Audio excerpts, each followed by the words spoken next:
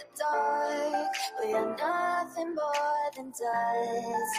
Search but you stay lost.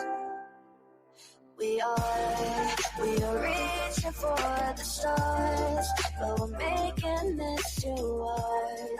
And I wonder where you are. Mysterious,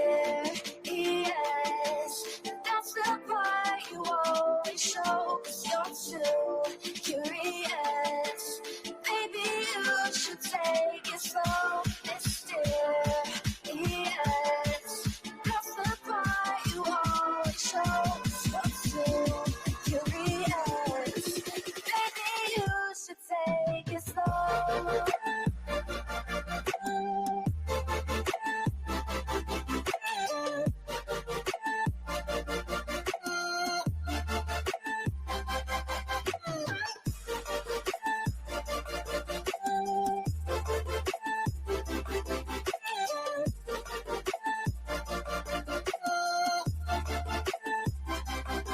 We're dreaming in the dark. We are nothing more than dust.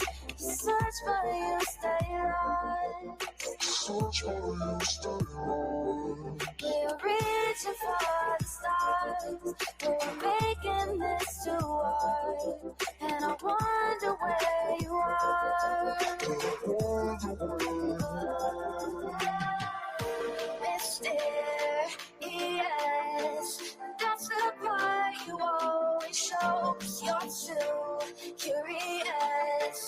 Maybe you should take it slow. Mysterious, that's the part you always show, 'cause you're too curious. Maybe you should take it slow.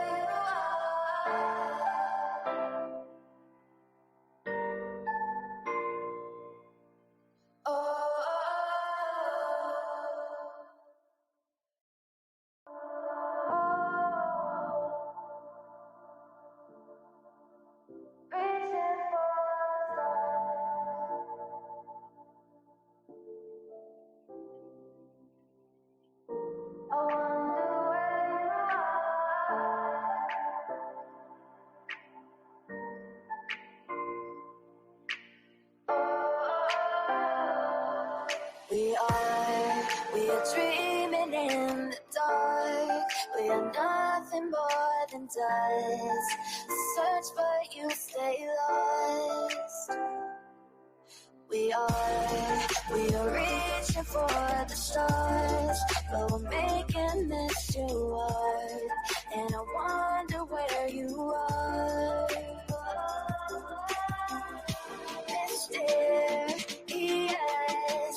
that's the part you always show, 'cause you're too curious.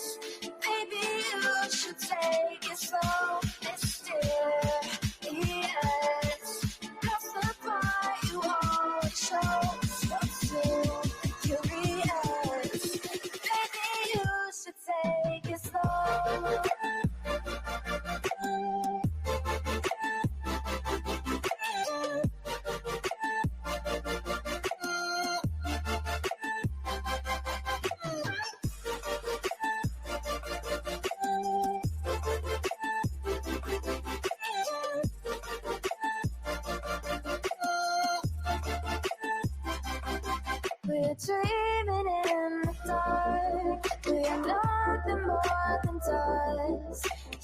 search for you, stay lost. Search for you, stay lost. We're reaching for the stars. We're making this too hard. And I wonder where you are. Mysterious, that's the part you always show. 'Cause you're too curious. Maybe you should take it slow. Mysterious, that's the part you always show. 'Cause you're too curious. Maybe you should take it slow.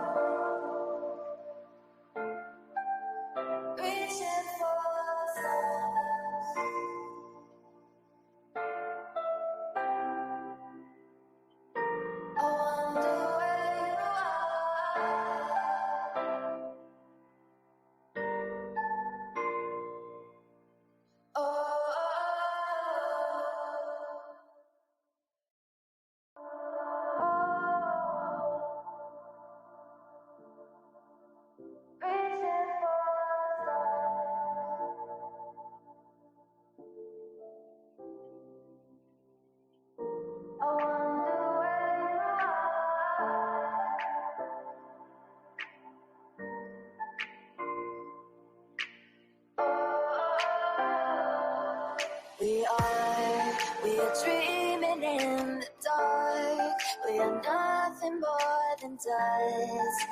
Search but you stay lost. We are reaching for the stars, but we're making this too hard.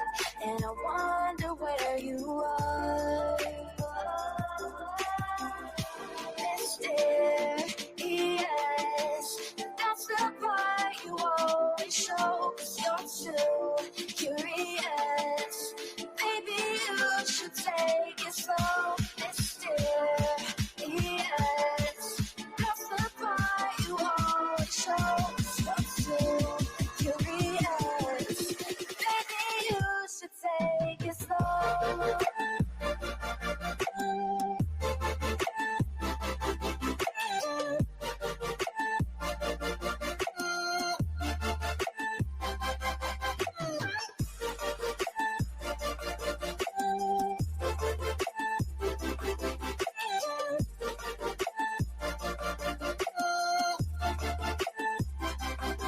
We're dreaming in the dark. We are nothing more than dust.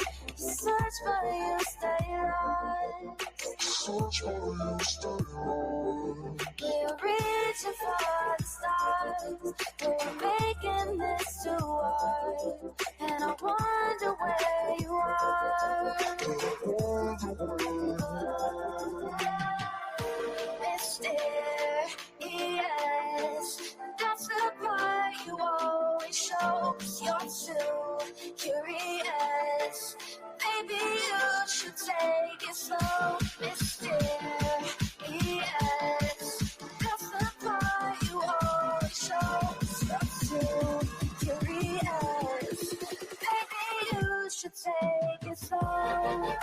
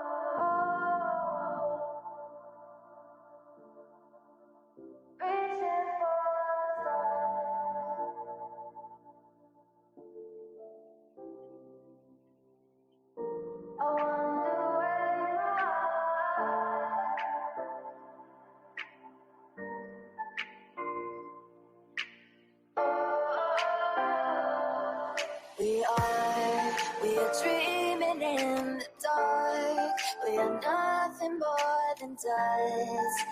Search but you stay lost. We are reaching for the stars, but we're making this too hard.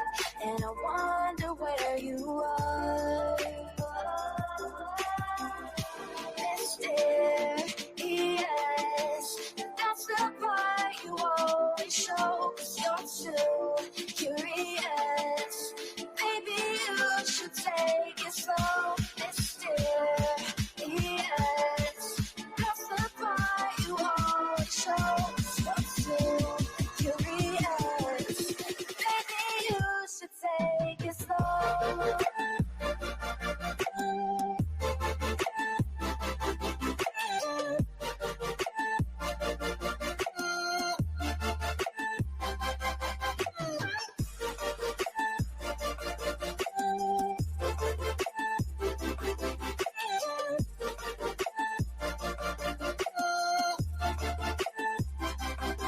We're dreaming in the dark. We are nothing more than dust.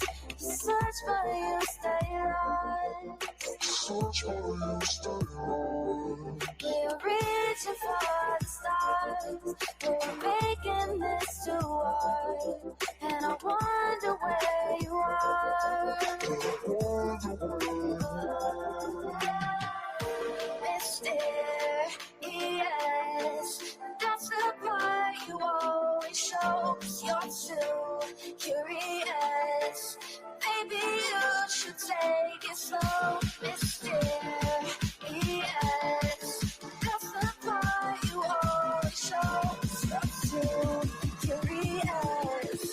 Maybe you should take it slow.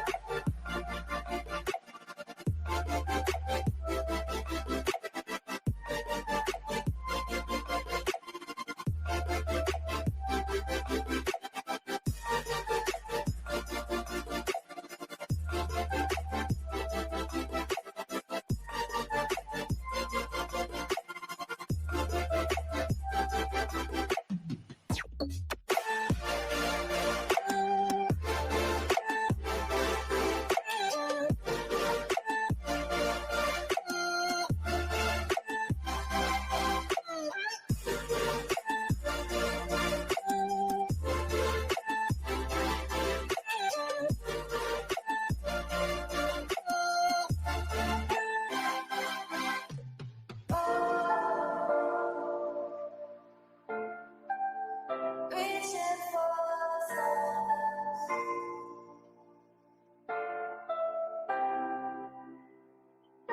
I wonder where you are.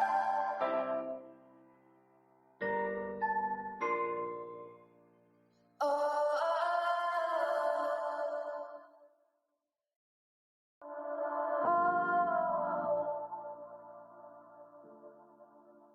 Reaching for stars.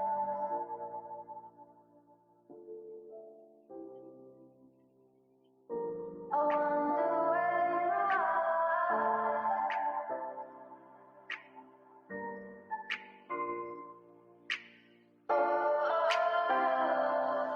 We are dreaming in the dark. We are nothing more than dust. Search but you stay lost. We are reaching for the stars, but we're making this too hard. And I wonder where you are. Mysterious, that's the part you always show, 'cause you're too curious. Maybe you should take it slow. Mysterious,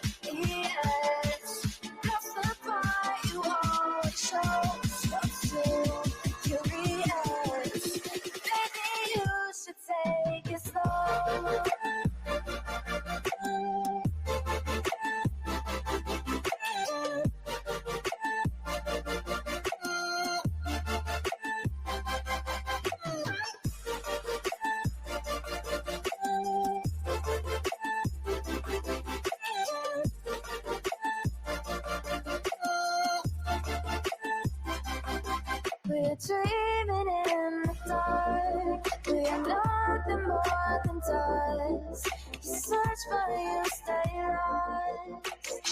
We're reaching for the stars. We're making this too hard. And I wonder where you are. Mysterious. That's the part you always show. 'Cause you're too curious. Maybe you should take it slow. Mysterious. That's the part you always show. 'Cause you're too curious. Maybe you should take it slow.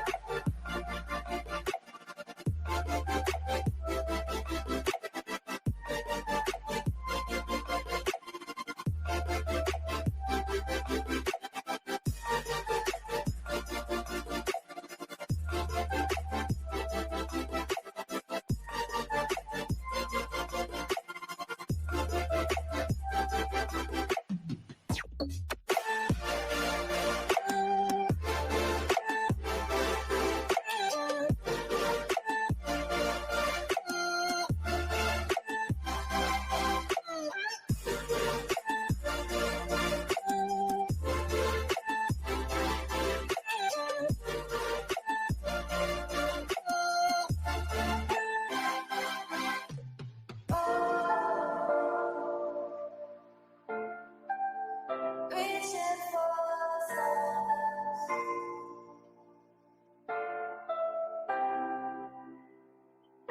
I wonder where you are.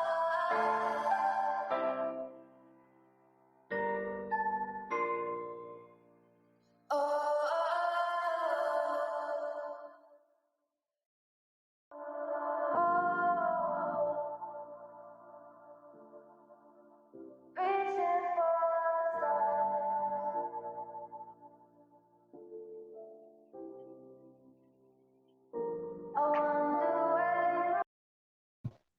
Yo, what's up, everybody? I was trying to give y'all enough time to go and check this case out, or at least Google it and try to figure out what's going on. I'm going to tell you right now, there is definitely going to be a trigger warning today. If you cannot handle listening to children, things that have happened to children or murdered or anything like that on a live, I'm going to need you to click off this live right now, because I do not want to upset anybody. But we will be talking about it, and it is going to be pretty bad. So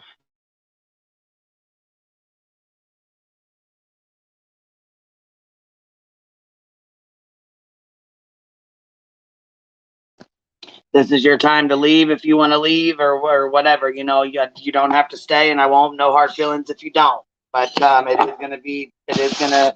are going to be talking about a child, and it is probably going to be pretty bad at some point.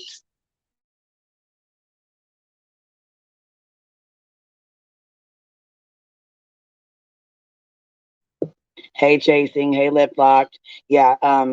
It is very triggering, and it is going to be very, very hard. And I just want you guys to know, some things are going to be very hard to hear. So I just on the heads up, I just want to make sure that anybody in here that doesn't want to, listen, or doesn't want to hear it, please, head on out now, and we can come back later, or come back and chat with me after it's over, or whatever, whatever you're comfortable with.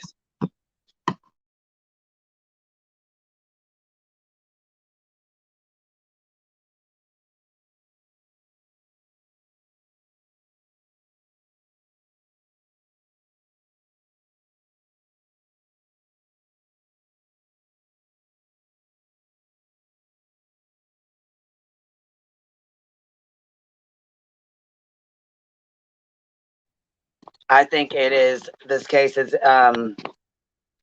it's heartbreaking, honestly. I mean, any case with kids, is going to be hard.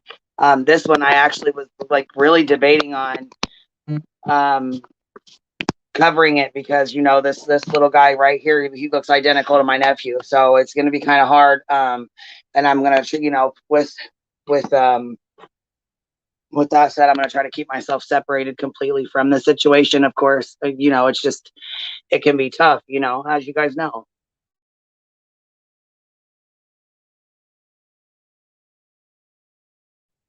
With that said, Has anybody checked into this case? Has anybody heard about it? Have you guys like watched anything on it? I think 10 to Life did something on it.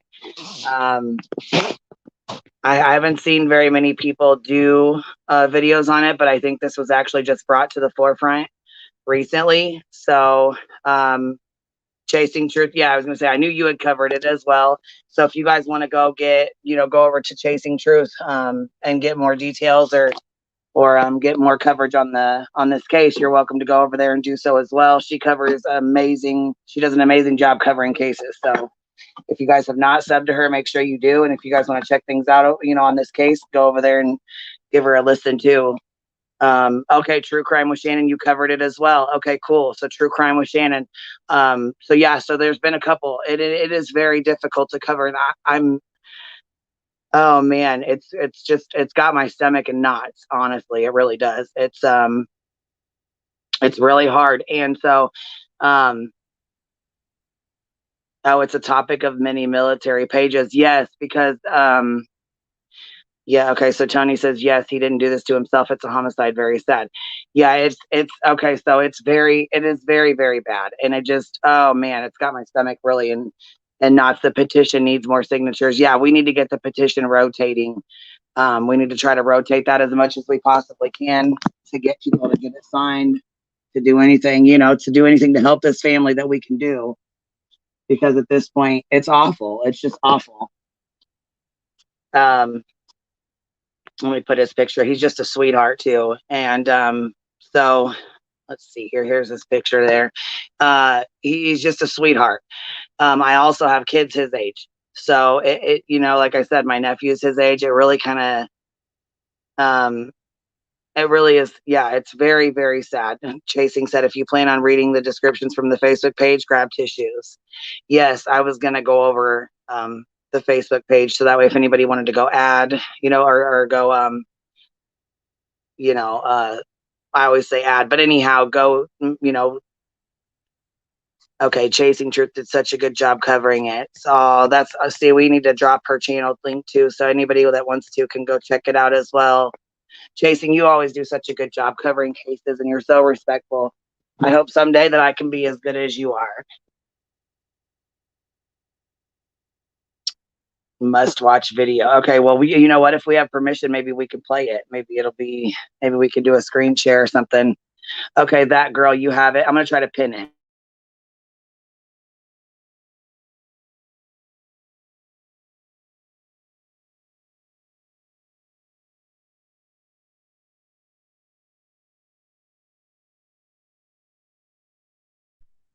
Is that the link there, the change.org? Okay, gotcha. What happened to Sean?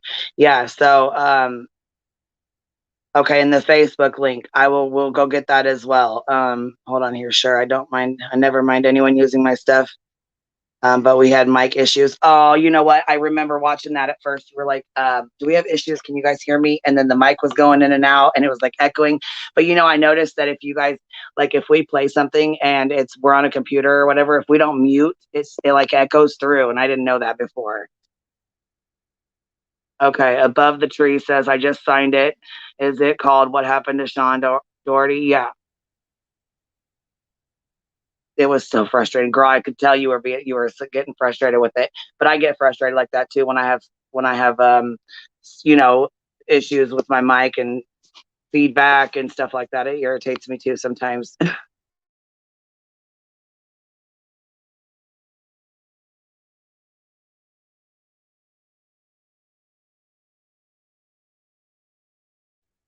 I dropped a link too, so if anybody wants to pop up, you're welcome to do so.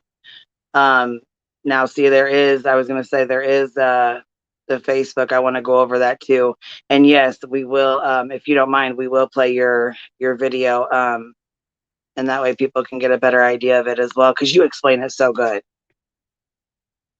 I left Deets on the Streets that I loved your coverage the most, but didn't clip because of the mic stuff. But man, you were on it, girl. You have such a gift. Yes, she does. She is very, very good at what she does. Let me just tell you that.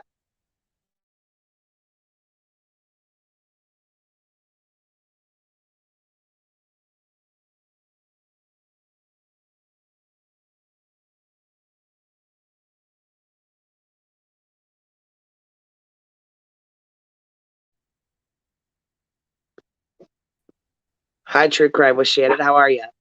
I'm good. How are you? I'm Yeah, this is a good. very heartbreaking case, you guys, and I'm deep diving into it, but the hurricane kind of derailed me a little bit on that. But it's heartbreaking, and I played the video on my video that last month that I put up like about a week ago, and I don't Okay. think there's any problem. So I think you can totally the stream the video is talking to mom mostly about the case. Okay. Gotcha. Now you They mean did an yours or you mean excellent job. Chasing? You can go to no, you can go to their Facebook page, and she should be able to stream it from there. You know, their Oh, video. you mean the okay. Yeah. Because I showed a lot of it on mine as well, and there's definitely I don't think the family has any problems with it, you know, because Yes, I I have no actually I issue. wanted to message them because he is a minor. You know, I just wanted to double check that it was okay that we had him, that we did cover on YouTube, and that it was okay to Yeah. put his face out there, and wasn't going to be an issue or anything. You know, if they wanted me to blur it, I would. If you know what I mean, I just wanted to be respectful in any way possible. And I'm gonna try to cover it in the most respectful way possible. You know. Yeah, I Um, think it's been a few of us, and I know Grizzly, she covered it. oh That's yeah, where I got it okay, from, and I covered it. And so I think it's only a handful of us that have covered it. And I think that okay. mom and dad just want everybody to just get it out because the bottom line is they want the state or the feds to take it over. And I don't understand. And LE is totally like telling them that their Facebook group is like a bunch of BS. And it's like, it's ridiculous. I mean, I don't understand what kind of law enforcement agency this is. They're telling mom, oh, you should move on. I'm like, oh my Lord. Well, yeah, and You know, the really odd thing to me is that she was taking that new job at the Pentagon, yeah. and so I'm like, like what that, of course, that throws like a little wrench into things because of course it's going to bring in the conspiracy theorist and stuff. Yeah, I But mean, and I feel really bad for them. I'm wondering if it was my suspicion it's either a stranger that came around or somebody that's connected to the parents with through some kind of a work because you know, the brother, the little 2-year-old was terrified. They found him in the house scared and you know, he was hiding and he said he was fighting with a friend. So it's like what the heck happened? You know, and she was yeah, that's talking to the him not scariest long part of it before all all is that. that the 2-year-old says he was fighting with a friend. Now that had me nervous because I'm like, what friend could that be? You know what I mean? Like with the 2-year-old saying a friend, he may not have been a friend, but I mean, like Uh-huh. who would that have been? You know what I mean? It's Yeah, who the would a 2-year-old 2-year-old said label as a he said friend, he's you not. know? Yeah, the police were like, "Oh, he's only 2. He doesn't know anything." I'm like, no, he may not know a lot of details, but 2-year-olds understand. You Right. know, they know somebody was in that house besides the two of them. So to me, that's ridiculous. So you know, I think it's just ridiculous that law enforcement is behaving this way because, like most of us in true crime, we're all so like super supportive of law enforcement, but some of these cases lately, I mean, it starts to make you question who's running these departments. You know, it's like you know, I Exactly. can't believe it. You know, and it's like it's crazy. Yeah, they said the man was punching him, and I guess mom says she thinks that they were fighting to go upstairs, and something happened upstairs, and then you know, and then I guess somehow he ended up in the backyard. So and they're Yes, just and when counting they all just the things that mom and dad are saying. It's just ridiculous, and that she found his underwear on their bedroom floor, and it's just like, and why was he dressed in his stepfather's clothes? So I mean, yeah, it's see, we don't like over here they don't know anything about anything. So you're throwing out details and they're like, huh? dark. What? Yeah, you probably need I to was gonna play say so. the mom video because that'll answer a lot of stuff. Cause and then you know if you and then there's like a law enforcement rebuttal. They go to my page. I played part of it. I didn't play the whole thing. So and they totally like went after the because it was a press conference, so that's totally usable because it's a presser. And they totally Right. attacked that thing in my opinion. I'm like, you gotta be it's insane. So I don't understand why they believe that he did it to himself. Somebody unalive that kid. Period. You Yeah, know, I that's what I'm saying. Something had to have happened. It's not just there's something happened. Something definitely happened.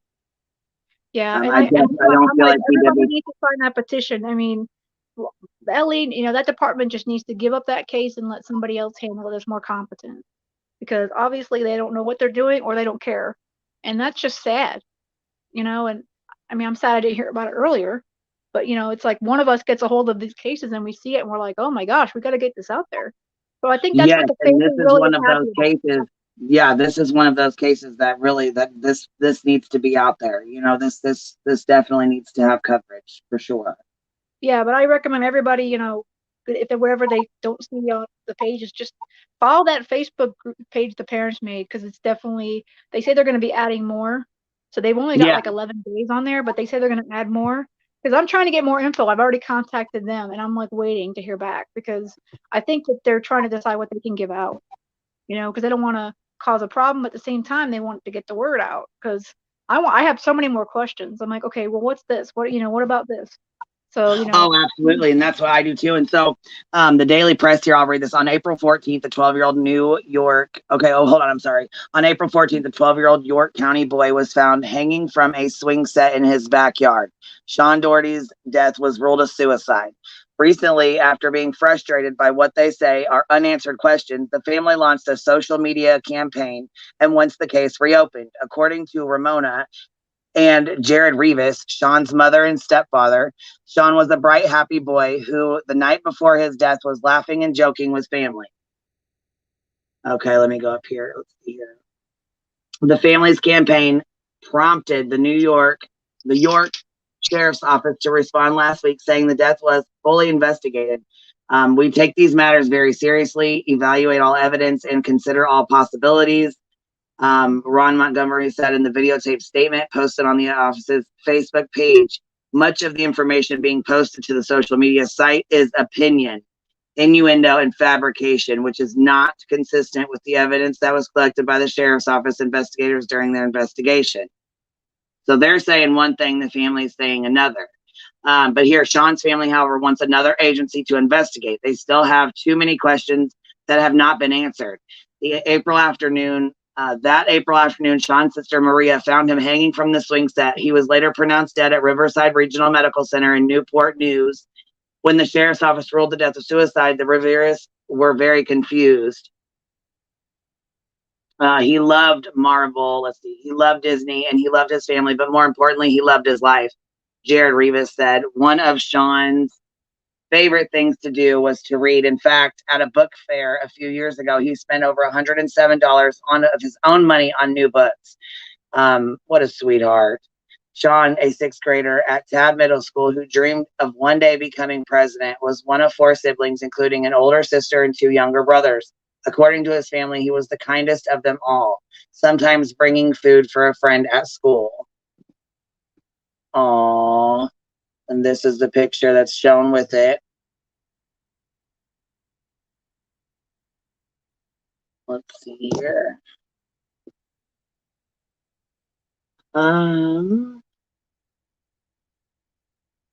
What a sweetie. The autopsy report from the state office at the chief medical examiner states that Sean was found partially suspended by a shoelace type string that was tied to a swing set. Trigger warning.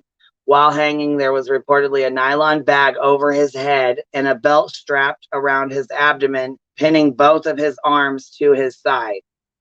Now I'm going to read that again real quick, just so you guys can hear that one more time. And it is awful. It's awful. So just again, trigger warning, because sometimes you're not ready. You know what I mean? You're just not ready. So like I said, I'm going to read this one more time, but just the autopsy report from the state office of the chief medical examiner states that Sean was found partially suspended by a shoelace type string that was tied to the swing set. While hanging, there was reportedly a nylon bag over his head and a belt strapped around his abdomen, pinning both of his arms to his side.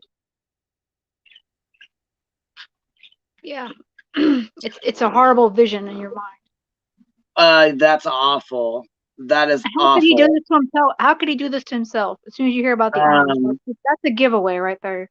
Oh, right. It is also noted that he was wearing his stepfather's clothes and was barefoot. His glasses were found nearby on the ground. No note was found. In the parents' bedroom, Sean's underwear was on the floor. The dresser drawers were open, and that's another thing too. I want to elaborate on, because teenager or child his age, that he was going into he was 12, he was going into, they're not gonna remove their undergarments, their underwear, their boxers. They're very they're going through puberty. They're not going to just remove their, I don't think that's, what I mean? I think that's an issue. So that's another major red flag, because I just don't see that. So anyhow, before his death, Sean was babysitting his 2-year-old brother at the house while Ramona Rivera's took her mother to a doctor's appointment. Sean was excited to watch his little brother. Ramona said Jared Rivas, meanwhile, was in Williamsburg with their second youngest son for an appointment. During Sean's last moments, he completed his homework, started taking out the trash, made a snack, and even had a quick phone call with his mother about an hour before his body was discovered. Oh, man. In the medical examiner's report, it is noted that no known history of depression or, suicide was found. It does note that the police investigation raised the possibility of bullying at school, but his family said that except for one incident in December, they were unaware of any bullying, and said that Sean didn't seem to be overly upset by that. His family questions how the examiner and police were drawn to the conclusion of suicide, especially with Sean's behavior the night before. The night before he passed, Ramona bought some cookies, and a couple of them were carrot cake. He was so excited about that cookie. He was like, "Mom, this is great.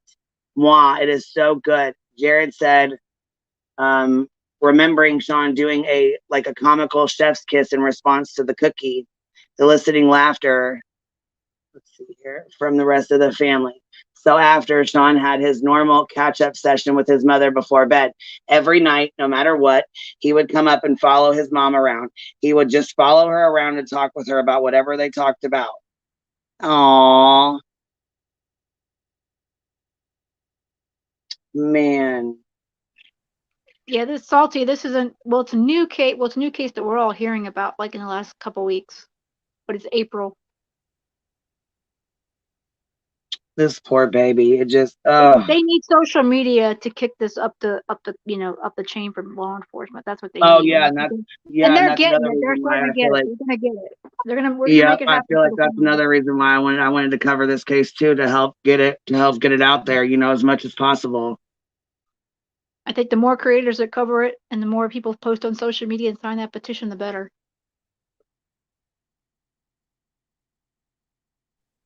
Yeah, absolutely. It's let's see here.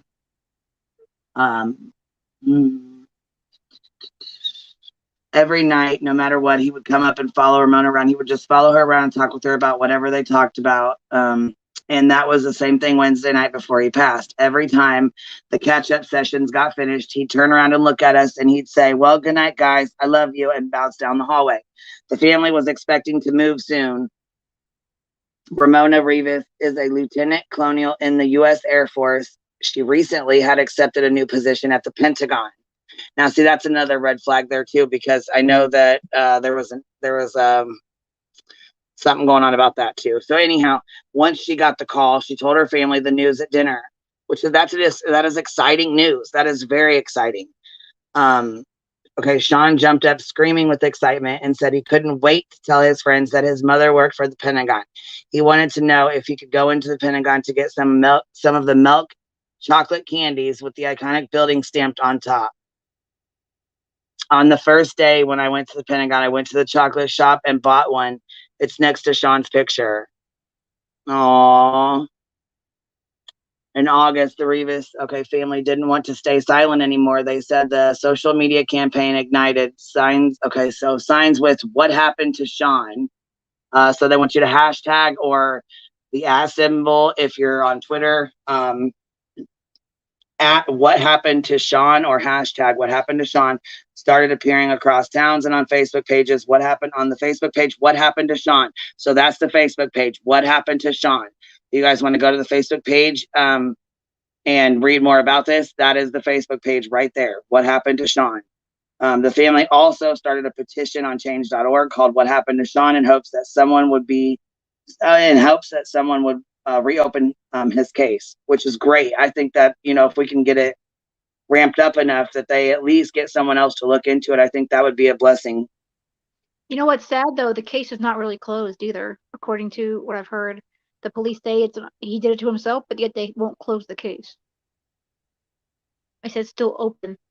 Oh, That's wow. suspicious to me. That's another red flag. If they close the case, then the family can access all the case documents. I dealt with the same issue with my brother. I had to wait a very long time to be able to request those. Yeah, that's the problem right there. So they won't close it, I guess, because now the family wants to boost it up. So, yeah. Oh, yeah. Well, I would too, especially after that. When I and see, I wasn't even going to cover this because I thought, it's another child, and things with kids can go so awkward, so bad, so fast, and I'm like, maybe. But then when I started reading that, I'm like, you know what? No, he deserves to have this, attention brought to his story. Let's see here. Hold on. We don't want this to be a fight with the York Sheriff. All we're asking for is another option. Let's see. Jared Rivas said, you hear how we're describing him the night before he passed.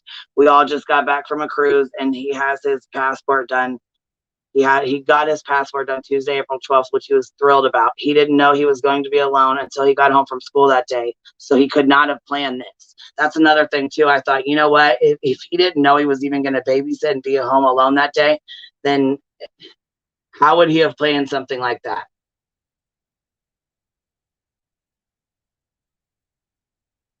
I don't know. I don't. Beyond the statement released on Facebook, no more details about the case will be released to the public, said the sheriff's office spokeswoman Shelley Ward. We just wanted to get our information to put their minds at ease, Ward said.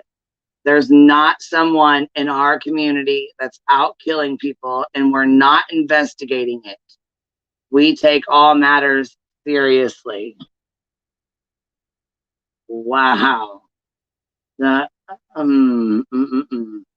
medical examiner's office also made a statement saying that in cases where a family disagrees with the cause of death, they are given an opportunity to present any new evidence. In cases where the family suspects that someone killed their loved one, we ask families to contact the investigating law enforcement agency immediately to express their concerns. That statement continues. We advise that law enforcement should be involved as they need to conduct the necessary follow-up on the new information.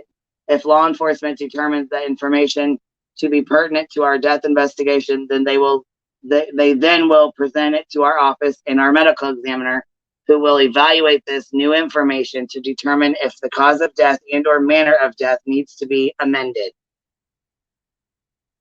According to the Rivases, there were many things out of place the day of Sean's death. All they want is for someone to give the case another look. We're not investigators. We're just parents who lost an amazing child, Jared Rivas said. No matter what, no one can argue that he doesn't deserve a second shot.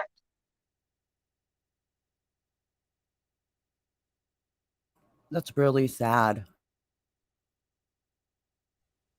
This whole thing is to me, there's no way. I see one person in the chat thinks it might be.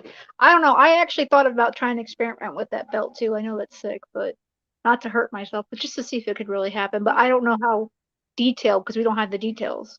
I just want to throw it out there that if you plan on doing any crazy shit like that, don't do it alone. Have somebody there to help you in case something goes wrong. I would just make sure I had a friend to make sure nothing happens to you. God forbid. I put there's a local news station, Channel 3 near them, that did a pretty short take with the parents. I have it backstage if you want me to play it. Oh yeah, I was gonna say, go ahead and throw it up, babe. Okay, I got it here. Let's see. I'm gonna have to drop the overlay here too real fast. That was the picture that was with it, and he's so cute. Yeah, he looks like a sweet kid, man. Yeah, he does. Disney cruise, because they was going on a Disney cruise, I think. So poor kid. So again, this is a local news station. I already watched part of it, so it's definitely on topic, but I have not watched the whole thing. So trigger warning, just in case.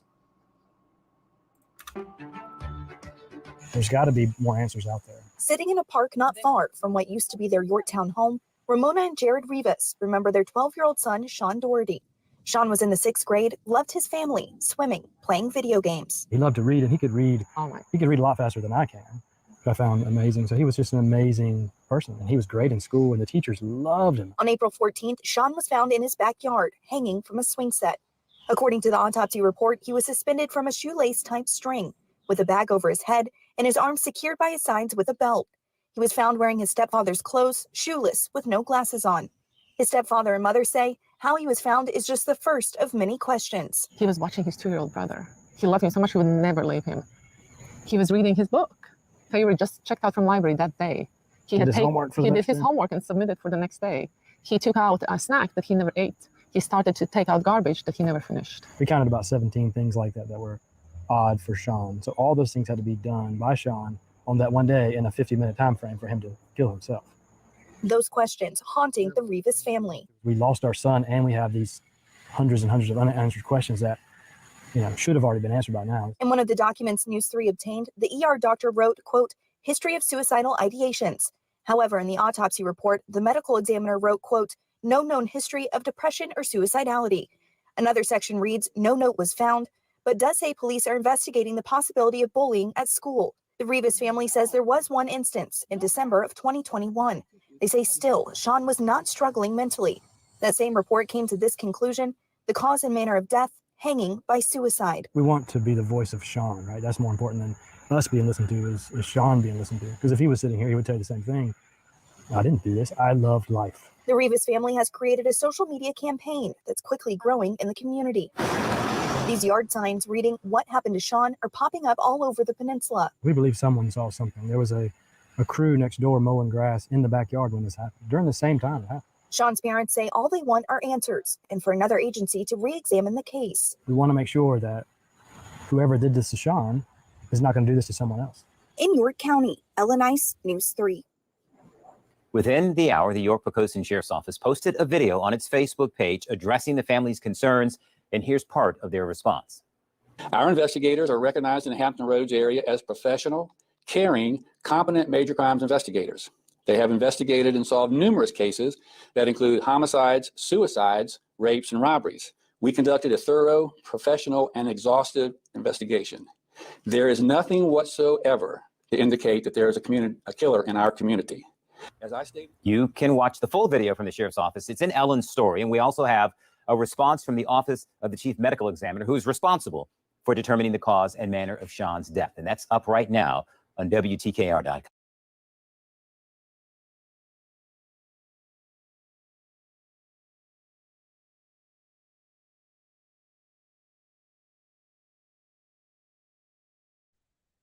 Yeah, so there's more. Do you need the Facebook page link? If y'all are wanting me to actually play something, yeah, I'll need the link. I did some searching, and that was the one that I found. Nicole, the Facebook page is just the mom. I believe it's the mom. Is it the mom reading, or what is it? I'm sorry, True Crime with Shannon. What did you say it was? No, True Crime with Shannon was talking about it. Here, I'll link it. Give me 1 second. Just give me a link in the back. I just tried to copy the link. I'm on my cell phone. That's why, but it's No, on there. Thank you. Oh, that's the news. Yeah. Okay, So I'm the gonna get news that's one, the yeah, news the one, news but I'm gonna one get has the the Facebook one. Okay, if you Sorry. scroll down, that's the presser though, with the cop guy telling him the family's basically full of crap, and that's not exactly what he said, but it's basically what he's saying. Right. And but the Facebook has a video that it's basically the family telling their story, and it's actually very well put together. Yeah, so I wanted to play that as well for everybody. So I wanted to do that, and we'll play the presser too. So we'll play the one that she just put up, and then we'll play the Facebook one. We have a comment in chat that many people found have their hands tied down so that they can't react, meaning changing your mind. Actually, that isn't that common. It may happen, but it is not that common. Well, I would say we don't really know I don't know. I just want to finish by saying I have never heard of a child doing that. Never. I wouldn't think with him being so young that he would even think to do that. You know what I mean? Like, never heard of a child doing that. Yeah, not once. Now an adult, I might say, okay, we'll think about that. But with a 12-year-old, I just do not see it. Well, and I can tell you, I took care of a lot of people that unalived themselves in many different ways throughout my career. Never saw that. Never, not once. Even people who all they had to do was stand up to live. No, see, I was going to say, I've Never heard saw of that. different ways. Like, I've heard of the different ways of unaliving yourself, but that right there was a 12-year-old that's not going to. Well, it's not No, he's common, 12. He can't think. especially I not in don't think he would children. think of that. No. No, that's just absolutely, to me, a bit far-fetched. Well, plus they said his feet were clean and he could touch the ground. So like somebody carried him and put him there. Because his mom said there was nothing, like his feet were clean.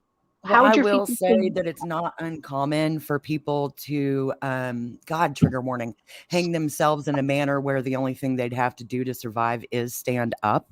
But this thinking that the child must have maybe tied his own hands and all, I'm not buying that. Yeah. I'm trying to, there's several videos on this article. A lot, yeah. I guess I'll just start at the top one or what? Well, I was going to say, I don't know which one she linked. Go ahead. I'm sorry. Well, if you scroll down past, I think it's a few down after they're saying that in the longstanding policy of the York Pushquin Sheriff's Office. And below that's the presser. Link to the presser. Yeah, I see one with the sheriff, and I look like it looks like one with the dad. Let's do the sheriff. Yeah, that's the one that he's talking about, that he doesn't believe the family. Okay, give me just a second and let me get this pulled up right. I'm going to link the Facebook in your inbox. I've got a link to the Facebook. I need a link to what you want played. I don't use Facebook. So if you'll give me a link to the actual thing you want played, that'll work better. Honey, I have no idea, but I'll find. You don't use Facebook either. I don't. Yes, I don't have Facebook, but I'll try to find somebody that can come up here that does have Facebook. Perfectly. Could you maybe link me to what they're talking about? Because I can play it off of Facebook. I just don't. So go to Facebook and go to the group that where Sean should be the first thing pulled up. I think it's the PI that runs it. Actually, I don't even think the family runs the group. That's what it kind of looked like. I've got the presser backstage now, so I figured. Okay. Well, we'll watch that while grab the link directly. That would be the fastest way to grab it. Yeah, that's what I was going to say. We'll do that while we watch this. Are y'all ready? Let me make sure it's turned all the way up. That seemed low. You guys adjust your volume. This seems a little bit low, but it is turned all the way up. Okay. Recent statements have caused concern in the community that the death of a 12-year-old on April the 14th, 2022, has not been fully investigated by the sheriff's office, and that there may be a killer in our area that poses a threat. Nothing could be further from the truth. It has been the long-standing policy of the York Pocosin Sheriff's Office to not release information relating to cases of suicide, particularly those cases that involve children. We do everything within our power to preserve the privacy of the grieving family. We take these matters very seriously, evaluate all evidence, and consider all possibilities. The York Pocosin Sheriff's Office is aware of a recent social media site created to provide the public with theories surrounding the death of this 12-year-old. Much of the information being posted to this social media site is opinion, innuendo, and fabrication, which is not consistent with the evidence that was collected by Sheriff's Office investigators during their investigation. Once that evidence was collected, it was submitted to the Department of Forensic Science for evaluation and later to the Office of the Chief Medical Examiner. By law in Virginia, it is the Chief Medical Examiner's responsibility to determine the manner and cause of death which they, the Chief Medical Examiner's Office, determined to be a suicide. In addition, the Sheriff's Office met with the family on multiple occasions and gave them the opportunity to discuss this investigation. Additionally, an offer was made to have a group meeting after the findings of the Chief Medical Examiner's Office that would include the family, members of the York Pocosin Sheriff's Office, and the Office of the Chief Medical Examiner. As of this date, the family has not expressed interest in scheduling the meeting. Instead, they chose to post this video publicly. There were several key points that were made in this video that the Sheriff's Office will address. First, in the video, the mother said, "They have told me a few times that they really don't know how to investigate this kind of murder case because it's really complicated." The implication being we, the York Pocosin Sheriff's Office. That statement is absolutely not true and was never made to this mother. Our investigators are recognized in the Hampton Wow. Roads area as professional, caring, competent major crimes investigators. They have investigated and solved numerous cases that include homicides, suicides, rapes, and robberies. They have several decades of investigative experience within the division. The investigation divisions consist of graduates of the Virginia Forensic Science Academy, which has certified them as crime scene experts.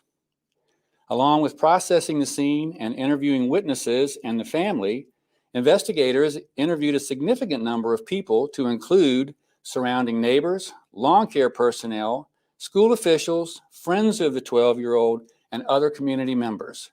The results of these initial interviews did not identify any potential suspects. Also during the course of this investigation, the family provided information on individuals they believe may be involved in the case. Their suspicions were based on people that they merely believed to be in the area at the time of the incident. These individuals were all located, interviewed, and ruled out as persons of interest by Sheriff's Office investigators. The evidence collected and documentation shows many discrepancies in the version that was put forth on the family's page. The videos and photos you see on their social media site are not from the actual scene. They have been fabricated. First, the video of the man walking in front of their house is from 1 month after the incident, not the day of the incident. 2, the blood spatter image depicted in the video was not from the scene. However, we went back to the home on May 20th, 2022 at the request of the family. During that visit, the mother pointed out a red stain on the wall in the upstairs area of the home. Investigators photographed that stain on that date. Later, investigators reviewed the photographs that were taken on April the 14th, 2022, the day of the tragedy, and that stain was not present on that wall on April the 14th, 2022. In the mother's video, she states that her 2-year-old child witnessed the events that occurred in the house. During a recorded interview on April the 14th, 2022, between the mother and Sheriff's Office investigators, she stated when she left the house that afternoon to take her mother to an appointment, the child was asleep. When she returned home after the tragedy had been discovered, she is quoted as saying to the Sheriff's Office investigator, quote, "Thank God he was still asleep," meaning the 2-year-old. The information that she stated in her video about the 2-year-old has never been disclosed to the Sheriff's Office. In the mother's video, she states there was mud in the backyard, even refers to it as swampy. And she noted that there was no dirt on the 12-year-old's feet. Images from the day of the incident on April the 14th show that the grass was not wet and the yard was not swampy. There have been many statements on this website regarding the alleged staging of the scene.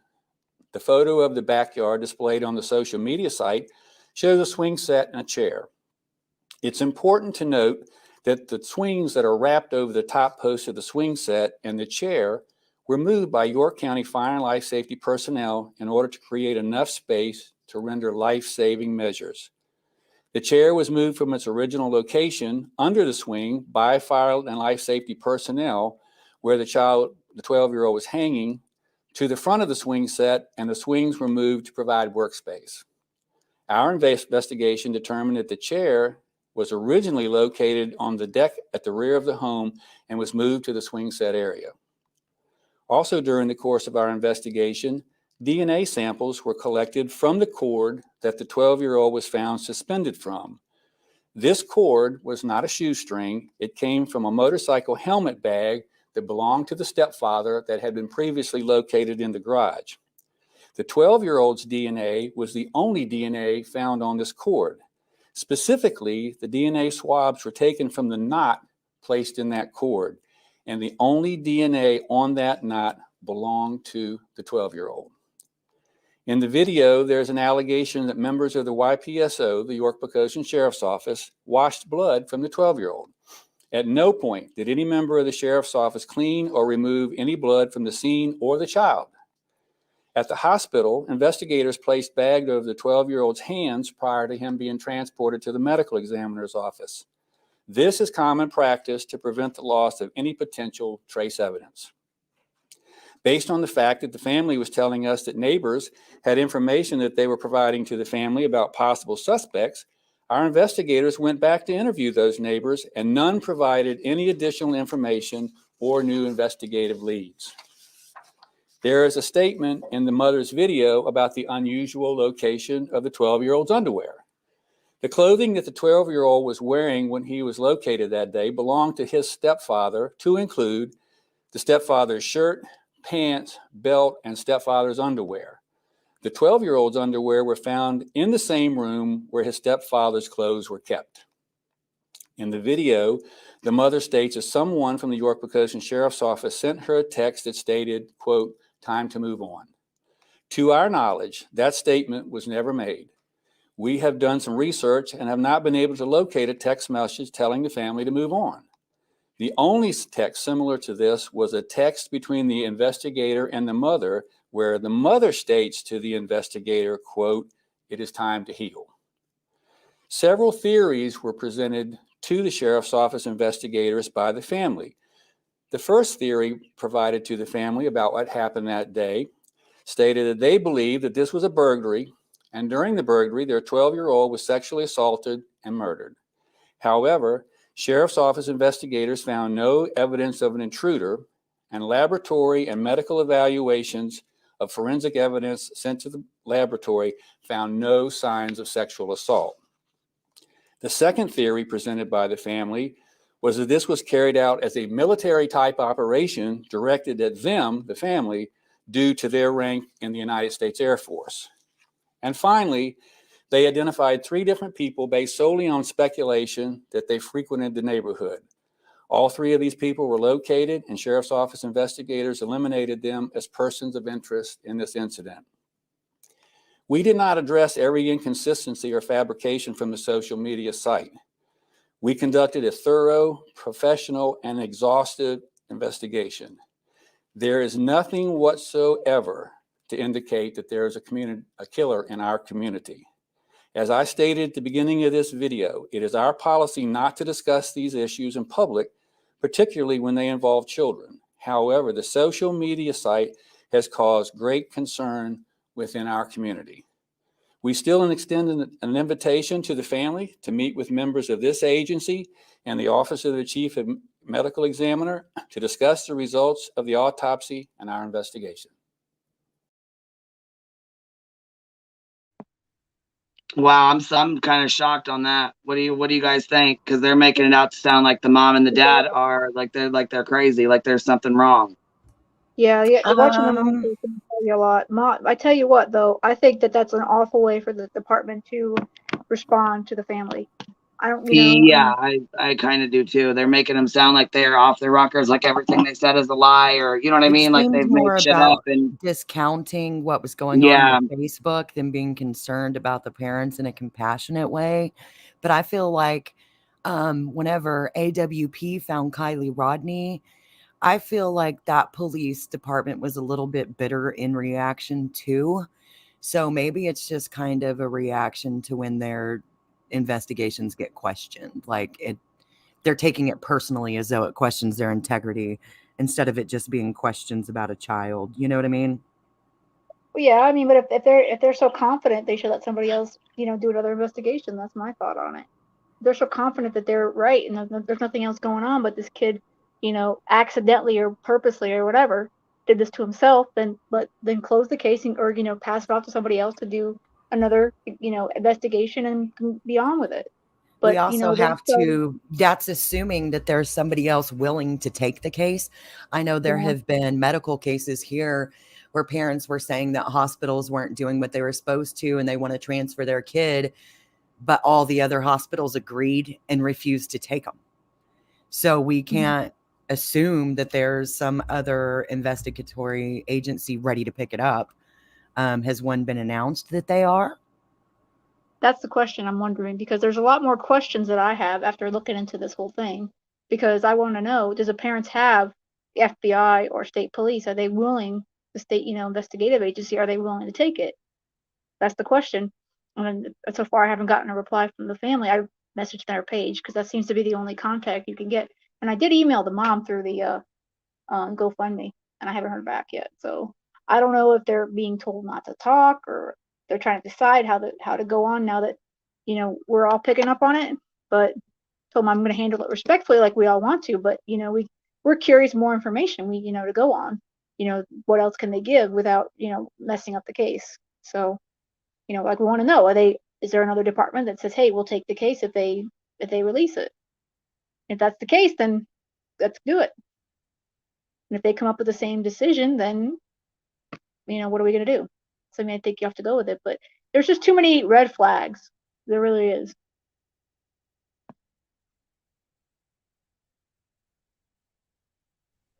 Yeah, there's a lot of red flags. Did you get the link for the Facebook page with mom Well, I'm responding? just here telling you all about it with my freaking mic on mute. Oh, shoot. Nobody message me while this is playing, or you will be outed to the world, because as you can see, it is my Facebook. So well, is there a way to open it to get the stuff off the side? I'm going to try, but in the meantime, it is what it is.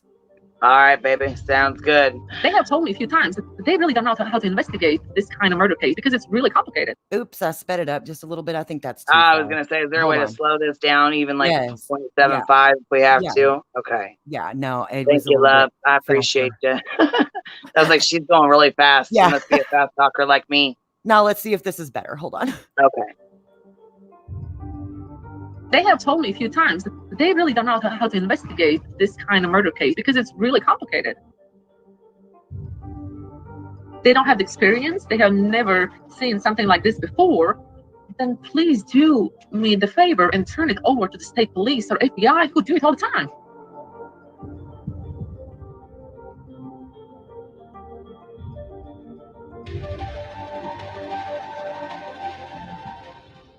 We just had amazing vacation. He just got back on a Sunday.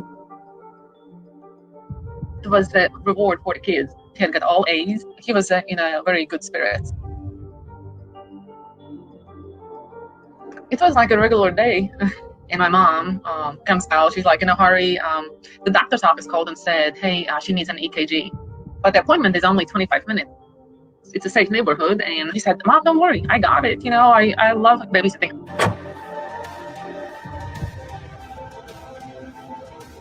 He was reading his book later. I could see he had pulled it out. Mom, Shirley's not answering the door. Police and ambulances just went by, fire trucks. And I was like, my stomach dropped. The chair wasn't exactly next to him. Please didn't ask him any questions. I told him Sean didn't do it. He was killed. That person I told them all. I need to see, where's my youngest one? He was like an exhausted doll. He opened his eyes. He was all sweaty. It looked like he had been crying. Personally, I think that he woke up from the hustle and bustle, what was happening. I saw all kinds of stuff in the house that was out of place. I froze because I was like, that's a huge handprint on the door. That's not Sean's. Hand was not from the outside, but from the inside. And it was the left hand. I saw some splatters that seemed like small blood things that I asked them to collect. Sean definitely had blood on when I did the picture on his hand, but the officer, she washed it off. The belt was tied around my son. Oh, they said, oh, he probably tied it himself and all that. So why there was no DNA on the belt? 4 weeks later, taking fingerprints. 4 weeks later, after we raised hell. 4 weeks later, going around the neighbors asking if they saw anything. I screamed in the hospital saying, my son was murdered. There's something really wrong. When I walked into our bedroom, I literally almost walked onto Sean's underwear. They were there. Sean never, ever in his life has taken his underwear off in my bedroom. There's no reason for it. And it was across from my husband's clothes, and my husband's drawers were opened up because Sean was dressed in my husband's clothes. So was the ambush in his room then, you know? And then he dragged him, or they fought all the way to our bedroom. So he was interrupted. Did they wrestle to get up the stairs? Did they fight their way up? You know, I don't know. I think that someone saw something, and I think not just one. I think a couple people saw something, but I know there was no real investigation. If you ask the parents to find the person who did it, and we are not investigators, there's a problem. They're asking me to find the person. We don't want to investigate, just say it. I have a text where it says, you know, it's time to move on and live my life. I know we have a really good neighborhood, and I know people want to help. They just don't know that we are asking for help.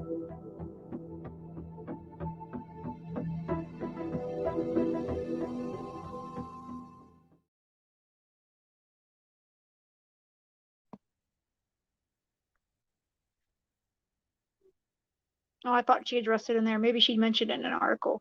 So apparently the cameras, they did not have them because they were living there temporarily, from what I read. And the neighbors across the street, they said, and it was also a safe neighborhood. So then Not they said, everybody has cameras all over their house, guys. yeah, that's what they're Just 'cause saying. she works for the Pentagon and stuff doesn't mean that she is to a point where she wants cameras everywhere. That's kind of moot, you guys. Yeah, but she said that they were living there temporarily before the move, I guess. And then the neighbors across the street, they had cameras, but they didn't have them working, I guess, for a while because the thing was going on. So they just Well, even if they deactivated. were working, why would they be pointing at the neighbor's backyard? That Yeah. doesn't make sense. And then there was like a lawnman or a gardener nearby or something when the sister came. And I guess the sister was coming home to change before she went to the game for her boyfriend.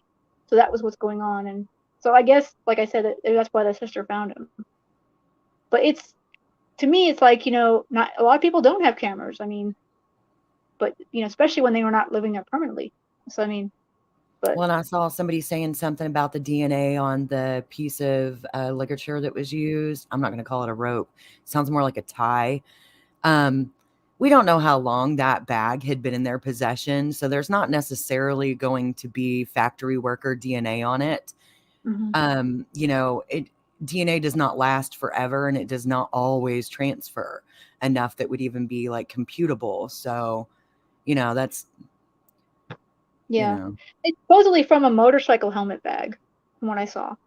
It's a Brian motorcycle. B, I would assume that It's like a nylon bag, yeah, that has a string on it. that doesn't matter though. They were debating the Yeah. DNA only being the child's. It doesn't matter what it came from. It doesn't necessarily isn't going to contain DNA of other people. Brian B, I'm sure she can show the text message. I doubt that is one thing I was going to say. Why would she lie and say she has a text message if it didn't happen? Like, that's a very specific, easily proven or disproven lie. I don't know why somebody would make that up. That would be something, to me, that would be stupid to make that up. Yeah.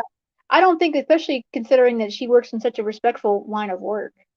I mean, I don't foresee her, you know, risking her reputation and potentially lying about law enforcement like that. But I mean, obviously anything could happen, but why would she say that?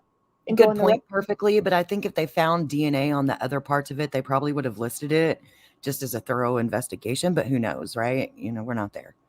So yeah, I think that the person might have had gloves on, but they did not go in the house and obviously do nothing in the house, really. Well, I don't see where it would have been a robbery or a struggle when there was no signs of either. They probably didn't think that to me was a little bit weird. Huh? They probably didn't think about it at the time, but the fact that but she said they must have struggled into this room, but gave zero accounts of something that would be indicative of a struggle. So yeah, we don't know that is what I'm talking about. Yeah.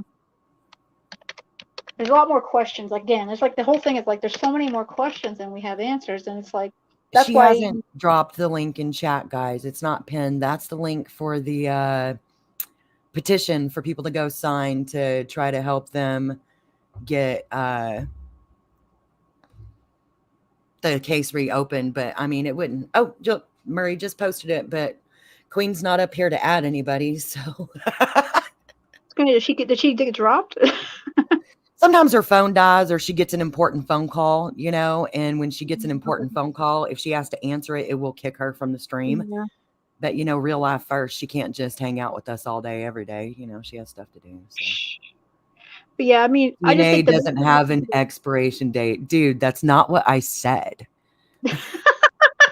You're a lot of the things you've been saying in chat have led me to believe you may be pretty emotional about this. take a step back. Nobody said DNA has an expiration date. Like, that's not I think even they have close JD, to I what I think they have a PI from what I can tell, because Yeah. it seems like the pages is private investigator. So they have somebody, considering that their line of work, I'm sure that that's a PI that's running that page, or their team, because Hey, they're love. not saying it that way, but I think they do. Hello. Hughes, you're up here. I was gonna say I muted myself off the panel, so when I got back, I seen you were waiting. I was gonna bring you up. Do you want to turn your camera off before I drop it, or do you want to leave it on? Okay, it's off. Okay. Yeah. I just didn't want to pull this down until you were ready. You know. Oh yeah, heck, no one wants to see me like this. Oh, girl, no, it's not. I just want to make sure that, you know, unless somebody wants to be on the screen, I don't want to just flash you up here. You know what I mean? Yeah. No, I that's respect fine. that you guys show me your faces and stuff like that. You know what I mean? You don't have to, but I just. Oh no, always. You I never just know. So what are your thoughts on this? What do you got to add? Right. So if you go on the Facebook page, which I think was it that girl you just pulled it up, didn't you? Yeah, she just was that playing was the a link mom. sent from our mod. Yeah. Right. Okay. Well, on the Facebook page, it's post 6.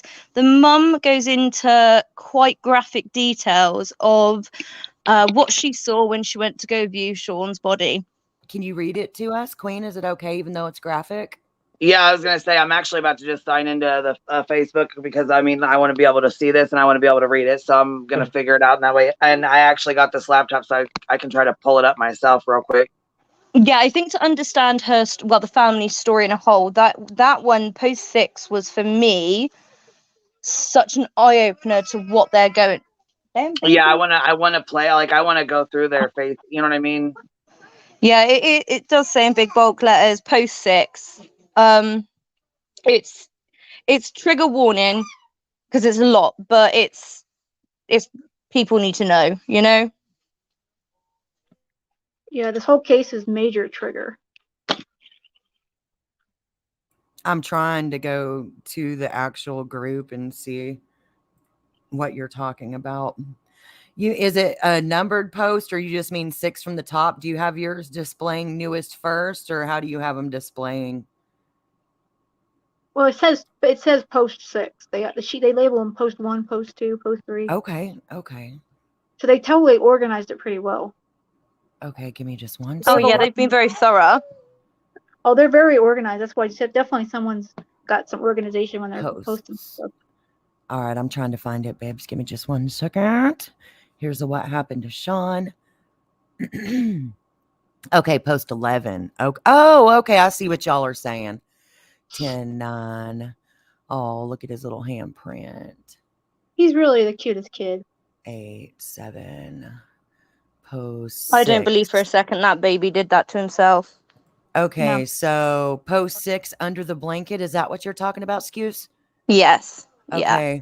Ramona said, okay, trigger warning, you guys. Ramona said she wanted to see him, and they made way for her to enter the room. He was lying on the gurney, and she knelt beside him on his left side and just grabbed his feet and kissed him. They were so clean and perfect. She knew this would be the last time she would see him. The sorrow and grief was indescribable. But Ramona's analytical mind was working overtime. What happened? She needed to look. She was alone in the room with some sort of female chaplain, and everything was covered up to his neck with a blanket. She went over to his face and took a look. He was angelic, peaceful, and his face was unharmed with a question mark. There was no swelling anywhere. His teeth were all intact. He had clearly been intubated as the tube was still in. He had a neck collar on, and his eyes were half open, clear, green, and not swollen. There was no redness or damage that she could see. She opened his eyelids and saw that his pupils were blown, and in that moment realized that his soul had left his body. The pain was unbearable. She kissed his forehead, pushed his hair up, and just wanted to smell him one last time. He smelled musty. His right hand suddenly popped out from underneath the blanket, and she leaned over and put it back. She went back to the left and grabbed that hand and held it one last time. She put his left hand into her own and noticed blood in between the 4th and 5th finger. She thought to herself, good, there's evidence. Something told her to get the phone out and take some pictures. Later, she would notice that these pictures clearly showed the mark on his wrist from being bound by the belt. Even though the ME reports that by the time she received the body, there were no marks. I'll finish reading. Ramona stood up and lifted his arms to take a pic, and she suddenly froze. She stared at the picture for a second longer and then let out a scream. Something is wrong. My son is wearing my husband's dress shirt. Oh my God, did someone put him in these clothes? Is someone in the house? The female chaplain ran out to get help. The investigator was in the hall speaking to the physician. Ramona called Jamie's cell and told her that Sean was dressed in Jared's clothing and that someone could still be in the house. Now Ramona's brain was racing. What was happening? Why was Sean wearing his dad's clothing? Suddenly she saw a replay of Sean's body being hit by AED and the black underwear, and her stomach felt queasy. That was Sean's underwear. That was Jared's. The investigator came into the room to ask what was going on, and once she explained, the investigator... Sorry, this is crazy on this page, so it's hard to read it. Asked Ramona to leave the room since it was now considered a crime scene. Ramona didn't realize that from that point on, she would never be able to hold or touch him again.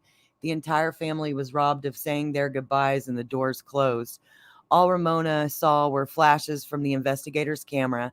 She stood there with tears coming down her face. Sean was taken from her. Ramona was directed into an empty room, and soon after that, the door opened and Jared entered. They both began to sob uncontrollably and pray to God to take care of Sean. Ramona took Jared back to the room just to be close to their son. No entrance back into the room was allowed. While waiting outside, a kind nurse came up to her and gave her the smallest test tube that contained an EKG strip, a sample of his last heartbeats on this earth. They both cried. Ramona begged for one last look at Sean, but the investigator said no. They were moving him. As the tears poured from her face and soaked her uniform, she begged and pleaded. She agreed to one last look, or he agreed to one last look. A stretcher was wheeled out, and they lifted the blanket for a few seconds so that they could see his face. His blonde hair popped out, and she started to cry, and they wheeled him away. That's it. I will say, though, that if he died with ligatures on his wrist of any kind or around his neck, those markings don't go away post-mortem. They stay trenched until embalming, and even then sometimes. I mean, I guess it's possible every now and then they do, but not that I've ever seen. So that statement kind of threw me off, because even a medical examiner or any kind of real...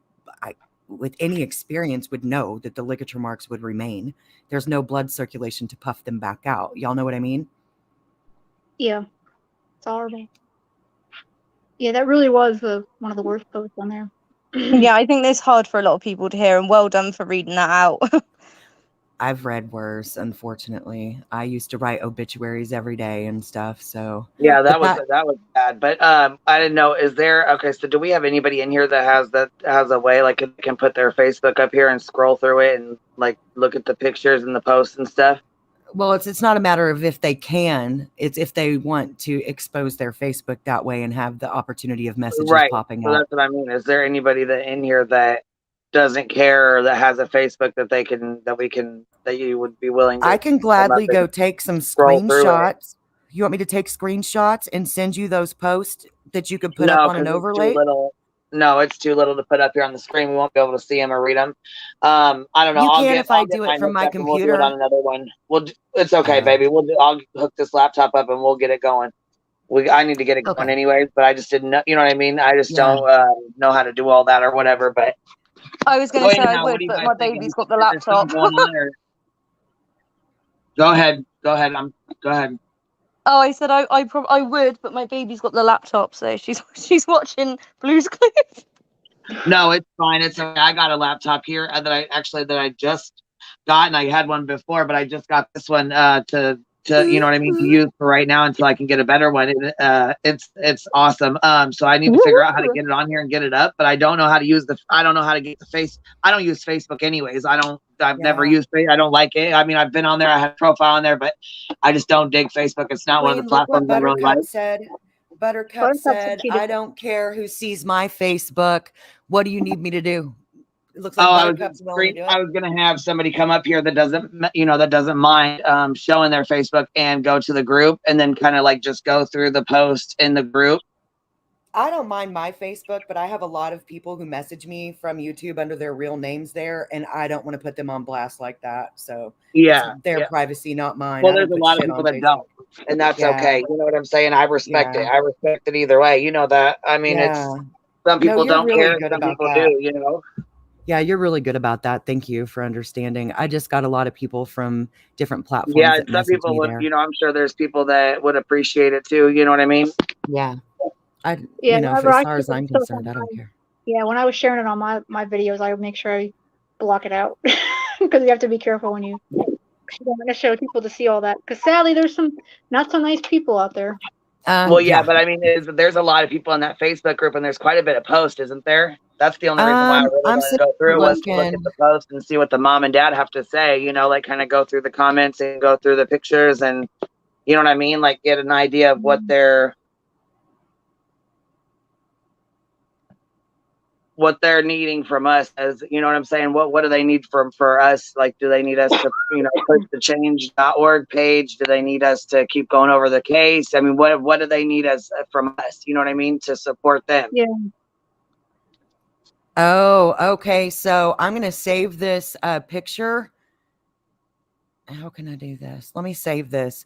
It is the you know what? I think we can share it like this on this screen without it showing, but I think this is the cord, Queen. Hold on.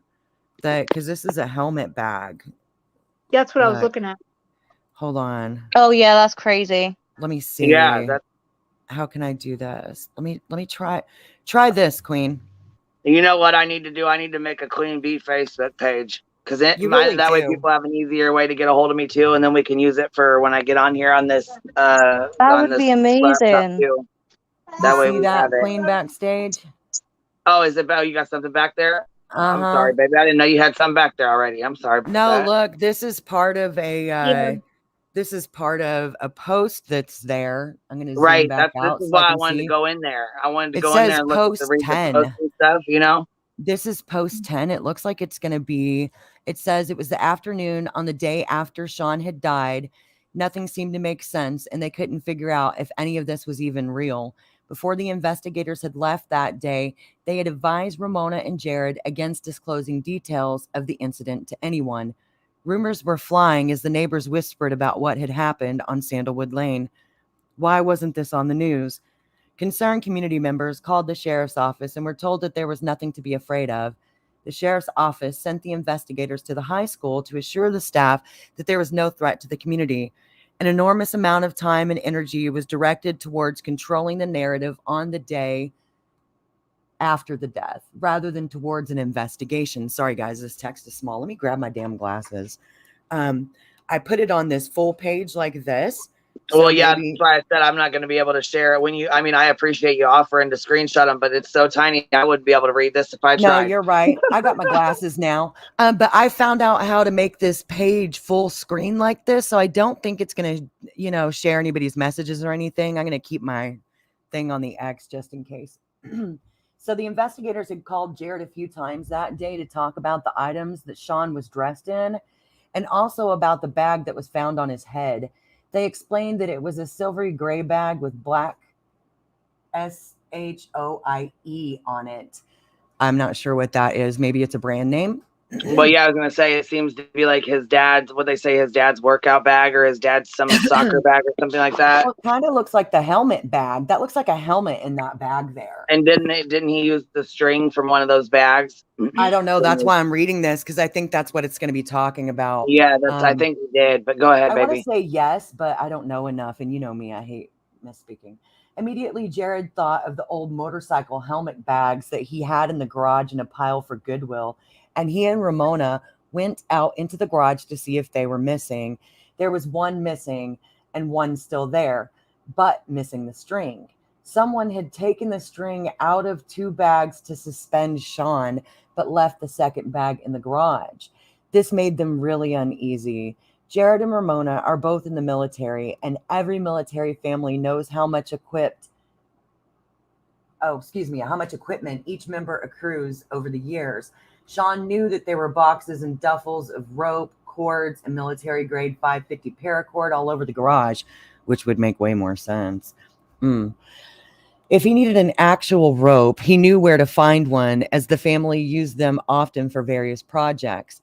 It seems like someone literally opened the door to the garage in a rush and grabbed the first thing that they could find.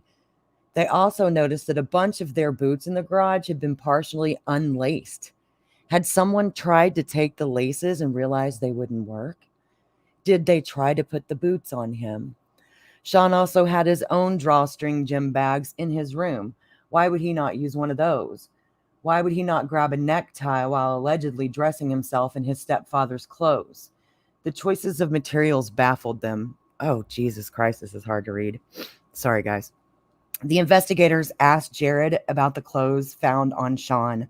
Ramona had taken pictures of Sean in the night in the hospital, but only of the dress shirt that he was wearing. They didn't have any pictures of the denim pants, as they were not on his body when he was brought into the ER. The investigators described the pants to the family, and they sounded like a pair of Jared jeans, but they were never shown a picture of either the pants or the belt. They have never identified them and have still not been given access to that discovery. Why weren't the investigators canvassing the neighborhood? Why weren't people being asked for their security footages? Shouldn't we be pulling every camera on the lane to see if there were cars or walkers in that area at the time? Why wasn't anyone doing anything? As the afternoon rolled by, Jamie left to go gather her other children from school. As she stepped outside to leave, she received a call on her cell phone from the investigator who had questioned Maria the night before. He asked her if she had remembered him, and she said yes. He told her that this was an open investigation and that she was not to speak to anyone about the case. He told her that meant no calls, no gossip, and no social media. She started to feel sick. He told her that he had been flooded with calls that were impeding his ability to do his job. She hadn't spoken to anyone other than the school guidance counselor that morning. She had spent the night that Sean died lying awake in bed, wondering how she would ever let her kid walk or ride the neighborhood again, praying that her security system covered every inch of the house, so that they did have a security system. Were they really not going to tell neighbors what happened? Why was this all a secret? And that's what that specific post says.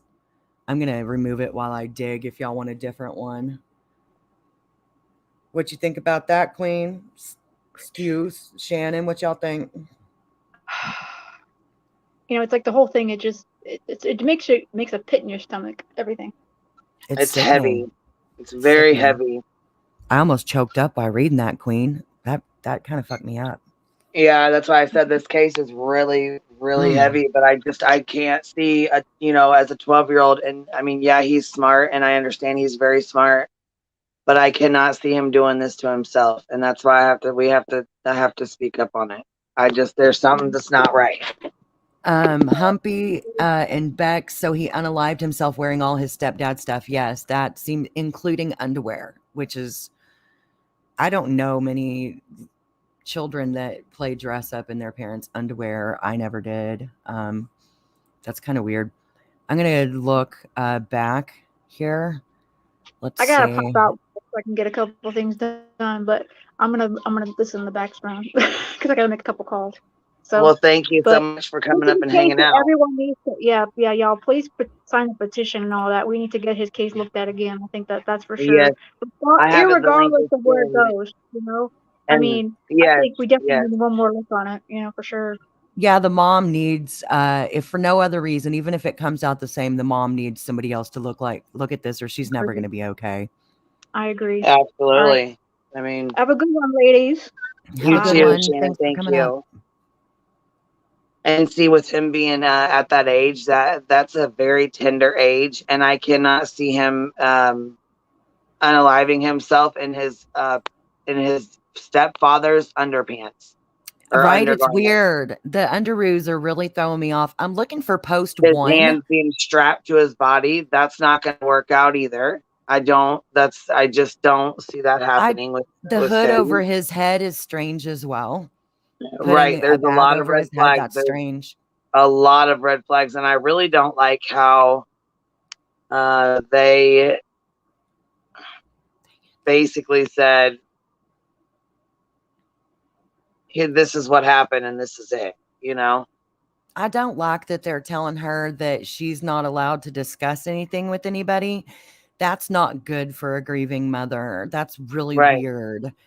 And especially if they were already ruling it that he unalived himself, that just doesn't make sense. Blood from where, Kmar said? You know, it did not really specify that I remember, but you know, there's a post 1 is the top post. Yeah, I'm at the page and it's not on my top post. Let me refresh. Hold on. I'm also viewing it a little bit strangely because I blew it up. So let me look again. Yeah, the top post I have here is on April 14th, 2022. Sean Daughtery passed away unexpectedly at his home. It is not, it doesn't say post 1. And then I was going to say, are your posts, are any of them linked? Can you see that, you know, any of them are linked? I'm looking though. Just let me go to this page just to view posts and see if that made a difference. No. Let me see. I can't change how I'm viewing it. This is really weird. Oh, yeah, because it says right here, post 10, silenced. The one that you just read, it says, what happened to Sean, post 10, silenced. And then it says, you know, it was the afternoon on the day after school. Sean had died, you know, blah, blah, blah, blah, blah. You read all that off. And then it's got the picture. The post right underneath of it says post 9, Prince. Yeah, that's what I have. I'm telling you, I can find post 8, post 9, post 7, post 11, post 6. I'm not seeing post 1. Do you? I see post 5. Here's post 3. Hold on, let me go down here and look. Then post 2. yeah, Perfectly, if you're 6, listening. Perfectly, if you're listening, my love, could you link me to post 1? Because I'm clearly too daft to find it. There's not that many posts here, Queen. I do see that this one appears to be bookmarked, so maybe we are just to assume this is post 1. Yeah, I was going to say, it actually starts off, I think they don't have a post 1. It's the one that starts off is the house, and it's like the front of the house, and then it says, let's see here, it says what happened to Sean, post 2, family dynamics, and then it says Thursday, April 14th was a normal day in the Daughtery house, Rivis household. Yeah, and then it ours goes are on not to say, showing up in the same order. I do have one that's bookmark up top. If you want to add it back to the stream, I've got it kind of positioned, I think. Yeah, I was going to say, I'm working on trying to sign in so I can pull this up so we can look through it, because there's got to be a way where we can. Well, it's already backstage. It's backstage, and it says it starts with post 2, 1 is gone or never existed. Yeah, that's what I was thinking, because I can't find 1 either. You know, it's not on. It just starts off with 2. It says the family dynamics. Is that how yours is?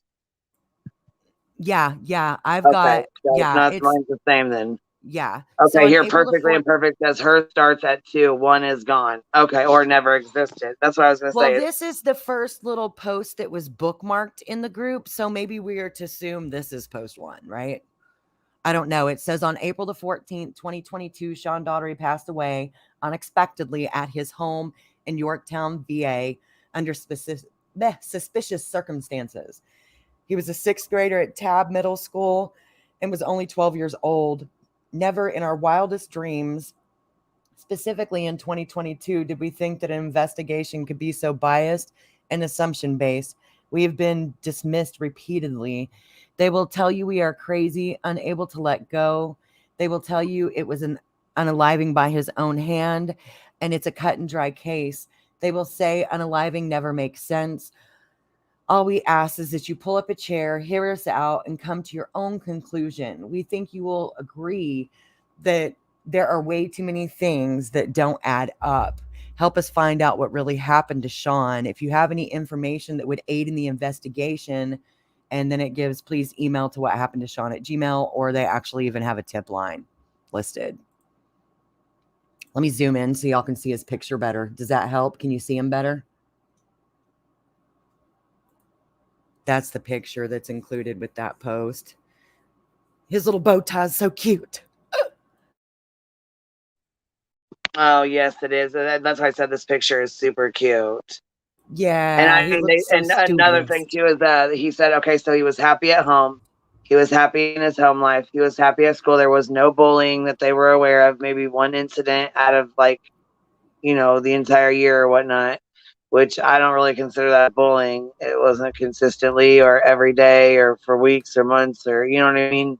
I'm going to remove this long enough to pull up post 2, and then you can add Yeah, it back.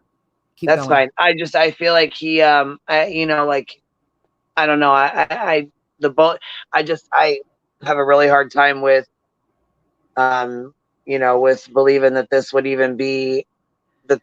him, because he doesn't show signs of depression. There was no issues that we're aware of. He wasn't bullied at school. I understand kids are cruel and kids can be mean, but, I just feel like something happened. Something's not right. This is very, It's for very sure sketchy. weird. It's for sure weird. Like, no doubt, it's And weird. to find him with a nylon over his head and his hands strapped down, you know what I mean? I find it very hard to believe a 12-year-old came up with this on his own and dressed in his father's clothes with no undergarments, no underwear. Boys are at a tender age at 12 years old. They're not. He's not gonna. I just cannot see him. You know what I'm saying? Taking his dignity. Like, I just don't see it. I don't. I know. Okay, I've got post 2 pulled up if you want to add it back. It's called Family Dynamics. Yeah, that's what I was just reading, that one. Yep. But see how little it is when we pull it up this way? Yeah. Do you want to read this one, Mama, so I can drink some water? Yeah, you'll have to tell me when it shuts off, okay? Let me go back through here. Is this with the house post 2, right? Yes. Yeah, it says Family Dynamics. Let's see here. And I'll make the house picture bigger so the audience can see it. I was just going to say I can put it as an overlay if you want me to while I read it. It's up to you, baby. I got it pulled up big, so that's up to you. Okay. Well, it's fine that way. Yeah, just read. So, okay, here we go. Thursday, April 14th, 2022 was a normal day in the Daughtry Rivers household. Sean Daughtry was the second oldest child in a blended household that consisted of his mother, Ramona, his stepfather, Jared, his older sister, Maria, who was 16 in the 10th grade, and his 2 younger half-brothers, who were 5 and 2 at the time. Their 79-year-old grandmother, Vija, also, I don't know if that's right or not. It might be Viha, also lives with them, as she has for the entirety of their military career. Ramona and Jared were both lieutenant colonials in the Air Force. Ramona and Vija, I don't know how to say that, was born and raised in Latvia. Let's see here. That's Latvia. That's over where some of our military is right now. Oh, no shit. Okay, because I was going to say, I can't, my screen, it's like it's scrolling past me like super fast. You need me to, is it hard to see, baby? Do you need me to pick up? Yeah, it's like, because I keep scrolling off every time I click off the screen to come back over here to make sure it doesn't cut off. See, it's saying no sound and it just cuts me off. So we can if hear I don't you the click whole back time. and forth, and then when I click off, I lose my freaking place. No, you're good. You're good. I got it back where I can see it. Hang on, baby. This proud military family lived on Sandalwood Lane in Yorktown and were a tight-knit group who kept to themselves. They'd been there for a few years and were great neighbors, but hadn't made any forever friends on the block. The C virus had made socializing difficult, but the kids had friends, and the family would occasionally wave and make small talk with neighbors. Sandalwood Lane is in the Wythe Creek Farms HOA, which for those of you who are not in America, that's a homeowners association, an organization known for its pristine lawns, low fences, and immaculate upkeep. The idyllic neighborhood gave the family a false sense of security, and they neglected to install a security system. Truth be told, see, that's weird. So why in the last one that we were reading did it say she had hoped that her security system caught it all? Did she just assume that it was activated because it was already there and found out it wasn't, or you know what I mean? Like that's kind of a weird statement there. Truth be told, they felt so safe in this house that even the doors were seldom locked. Oh God. They had just sold the house and were renting back a few months from the new owners while prepping for the move to the Pentagon. They were all sad to end their time in the Tab district, but they were excited for the new chapter in DC. They were set to move in a few weeks. On this particular morning, the entire week, in fact, spirits were high in the house. The week before was spring break and they had gone on a Disney cruise. Everyone had the best time and they were all high on their experience. They had such an awesome time that on Tuesday evening, 4/12/22, Ramona took Sean to renew his passport at the, I guess that says Pogwasan Library. They booked a second Disney trip for August to Alaska. Everyone, particularly Sean, was stoked for this trip. Sean was a straight A student. Things came naturally for him, and he was also a gifted musician. He had several friends, and when interviewed after his death, they all called him to be happy. This day in particular, the teachers and students remembered Sean laughing in class, being excited, and could not recall anything out of the norm. Ramona spoke to them all personally, and each echoed the same sentiment that Sean was not a troubled child and had exuded happiness that day.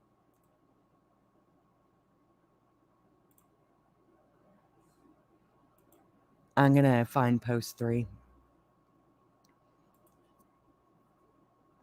I will say this, and I'm not saying that it applies to this child because we don't know that it does, but a lot of people who have made a decision to unalive themselves are elated and very happy the day before because they've finally made a plan. I doubt that applies to this child, but I'm just saying for those of you who want to know warning signs in your real life, that is actually one. If you have a very troubled person who suddenly has this big sense of relief and is maybe seemingly tying up loose ends, that's a red flag for you. Yeah, the calm before the storm. Exactly. This is awful, Queen. Ugh. What is it? Just all of it. It's just awful. Oh, okay. I thought you seen something else. I'm like, no, what just like the idea. And now this mother is just begging for answers. And I've seen gaslight in the chat a few times, and I think, yeah, she's not. Except for Nicole, she seems to be thinking, I think, in the opposite direction of us. She said, I think he did not want to move. Yeah. Well, you know what? That's why I said there's got to be people that think otherwise too. You know what I mean? Yeah. I don't want this to be an echo chamber. So if there's people who think it was an act, if there's people who think that, he did this, please come up and tell me what your thoughts are on it, because I would like to see it that way as well. I mean, I kind of want to hear both sides. You know what I mean? Maybe I'm missing something. Maybe I'm just like, his mother and them are saying that he was excited though, and I'm more apt to believe them. Right. Well, and I didn't like how the officer came out and called her a liar. It's nice to hear both sides of the argument, though, isn't it? Yeah, and I didn't like the officer coming out and treating her like that, basically calling her a liar. And you know what I mean? The way he was talking about her, the way he. Matter of fact, will you play that again real fast now that we've watched her, and I want to. Now that we've read the Facebook post. Matter of fact, I guess we could go over the rest of them, and then because that's what he's responding to is all these Facebook posts. Post 3 backstage. Okay. You guys, if she don't want to come up, she doesn't have to. She could just hop and chat too. Yeah, that's fine. Yeah, don't worry about that. You ain't got to come up here, baby. I was just saying, anybody, just to hear. I just wanted to hear some opposing opinions. That's all. Yeah. But I don't want to make anybody uncomfortable either. So it's okay, baby. Just go ahead and read number 3. It's okay. It's all good. Okay, let me get back over here. I'm not sure what this is in the bowl. It looks like a peeled piece of fruit. Oh, wait. The officer was talking about the Facebook group. Okay, hold on now. There's another one. We're in is the Facebook group. Right. I thought we were in the Facebook group. Is there another one? No, not that I'm aware of. Shoot, girl. This is the one with the parents. Somebody make a Facebook group and we don't know about it yet. Shoot. No, this is the Facebook I'm about to group. say this is the only one I know about. This is the I official, have a feeling unofficial. this case is gonna get crazy. Yes, Kate, the whole case is a trigger for me for sure. Yeah. Oh, definitely. One thing I will say, the first time that my brother attempted to unalive himself, he was 13. So this is just a little bit hardcore for me. So if my voice cracks and shit, you guys just kind of deal, you know. I'm sorry. It's okay. It's just I can see that's why I'm also kind of interested. I may not agree with it all, but I am interested in what Nicole B has to say because I've experienced like both sides of this kind of, and I feel so bad for his mother. Like that's why I keep almost Right. crying is because his mom. So, and people have said stuff about notes. You guys look it up. The statistics on notes, it's very low. Like some 15 odd % of people leave a note. 85% of people don't. No matter how methodical the plan. So it's not that weird statistically. Okay, let me take one more drink of water and I'll start reading. I'm sorry. No, baby, you're fine. Take your time. It's a lifelong memory for me. time. When my brother was 13 and trying to do that, I was only 8. You know, so Oh wow. it's a thing, right? So I'm a grown woman. We can do this for this baby. Let's do this. Post 3, the peach, which is what I'm assuming is in this bowl here. On April the 14th, 2022, Sean got off the bus at about 3:02 p.m. and walked the distance of 2 houses to his front door. Viha is how I'm going to assume we say that. The grandmother was home watching the youngest brother, but was in a rush. As soon as Sean entered the house, she told him to watch the toddler who was asleep on the couch, and she exited. Ramona had just pulled up to the house to pick up Viha for a medical appointment and called out to Sean as he entered the house and said that she would call him from the car. He was to watch his brother for an hour while she took Viha to the doctor, and Sean happily agreed. He loved watching the toddler.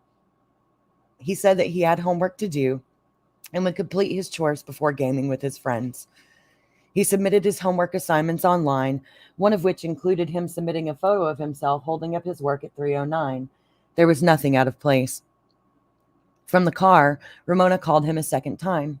She had just talked to her husband, who said their 2-year-old had been napping for almost 2 hours and needed to be woken up or he'd never sleep that night. Ramona called Sean to revise the plan and asked him to wake his brother up and give him a snack and maybe watch a movie with him downstairs. Sean laughed and said, "Mom, I'm pooping. I got it." And they had a chuckle, and his bathroom was on the second floor.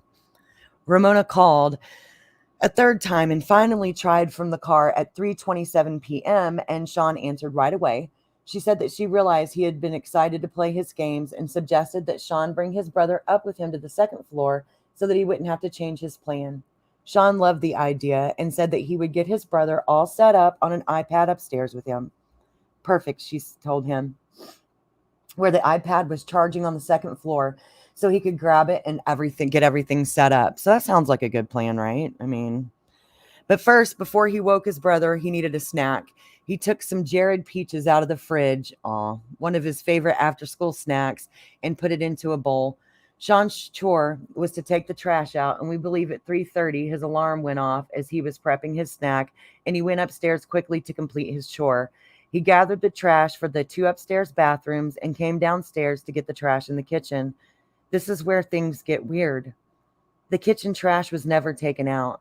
His Crocs were found next to the trash in the kitchen.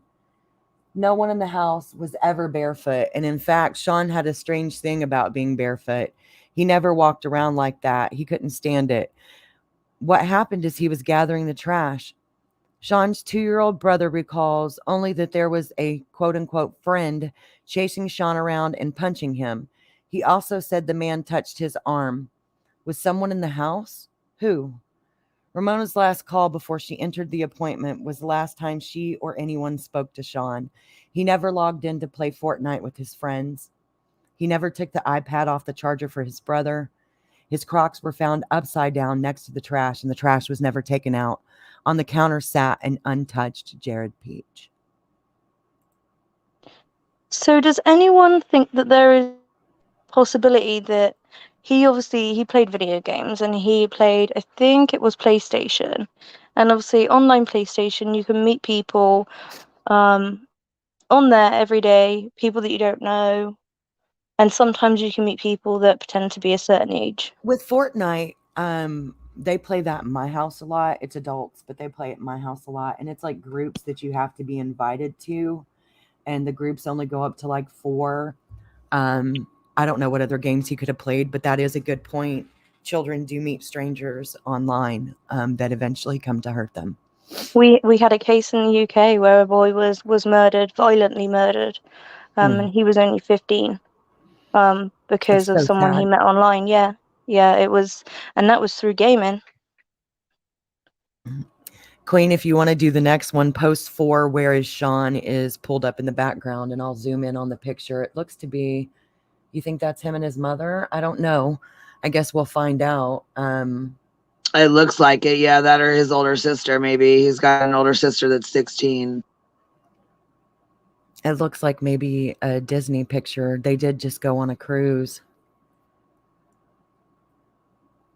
The clothes he was wearing that day would be in the photo he sent with his homework. Yes, they would. You're right.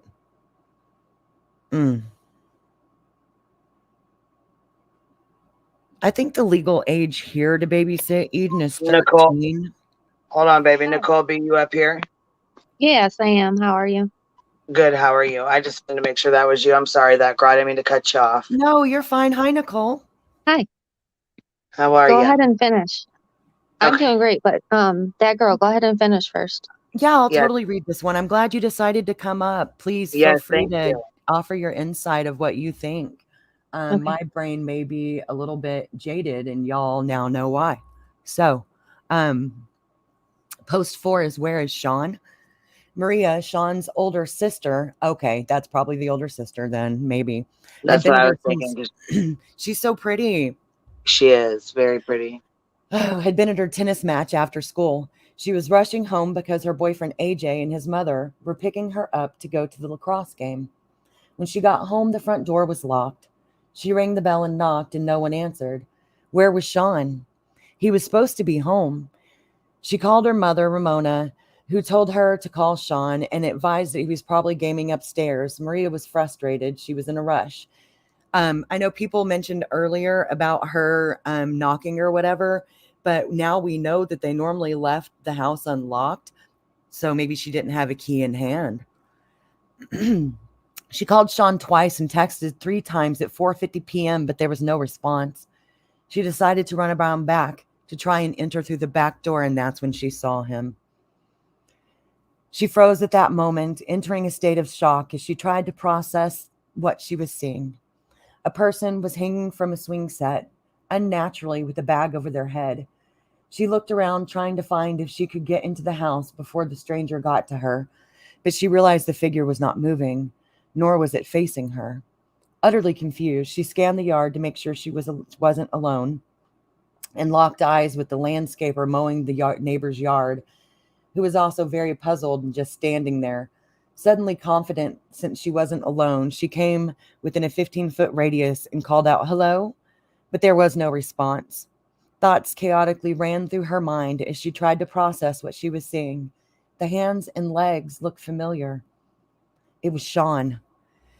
Hysterically, she ran up to her brother and confirmed it was him by looking closely at his hands, which were both bound to his waist by a belt and discolored from the lack of circulation, so that means they were tightly bound.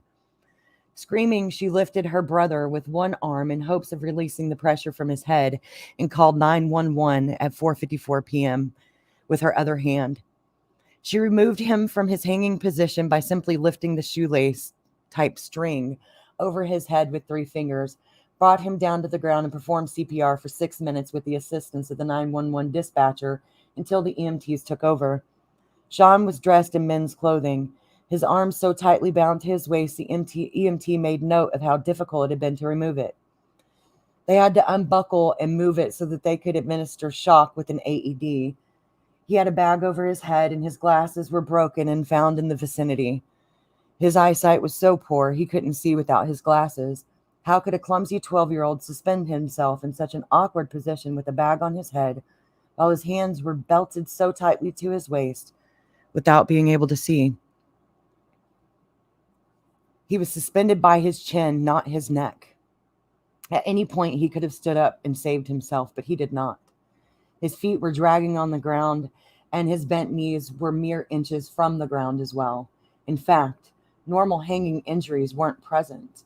It looked like he had been unalived elsewhere and propped ornamentally outside, displayed in men's clothing and suspended like a doll. His knees were so close to the ground that you could see the bottom of his feet, and they were clean. How could he have perfectly clean feet if he had walked barefoot from the house to the swing set through their swampy spring yard? It was April, and the whole yard was mud and dust. Ramona arrived home from the appointment to find her house swarming with emergency personnel, and she jumped out of her SUV and ran toward the commotion. She saw them working on Sean, and in that instant, the life that she had lived ceased to exist. As Sean's body jumped through the air with each shock from the AED, she knew they were too late. Through heroic efforts from Maria, they were able to get a heartbeat, but there wasn't enough electricity to sustain it. They found out later that Sean had actually been gone for some time, and there was no chance that he could have been revived. A belt that completely immobilized his arms and hands, a bag over his head, broken glasses, suspended by the chin, clean feet, dragging the knees, almost touching the ground, a string so thin and loose it didn't even cut men's clothing, and Sean was gone. Jesus, that's hardcore. So that was post 4. So what does everyone think now after that being read? It continues into red lights on post 5. Yeah. Hey, Burden of Proof. Hello. How are you? I'm so glad Burden joined us. I'm good. How are you, Queen? Good. How are you? Born Ready, Google it. I'm not going to sit here and describe it because I will cry. But if somebody would like to know what the normal signs of hanging are, it's a very simple Google read away. I actually have a profiler. Has anybody heard of a profiler named Pat Brown? She's on YouTube. No, ma'am. I don't think I have. If I have, it's escaping I my was going to mind. say I haven't either. Okay, she's offering her services to both the family as well as to law enforcement pro bono. If they would like her to take a second look for another opinion, which I think is incredible if either side take her up on it. But And she who does. is she again? I'm sorry. Who is she again? She's a profiler. Oh, okay. All right. And where Her does name she? was something Brown. I don't remember the first name. I'm sorry. That's Pat Brown? awesome. That's Pat amazing. So, okay, have you tried to like message the group? What do you like the Facebook group to let them know, or has she tried? I'm going to be reaching out today. I did late last night. I actually did a video, and I was showing her video in it and discussing what she was saying. So it kind of does Nice. do a little bit of what that girl just said. Look which what Heels is, just said. Pat Brown is an absolute fraud and has never been with the FBI. Ooh. Ooh. Oh, shit. Looks like we got some differences of opinion. Yeah. I will say, Eden, I know it's hard to imagine, but the amount of people who could save their own lives by simply standing up is a pretty big number. There are people who sit down and lean forward. It only takes so much time until we lose that precious oxygen to our brain and pass out, which would then finish the act for us. I know it's really hard to imagine, but it does happen. It is, especially on I feel like it's not a baby, but I say a baby, but I mean like a younger child. You know what I mean? Because they are still our babies. As a mama, you know what I mean? That's my baby still. 12 years old or not, 15, 16, 19. That's still my baby. Shit. It's just. Yeah, you're welcome, Eden. And for anybody who's experienced that, I'm sorry. Really, I am, because it's hard. Yeah, that's what she better explained in the video for me. That kind of helped click something. I had just covered a case, and I'm going to draw a blank on her name, but have you heard about the one where she was found out on the mailbox, connected to the mailbox with her shoelaces? I just in the last day or two heard about it. Yeah, and I just covered it probably last week and was like, no way. She's sitting like she's right on her feet. It's There's pretty no way, common. but it is possible. It's way more common than you think. I took care of somebody that did that from a doorknob. They just sat down and leaned forward. Okay, but still, like, even with his hands tied to his, like, girl, you know I'm speaking like, generally. I don't think this baby did this to himself. No, I'm asking. With a bag over his head. I'm sorry. And with a bag over his head. Yeah, he had the. Oh, okay. I was gonna say I didn't hear you. I'm sorry, but yeah, with his with the nylon. What is a nylon bag, or what was a nylon hose? What did I say? Hose or nylon bag over his head? The cord was from that bag that was in the garage. Queen, remember the one in the picture with the helmet? That's what they're talking about. Yeah, and then his hands being bound or tied next to him. I'm really having a hard time like, you know what I'm saying? Imagining that a 12-year-old would be capable of doing all this and thinking about doing all this and having it like be smart enough to, you know what I'm saying? Like, I don't know. I'm just the smart enough part isn't what gets me. It's all that he would have to go through, the broken glasses, it's the other things that are getting me. Yeah, I'm just. But you don't at all think it could be possible that he wanted to not be alive anymore, but wanted to make it look like a murder to not hurt his family members' feelings as badly? No, I never even thought about that, really. An adult, yes. I could say yes to an adult, maybe, especially a female adult. But a child, man, I don't. Kids are they have more compassion than we adults. I'm not arguing that at all, babe. No, I think with an adult, or especially a female adult, yeah. But a kid, that's a lot, for for him to even get to that point, and then to think to stage it as his life taken. I'm trying to be careful what words we use, right? Mm-hmm. Gosh, I don't know. I'm gonna have to think about that for a minute. Yeah, that's just what I'm thinking. And I will say I did believe this was a murder just until yesterday. Yesterday is when my mind flipped completely. What did you see or hear that caused that to change for you, if I might ask?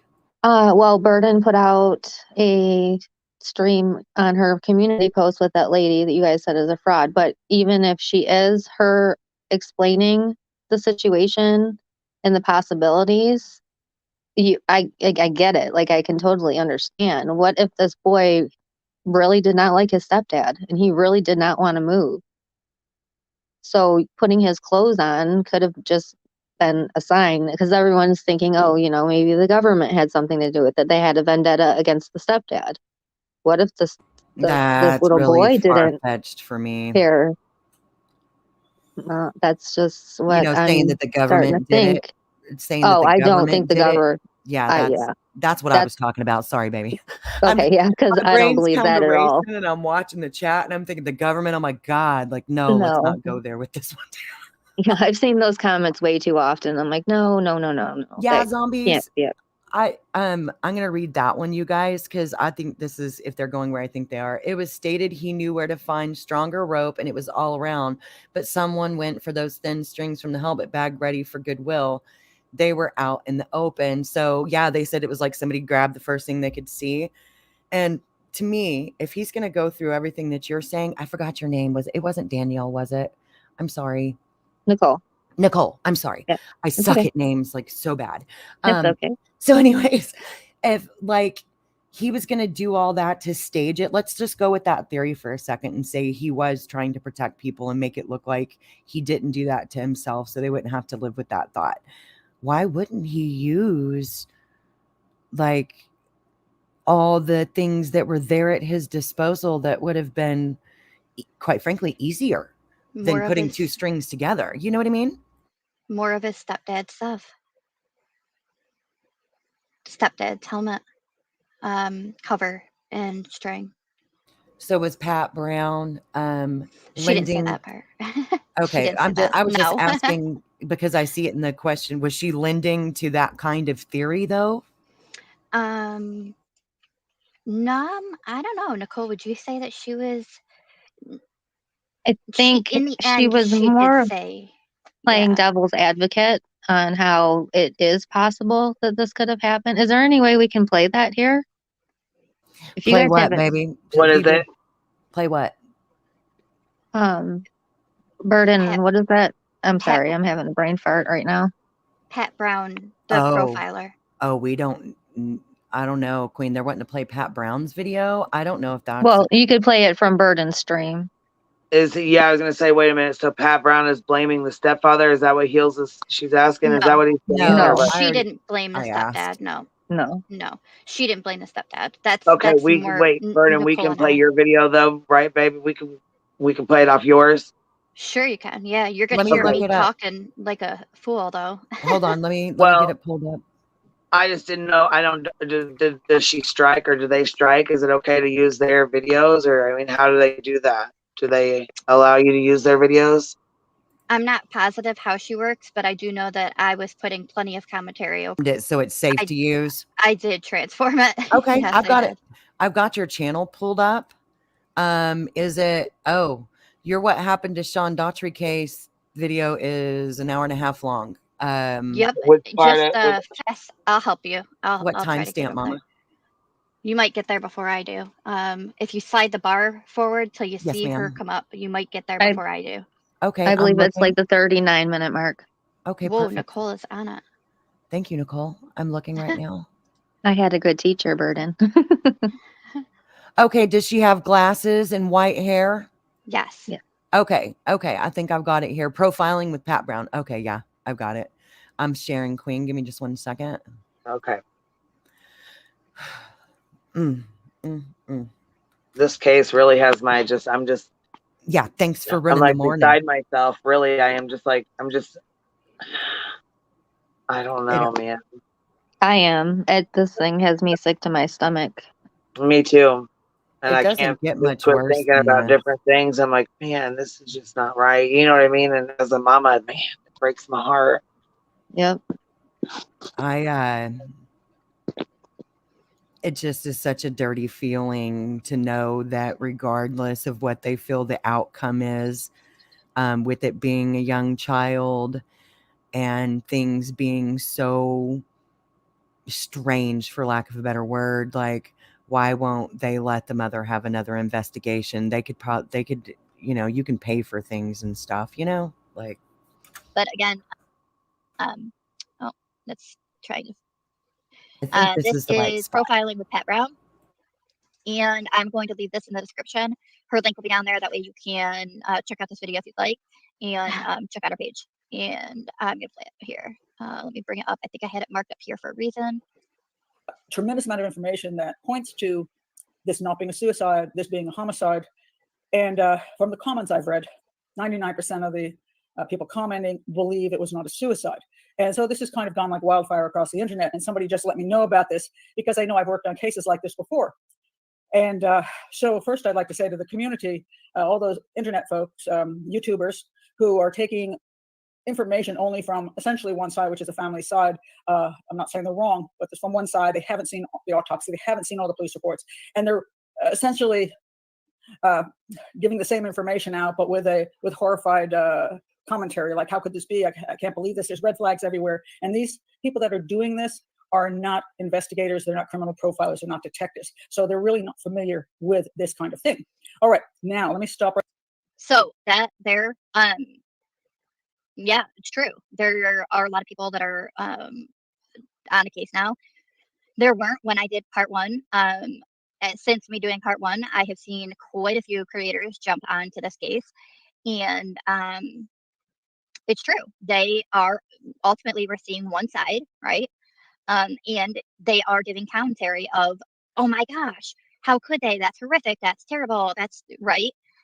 Very accusatory of police. And um, it caused me to, you know, I just recheck myself because I don't like to be very accusatory one way or another. But I do want to put the story out ultimately, because if the family wants a second look at this, they should be allowed that, so that they can hopefully have that closure if in fact it did result in him unaliving himself, right? And I want them to be able to have their, hopefully get closure from that a second opinion has come in and this is what has been determined in both cases, or them to get justice if in fact it was not unaliving and it was a homicide. Then it can start to be investigated and looked into and justice can start coming, right? So I think that this is a very important case, that for it to be reviewed and a second opinion to come in. I do. So that is why I want to cover it. But do I want to come in here and just like assume that it's one way? No, I never like to do that. You guys know that. Sometimes I get a little emotional because of the case and I might start to drift and it start to lean, but I really try not to. Now, what she's about to say coming up here made me think twice, right? Because obviously I was assuming probably what you all are assuming, that it's absolutely positively, without a doubt, unaliving for sure, right? Listening to some of what she has to say here has made me pause, right? I'll say that at least. I don't know that without seeing both, you know, all of the actual information that law enforcement has, I can't make a definitive decision on what I really think or don't or what, but it's definitely caused me a pause on that thought. So let's take a listen. Right here and explain to you, before I'm going to do a short analysis of this case, what I see from the outside.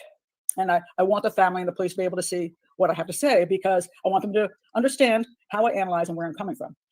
I have worked on cases that police have ruled suicides before.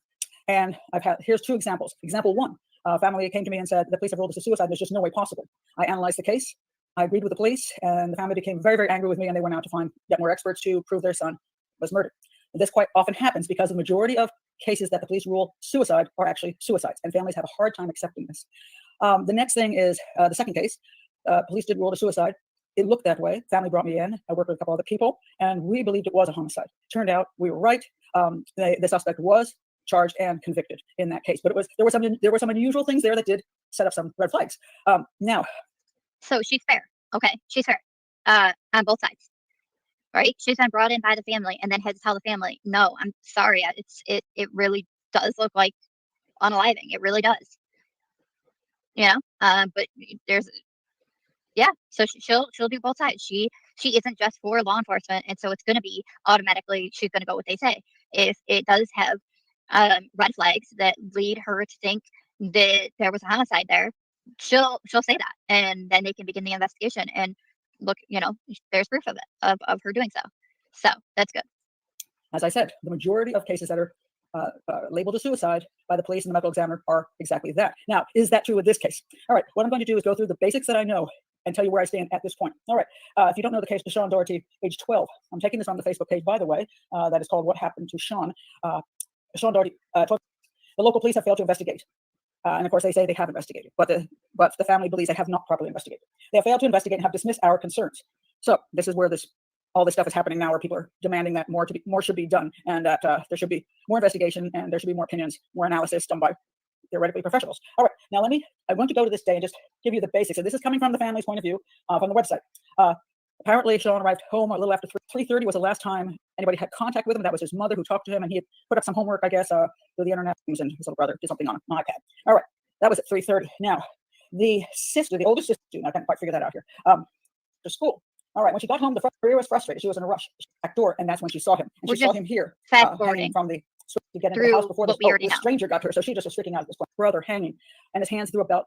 I don't know that you know what discolored is. Maybe she did, but maybe she didn't. Also, he had been hanging a while. So I'm going to say hanging a while. We don't know that he was hanging a while. It could have been 5 minutes before she arrived, but it also could be an hour or more before she arrived, in which case the blood would go down to that location and there would be discoloration. So she may be accurate on that. I just don't know. Okay.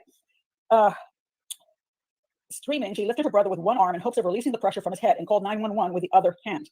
She called at 4:54 p.m. give her credit on that. That was that was pretty amazing for her to be able to do under those circumstances. She removed him from his hanging position by simply lifting the shoelace type string over his head with 3 fingers. And brought him down to the ground and performed CPR for 6 minutes with the assistance of the 911 dispatcher until the EMTs took over. Again, great work on the sister's part. That's tough to do under those circumstances. And she did everything right. She got the ligature off his neck. She put him on the ground. She tried to save his life. Sean was dressed. I'll agree to that too. To do CPR is not an easy thing to do. So the fact that she did it for 6 minutes by herself, after having had strength to lift him herself at the same time as taking the ligature off of him, right, and getting him laid down, I agree. The sister did a great job. In men's clothing, and this is a part that is very confusing to people because apparently they were his stepfather's clothing, and also his underwear supposedly in the stepfather's bedroom. So that's weird. Okay, undoubtedly weird. That is very odd. And his arm so tightly bound to his waist that is very odd. Have been to remove it. Now here again, it depends on the circumstances of how long you've been hanging there, how whether any kind of rigor mortis had set in, and what the EMTs were doing. That somebody might have made a comment, and we don't know how accurate the comment was. So again, we have to take some of these things with just saying we don't know absolutely, unless I have confirmation. Is it okay to go ahead and turn this off now? Because one of the issues is how tightly was this belt around his hands? In other words, yeah. Okay, I was just I didn't know if we got the point. Her point was up ahead, not in that time frame at all. Oh, yeah. Oh well, no, Queen. It's okay. But I don't know. I don't. Did you guys have it fast forwarded more than I had it fast forwarded? I had it at 1.25. Okay. Yeah, I think I had it at 1.25 as well. You did eventually speed it up, yes. Yeah. Okay. I saw that in there. I can't sit through the. What was the point? I was having a hard time following that lady. Yeah, I was gonna say I can't do it. So, what was she saying, honey? Can you break it down for me real quick? What's her stance on this? Okay, so she ultimately ends up saying that she. Let me get to her point on a lot of this, or some of her points. She ends up saying that after she breathes a little bit, she says that there's.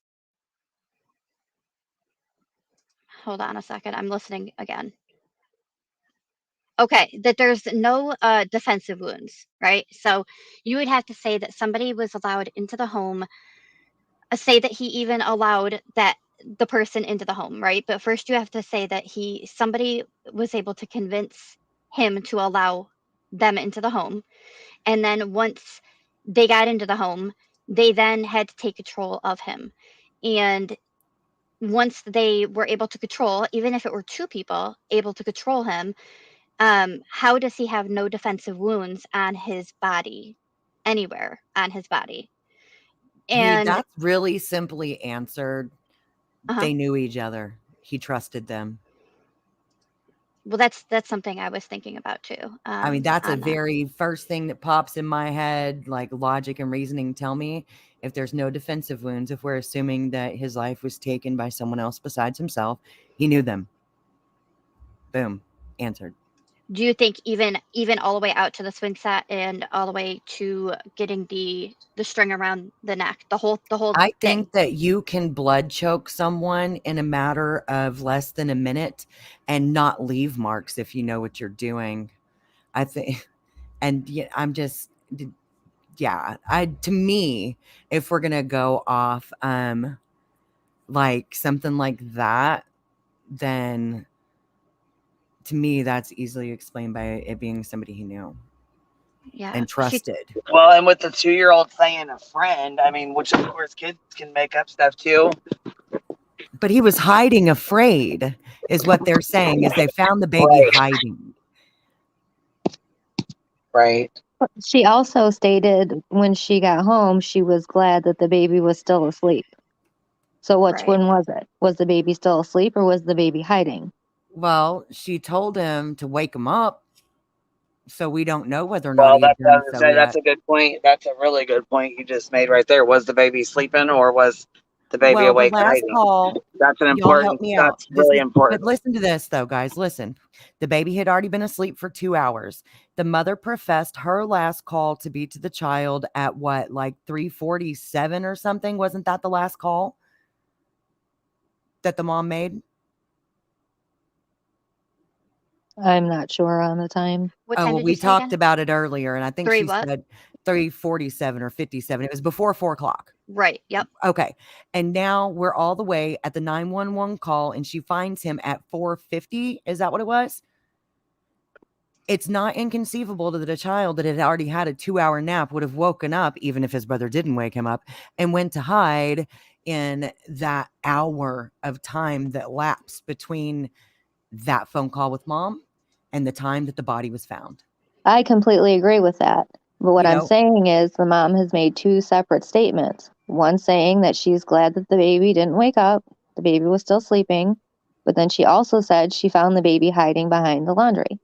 So my question is to her, which one is it? I Was didn't baby see still those sleeping? two separate statements.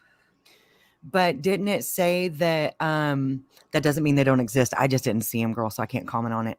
But Right. Yeah, I I was going to did say, can we see, see those statements? yeah, if we could get links, I'll be happy to. Mm. But like it did say that the toddler spoke of the friend / man, I can't quote exact words, not the same day, but the next day, wasn't it? So, I mean, that enough would be enough for me to change my statement, but I can't speak for her, right? So, Texas says asleep behind laundry. Well, and I just keep Oh, thinking if wait, I somebody heard did this, it that. would have to have been done in like broad daylight, right? I mean, this happened like 5 or so. What time did this happen? He was Like, found what time at did the sister find him? 4:50. The sister found him at 4:50 p.m. and 911 was called at 4:54.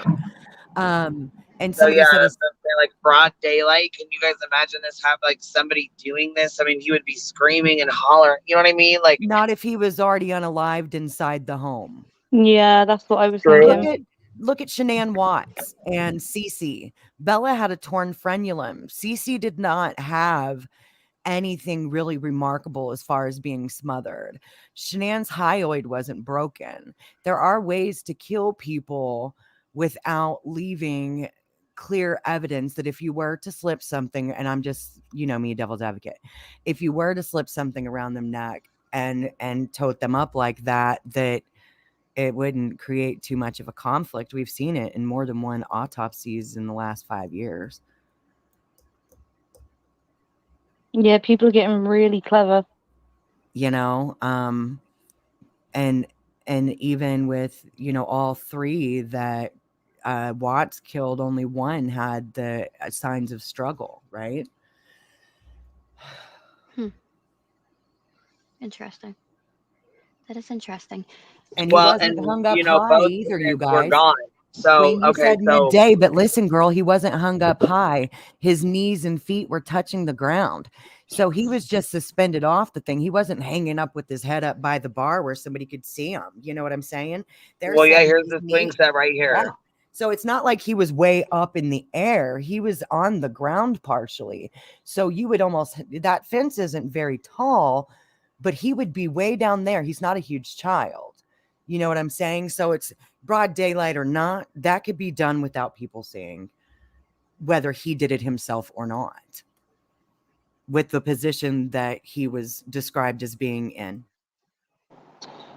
Can you play the officer again talking about responding to the supposed the speculation allegations and the Yeah, let me pull it opinions up. and that again? I want to hear what he says again about this Facebook page. Yeah, But give me one But second. also as well, if he wasn't suspended from way up high, that would mean if he was suspended by someone, that would make that person who suspended him not very tall.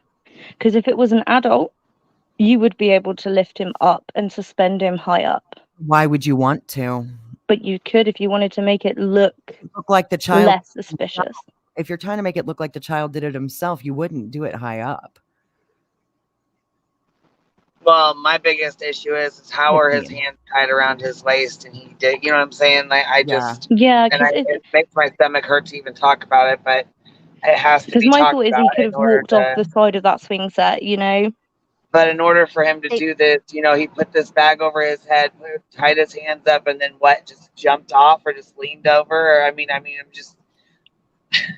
they mentioned that I'm really chair. having a hard time wrapping my mind around this, you guys. I Me really am. too. Me too. I'm pulling No, it me up too. backstage. But I have to play devil's advocate sometimes. I do the same thing all the time because we Yeah. have to. We do have to. But it sucks because it's very uncomfortable because it's a child and I don't like doing that. It sucks. I got I it just keep backstage. thinking, trying to think of different, you know, different things. Like, Nicole, what were you gonna say? Like, let me hear some of your ideas here. Anything I had to say, Burden has said or will say better. We're very close, and No, we've been. you could talk.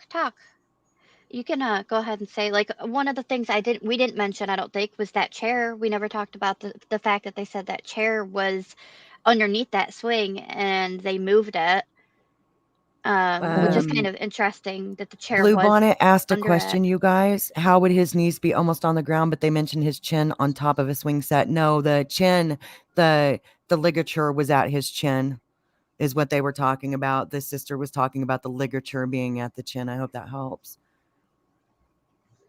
I thought that they said that the chair wasn't actually near him. The family did. And then, of course, the police said they moved it. Queen, I've got the police conference backstage. Yeah, I thought it was stated that they had to move it to make room. They Move said it to over perform to life the sa- swing. Yeah, they said they moved. Well, he didn't really specify. They just said they moved it in order to perform life-saving duties. And for those wondering about the strangulation, it could also be possible that the neck was broken if there was the hanging side of it. It doesn't have to be a strangulation just because there's a hanging. So the reason why the ligature could have been around the chin rather than the neck is because he essentially could have broke his neck and still died than actual being strangled. We also have that little artery that runs up the side of your skull behind your ear. It's like your temporal. And that would be enough to cut off blood flow as well. And around the chin would still allow for that. Not to be gross. I just studied the arterial system. And that would render you brainstem dead. Yeah. But that's what just popped in my head would be the temporal, which I could be wrong, but I don't think so. Ew. Oh God. Ew. I don't know. It's awful. Queen, if you want me to play this, I will, but I'm about to have to jump down, babe. So you have to add it. Would you before you go? Of course I will, baby. Just responding again to the. Of course. I just know that I may have to. I just may have to go quickly soon, so I want you to go ahead and add it so I can play it for you. That's all, babe. Okay. Just in case. It's already backstage and everything. Do you want to keep the cover up or no? It doesn't matter. I can take it down too. That's fine. It's fine. I mean, you know what? We'll leave it up for right now to see if he says. Is it added to the show? I can't tell. That's all. Yes. Okay, so hit play. Okay. Yep. Okay, thanks. Sorry, I couldn't tell. Statements of cause concern in the community that the death of a 12-year-old on April the 14th, 2022 has not been fully investigated by the sheriff's office and that there may be a killer in our area that poses a threat. Nothing could be further from the truth. It has been the long-standing policy of the York-Poquoson Sheriff's Office to not release information relating to cases of suicide, particularly those cases that involve children. We do everything within our power to preserve the privacy of the grieving family. We take these matters very seriously, evaluate all evidence, and consider all possibilities. The York-Poquoson Sheriff's Office is aware of a recent social media site created to provide the public with theories surrounding the death of this 12-year-old. Much of the information being posted to this social media site is opinion, innuendo, and fabrication, which is not consistent with the evidence that was collected by Sheriff's Office investigators during their investigation. Once that evidence was collected, it was submitted to the Department of Forensic Science for evaluation and later to the Office of the Chief Medical Examiner. By law in Virginia, it is the chief medical examiner's responsibility to determine the manner and cause of death, which they, the chief medical examiner's office, determined to be a suicide. In addition, the sheriff's office met with the family on multiple occasions and gave them the opportunity to discuss this investigation. Additionally, an offer was made to have a group meeting after the findings of the chief medical examiner's office that would include the family, members of the York-Pocoshin Sheriff's Office, and the office of the chief medical examiner. As of this date, the family has not expressed interest in scheduling the meeting. Instead, they chose to post this video publicly. There were several key points that were made in this video that the sheriff's office will address. First, in the video, the mother said, "They have told me a few times that they really don't know how to investigate this kind of murder case because it's really complicated." The implication being we, the York-Pocoshin Sheriff's Office. That statement is absolutely not true and was never made to this mother. Our investigators are recognized in the Hampton Roads area as professional, caring, competent major crimes investigators. They have investigated and solved numerous cases that include homicides, suicides, rapes, and robberies. They have several decades of investigative experience within the division. The investigation divisions consist of graduates of the Virginia Forensic Science Academy, which has certified them as crime scene experts. Along with processing the scene and interviewing witnesses and the family, investigators interviewed a significant number of people to include surrounding neighbors, lawn care personnel, school officials, friends of the 12-year-old, and other community members. The results of these initial interviews did not identify any potential suspects. Also during the course of this investigation, the family provided information on individuals they believe may be involved in the case. Their suspicions were based on people that they merely believed to be in the area at the time of the incident. These individuals were all located, interviewed, and ruled out as persons of interest by Sheriff's Office investigators. The evidence collected and documentation shows many discrepancies in the version that was put forth on the family's page. The videos and photos you see on their social media site are not from the actual scene. They have been fabricated. First, the video of the man walking in front of their house is from 1 month after the incident, not the day of the incident. 2, the blood spatter image depicted in the video was not from the scene. However, we went back to the home on May 20th, 2022 at the request of the family. During that visit, the mother pointed out a red stain on the wall in the upstairs area of the home. Investigators photographed that stain on that date. Later, investigators reviewed the photographs that were taken on April the 14th, 2022, the day of the tragedy, and that stain was not present on that wall on April the 14th, 2022. In the mother's video, she states that her 2-year-old child witnessed the events that occurred in the house. During a recorded interview on April the 14th, 2022, between the mother and Sheriff's Office investigators, she stated when she left the house that afternoon to take her mother to an appointment, the child was asleep. When she returned home after the tragedy had been discovered, she is quoted as saying to the Sheriff's Office investigator, quote, "Thank God he was still asleep," meaning the 2-year-old. The information that she stated in her video about the 2-year-old has never been disclosed to the Sheriff's Office. In the mother's video, she states there was mud in the backyard, even refers to it as swampy. And she noted that there was no dirt on the 12-year-old's feet. Images from the day of the incident on April the 14th show that the grass was not wet and the yard was not swampy. It's dry as a bone. There have been many statements on this website regarding the alleged staging of the scene.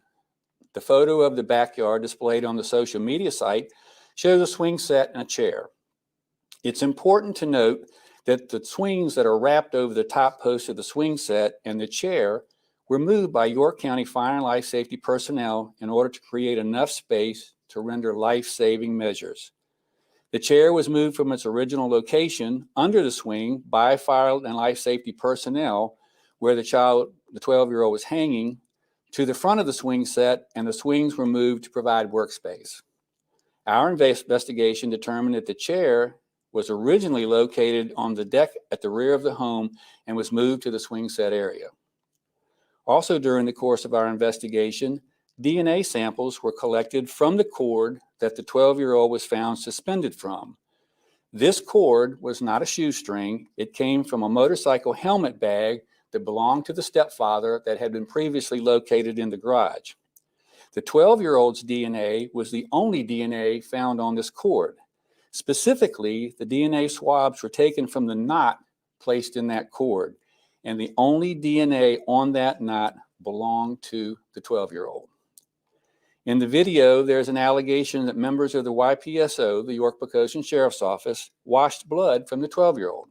At no point did any member of the Sheriff's Office clean or remove any blood from the scene or the child. At the hospital, investigators placed bags over the 12-year-old's hands prior to him being transported to the medical examiner's office. This is common practice to prevent the loss of any potential trace evidence. Based on the fact that the family was telling us that neighbors had information that they were providing to the family about possible suspects, our investigators went back to interview those neighbors, and none provided any additional information or new investigative leads. There is a statement in the mother's video about the unusual location of the 12-year-old's underwear. The clothing that the 12-year-old was wearing when he was located that day belonged to his stepfather, to include the stepfather's shirt, pants, belt, and stepfather's underwear. The 12-year-old's underwear were found in the same room where his stepfather's clothes were kept. In the video, the mother states that someone from the York Poquoson Sheriff's Office sent her a text that stated, quote, "Time to move on." To our knowledge, that statement was never made. We have done some research and have not been able to locate a text message telling the family to move on. The only text similar to this was a text between the investigator and the mother, where the mother states to the investigator, quote, "It is time to heal." Several theories were presented to the Sheriff's Office investigators by the family. The first theory provided to the family about what happened that day stated that they believed that this was a burglary, and during the burglary, their 12-year-old was sexually assaulted and murdered. However, Sheriff's Office investigators found no evidence of an intruder, and laboratory and medical evaluations of forensic evidence sent to the laboratory found no signs of sexual assault. The second theory presented by the family was that this was carried out as a military-type operation directed at them, the family, due to their rank in the United States Air Force. And finally, they identified 3 different people based solely on speculation that they frequented the neighborhood. All 3 of these people were located, and Sheriff's Office investigators eliminated them as persons of interest in this incident. We did not address every inconsistency or fabrication from the social media site. We conducted a thorough, professional, and exhaustive investigation. There is nothing whatsoever to indicate that there is a killer in our community. As I stated at the beginning of this video, it is our policy not to discuss these issues in public, particularly when they involve children. However, the social media site has caused great concern within our community. We still extend an invitation to the family to meet with members of this agency and the Office of the Chief Medical Examiner to discuss the results of the autopsy and our investigation.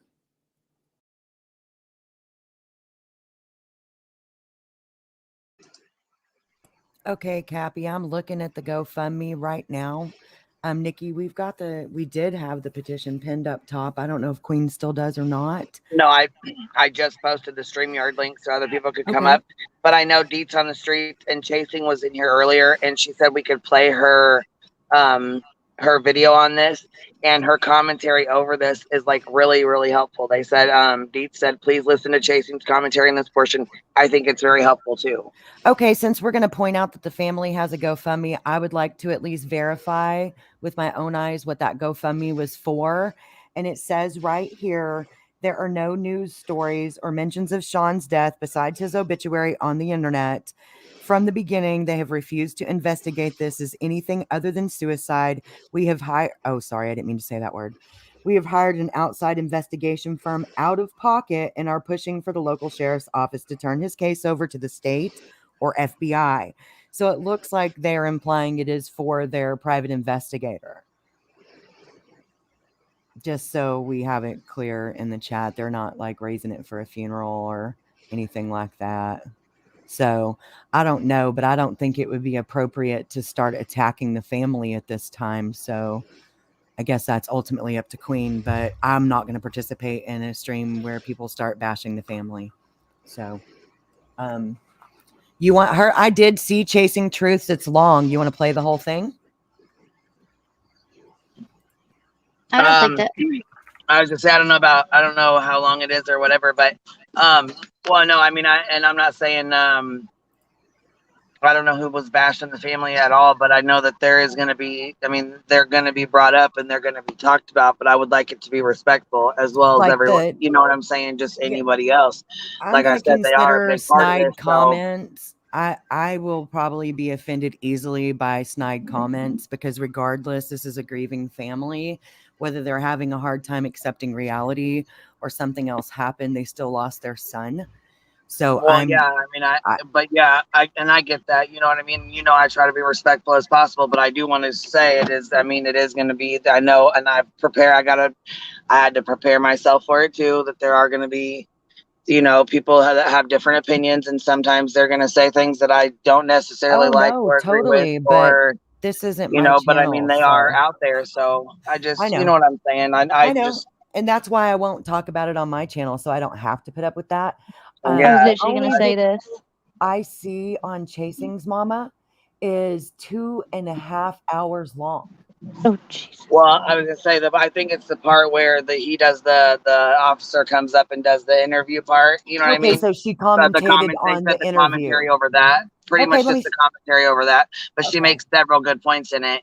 Also, will you guys drop her link so you guys can go watch the whole video in its entirety if you guys want to listen to her take on the case? I will probably go listen to it all later. You know what I mean? When I have a chance to listen to the whole thing. I'm looking for the also burden of proof. You guys, you know, go watch her stream as well, so you guys can get the full, you know. Okay, I found that part, Queen. Hang on. Where she's pulling up the conference we were watching, correct? Yeah, and they said she has some really good points, some good input. Well, and that's what I was saying about like burden of proof too. You guys go watch the whole video before you make up your mind or say anything, because I feel like you need to be able to have that, you know. Yeah, I'm like totally cool with all kinds of debate and different opinions. But if people start like being rude is when I'm going to have to check out, because I'll get emotional. You guys totally debate all you want. I just personally will get upset. Like it will make me cry. Okay. I'm with you there. So I'm not trying to just be rude or shut anybody off, but if I see y'all bashing the parents, it will literally make me cry. But I mean, like I said, I know you, and I know you're softer than I am. So I mean, I am, you know but you know I am. Like I said, I'm open for discussion, though. I do want to say that. So if it does bother you, if you're triggered by it or does bother you, I don't want you to be upset. You know. Not yet. I'm just warning you that if it happens, I'll just run away like a puss, because I was gonna say we're gonna have to not let you come over here in this case if you're gonna be upset, sister. Go ahead and add her. I got her back. Well, of course it's upset, and I mean a child's. I know, but you know, I know how upset you get. You're so sweet. You have the best heart. You know what I mean? Like I just can't. I hate. I'm a rough around the edges. I do want to be respectful, but I mean, I do want to talk about it too, because I know that's going to be brought up, and I do. Eventually, you know, I know it's going to be touched on. You know. Yeah. Oh yeah. Well, eventually, and go ahead. I think some thought that the police were really harsh in their delivery, and they may have been a little bit, and they could have been a little gentler, but I think that they were just trying to get across to the community that they don't believe that there's anybody out there running around taking young children. You know, I agree with you. I saw people say that. So when we watched it the second time, I really looked, and I think some of what they're seeing is an old, hardened cop just telling it like it is. Yeah. Yeah, I agree. I agree with that. Totally. You know what I mean? He didn't. Yeah, I agree. He seems like he's done that for a long time. Yeah, straightforward. Like, look, guys, this is what the F is going on. And he didn't seem like he was taking joy, or, you know what I mean? Right. Yeah. Oh, God, it's so awful. Okay, hold on. I'm going to hit play. Hold on. I got to make sure that the sound is proper. All right, here we go. I think I'm at the right spot. I'm going to try and share it and see if it's doesn't screw everything up.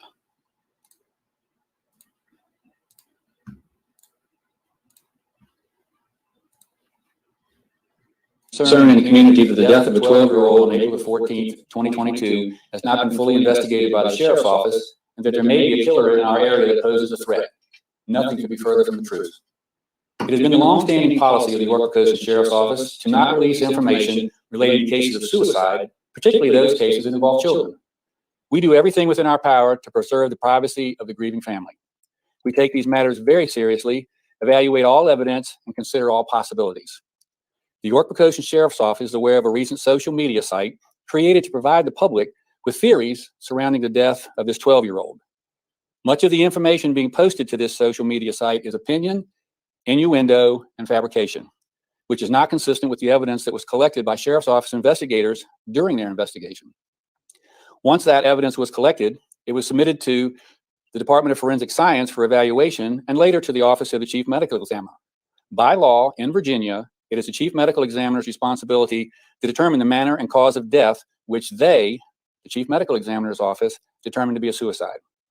In addition, the Sheriff's Office met with the family on multiple occasions and gave them the opportunity to discuss this investigation. Additionally, an offer was made to have a group meeting after the findings of the Chief Medical Examiner's Office that would include the family, members of the York Coast Sheriff's Office, and the Office of the Chief Medical Examiner. As of this date, the family has not expressed interest in scheduling the meeting. Instead, they chose to post this video publicly. There were several key points that were made in this video that the Sheriff's Office will address. First, in the video, the mother said, "They have told me a few times that they really don't know how to investigate this kind of murder case because it's really complicated." The implication being we, the York Coast Sheriff's Office. That statement is absolutely not true and was never made to this mother. Our investigators are recognized in the Hampton Roads area as professional, caring, competent major crimes investigators. They have investigated and solved numerous cases that include homicides, suicides, rapes, and robberies. They have several decades of investigative experience within the division. The investigation divisions consist of graduates of the Virginia Forensic Science Academy, which has certified them as crime scene experts. Along with processing the scene and interviewing witnesses and the family, investigators interviewed a significant number of people to include surrounding neighbors, lawn care personnel, school officials, friends of the 12-year-old, and other community members. The results of these initial interviews did not identify any potential suspects. Also during the course of this investigation, the family provided information on individuals they believe may be involved in the case. Their suspicions were based on people that they merely believed to be in the area at the time of the incident. These individuals were all located, interviewed, and ruled out as persons of interest by Sheriff's Office investigators. The evidence collected and documentation shows many discrepancies in the version that was put forth on the family's page. The videos and photos you see on their social media site are not from the actual scene. They have been fabricated. First, the video of the man walking in front of their house is from 1 month after the incident, not the day of the incident.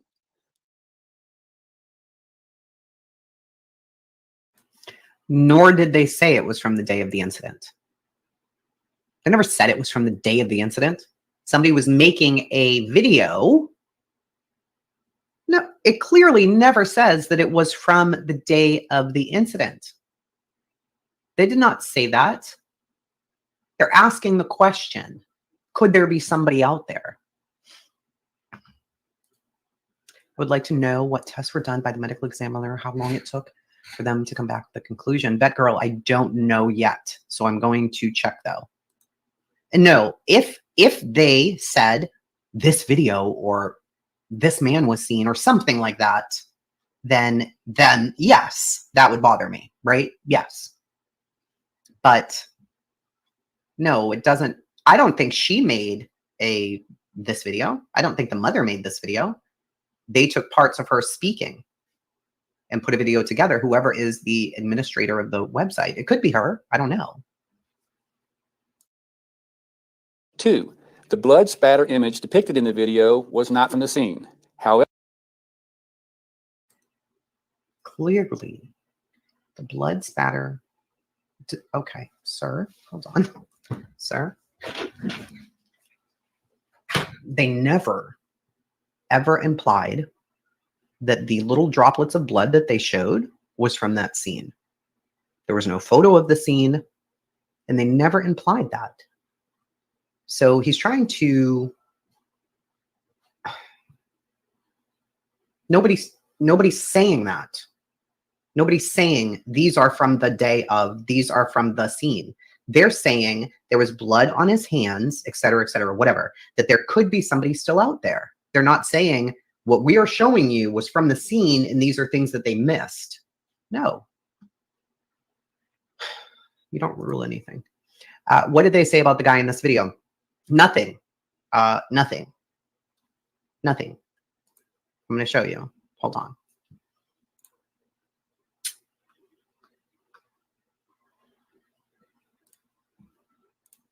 Hold on. And this is why I wanted to just use their words and not my words. Okay.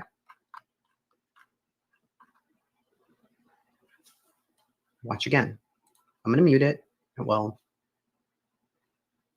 I'm going to mute me. Hold on.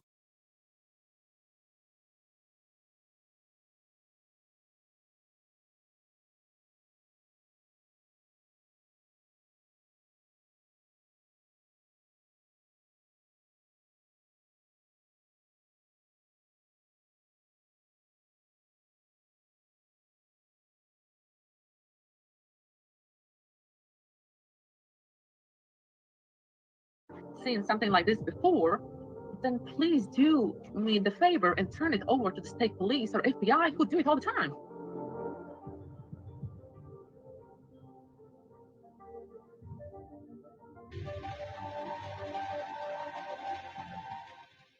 We just had Okay, now what did that say?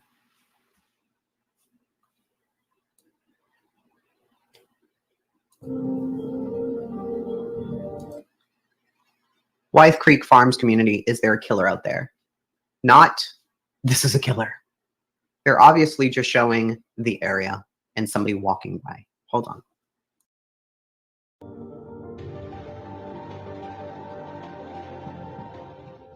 we just had amazing vacation.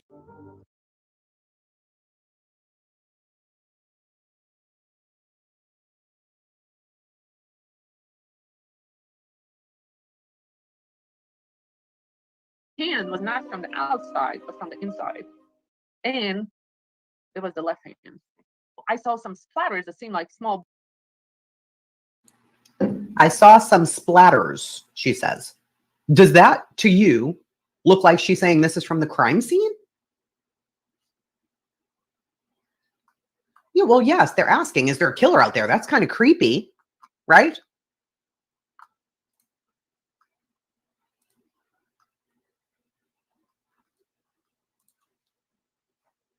I would say, I don't think they were showing exactly blood spatter, just like when I designed this to show you guys. Okay, hold on. I did these. So it was the afternoon. I put this in the back. Am I saying that this picture was from the afternoon of his death? No. Is that his glasses? Are these his glasses? No. Is that his crime scene? No. No. No. Is this him on his computer? No. It's obviously footage put into the video, so it's not just words. Crazies. Back up, Gray. However, we went back to the home on May 20th, 2022 at the request of the family. During that visit, the mother pointed out a red stain on the wall in the upstairs area of the home. Investigators photographed that stain on that date. Later, investigators reviewed the photographs that were taken on April the 14th, 2022, the day of the tragedy, and that stain was not present on that wall. Home. Investigators photographed that stain on that date. And he's correct there. She did not include this in her video. She didn't put that in the video, Gray. It wasn't in the video.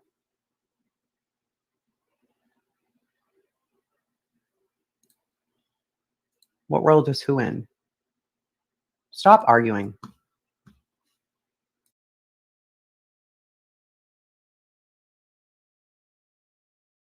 Can I just say I like that? Stop arguing. She may have been asking, you know. They were moving to the Pentagon area. They're both very high up in the Air Force, and they were moving to the Pentagon area. Yes.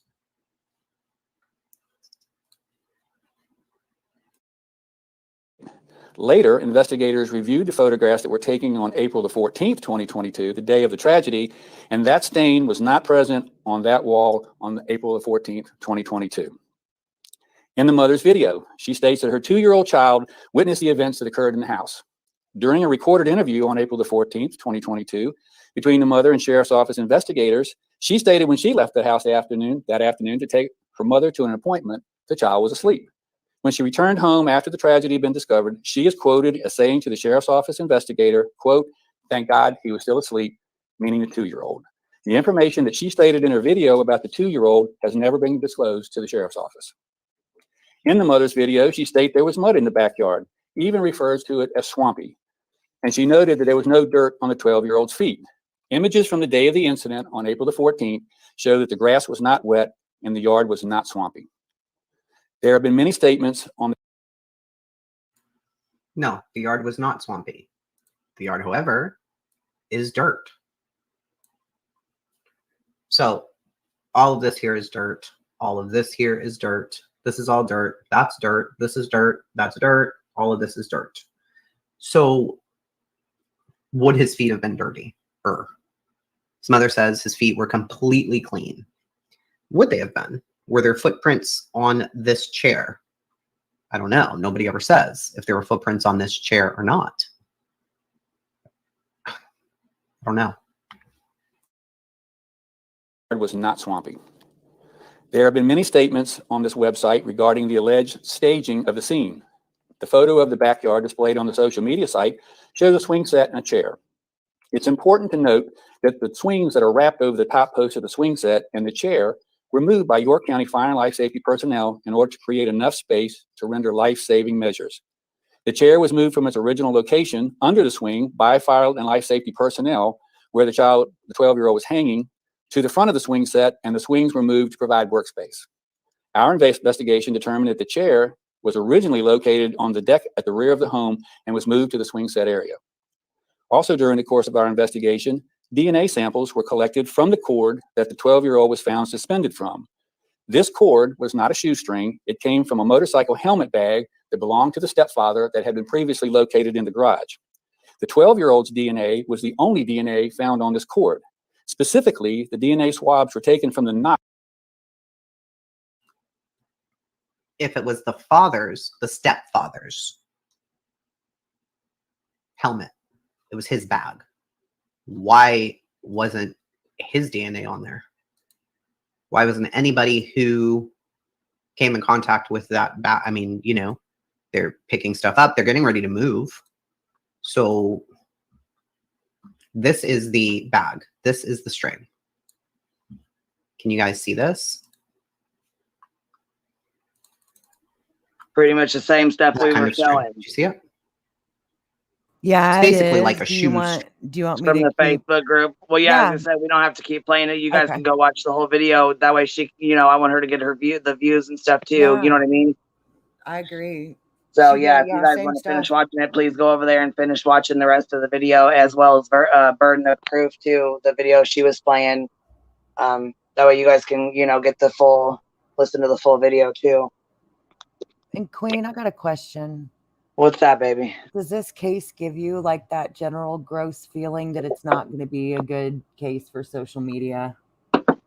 I don't know. The parents are the ones that are really pushing this. So I know, but they don't understand the outcome. yeah, I don't know about that. I don't know. They I don't know yet. I'm not sure. It's so fresh that I'm kind of waiting to see what's I guess that kind of waiting to hear from the mom and the dad, really, because I Yeah. feel like they want this to be in They want the in word media. They out. right. So Yeah. with that being said, I don't really Oh, damn. Mid-sentence and she's gone. Damn. I heard. Yay, she's back. I was like, damn, mid-sentence. on out of here. You're right. The parents do want it out there, but do you think that they Yeah, they do. understand Well, the and that's the thing. repercussions? Kylie Rodney's mom said, we don't, let our kid, we found our baby, let her rest in peace. We don't need any help. We don't want any theories. We don't want, you know what I'm saying? Please stop talking about it. We want to grieve in peace, You're right. And they basically came out and said, we don't want people, we don't want social media, Let the cops handle it. let our child rest in peace. These Yes. guys, on the other hand, are saying, we want justice for our child. They feel like something happened to him. And if that's the case, then we should definitely be fighting for justice for this little boy. I've just contacted a mum who is missing a daughter currently out of Reno, and she's begging for people to cover her case. Begging. And I feel terrible for her. She's asking How social old is her media to cover daughter? it. How old is her daughter? Her daughter was 20 when she went missing. Okay. You guys, she's an Pecan Pie adult. took the Okay. words out of my mouth. Pecan Pie. I'm worried that Ellie will be forced to release everything publicly. No details will change, and the dignity of the child is gone forever. That and what Nikki O'Shea said, I feel that it's got the potential to go wrong on social media, and I'm worried for the parents. Yeah, that's what I'm talking about. Cappy, I'm so Yeah, glad but you're honestly, anything does. I mean, to keep it real, this day and age, how social media can be. There's going to be good and there's going to be bad. We've seen that in every case, every single case, no matter what. Well, while we were digging so I could help you today, I noticed not just from people messaging me, but just like an overall, there's already people acting like the stepfather is sus. And I don't know enough about the case to Well, I agree or mean, disagree, but our Yeah, favorite he may well creator was be, but already all over this, and I saw her thumbnail, and I was like, no. I'm like, what does she mean? Is she calling it staged? And then now I understand the thumbnail with watching this, but Yeah. I haven't got to watch it all, but it's so far kind of like I'm kind of comparing it in my head, which I probably shouldn't do, but I can't help it, to the Christian Androcchio case. So Oh no. but see, I didn't. I thought that law enforcement really dropped the ball on that one, right? Yeah. And law enforcement wasn't very transparent, and they weren't like the statements they made were just like, nope, sorry, it's over, basically. Yeah. And with this one, they seem to be very thorough, like saying, hey, like more open. we did this, we did that, we did this, we did that, and they think that we're wrong, and they're not telling the truth so much, and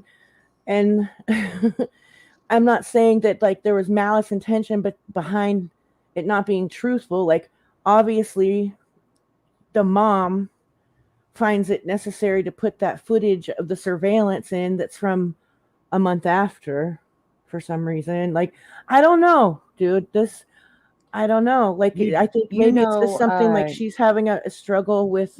Mom was going to work at the things. Pentagon, right? What? You know that the mom, it was transferring a job to the Pentagon, correct? She was going to work at the Pentagon? Yes, ma'am. So I think in this case, just in my opinion, and I would like to know, especially like Nicole and everybody, if y'all agree, the mom would stand to lose a lot more and be found out easier than other people for lies. I think creating a public conspiracy, regardless of whether or not it's surrounding the death of her child, would be very bad for her. Yeah, I don't think that she's I don't lying. think she I mean, I don't realizes- know much about the case, but maybe it has to do with just like reality or denial, like reality not setting in and her not accepting that her baby would do that. Yeah, I don't think that she realizes that it might not be what she thinks is going on. Yeah, I think that she's in that grief and denial, but not on, it's not an intentional thing. It's out of Born love. Ready said, I doubt Yeah. she cares, and that's probably true, actually. Yeah. As a mom myself, I would most likely be thinking the same way his parents are thinking. But as an outsider, I'm seeing it differently. Like you would be more likely to do to believe what she's believing if it were your own child, like out of grief. Is that what you mean? I do believe that I Yeah. would be. I would not be able to accept the fact that my happy child unalived himself.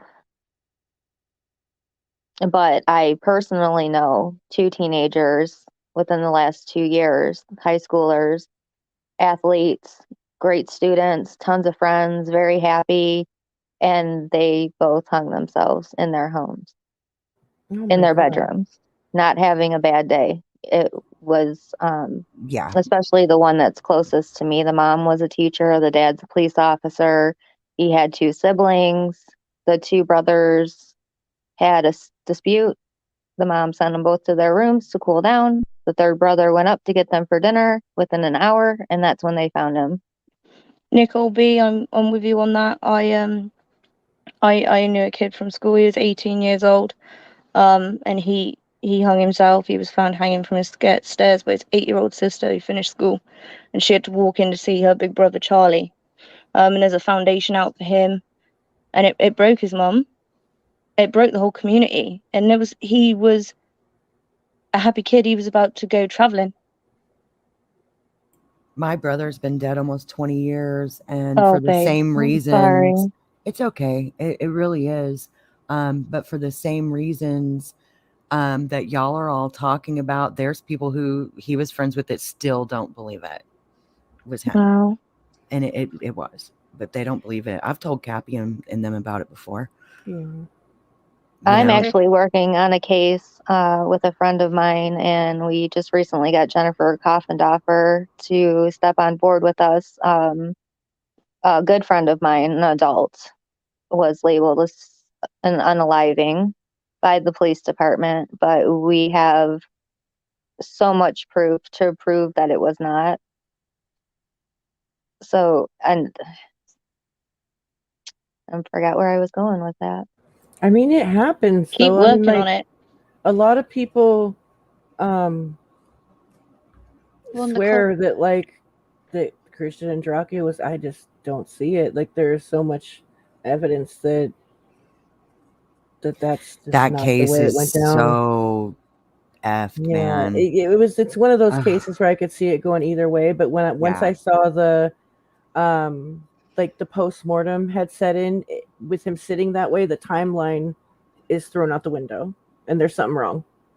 You know, Yeah, I refuse to deep dive into that one because how social media was acting. So I can't. the behavior was so bad. It was so disgusting. I was couldn't. so gross. Like people drug that mother every which way they could. See, Cappy, I'm so sorry you thought I was saying that towards you. That right there is what I was talking about, like what they did to that mom and like Kylie's mom and stuff. If people start doing that with this mom, I can't.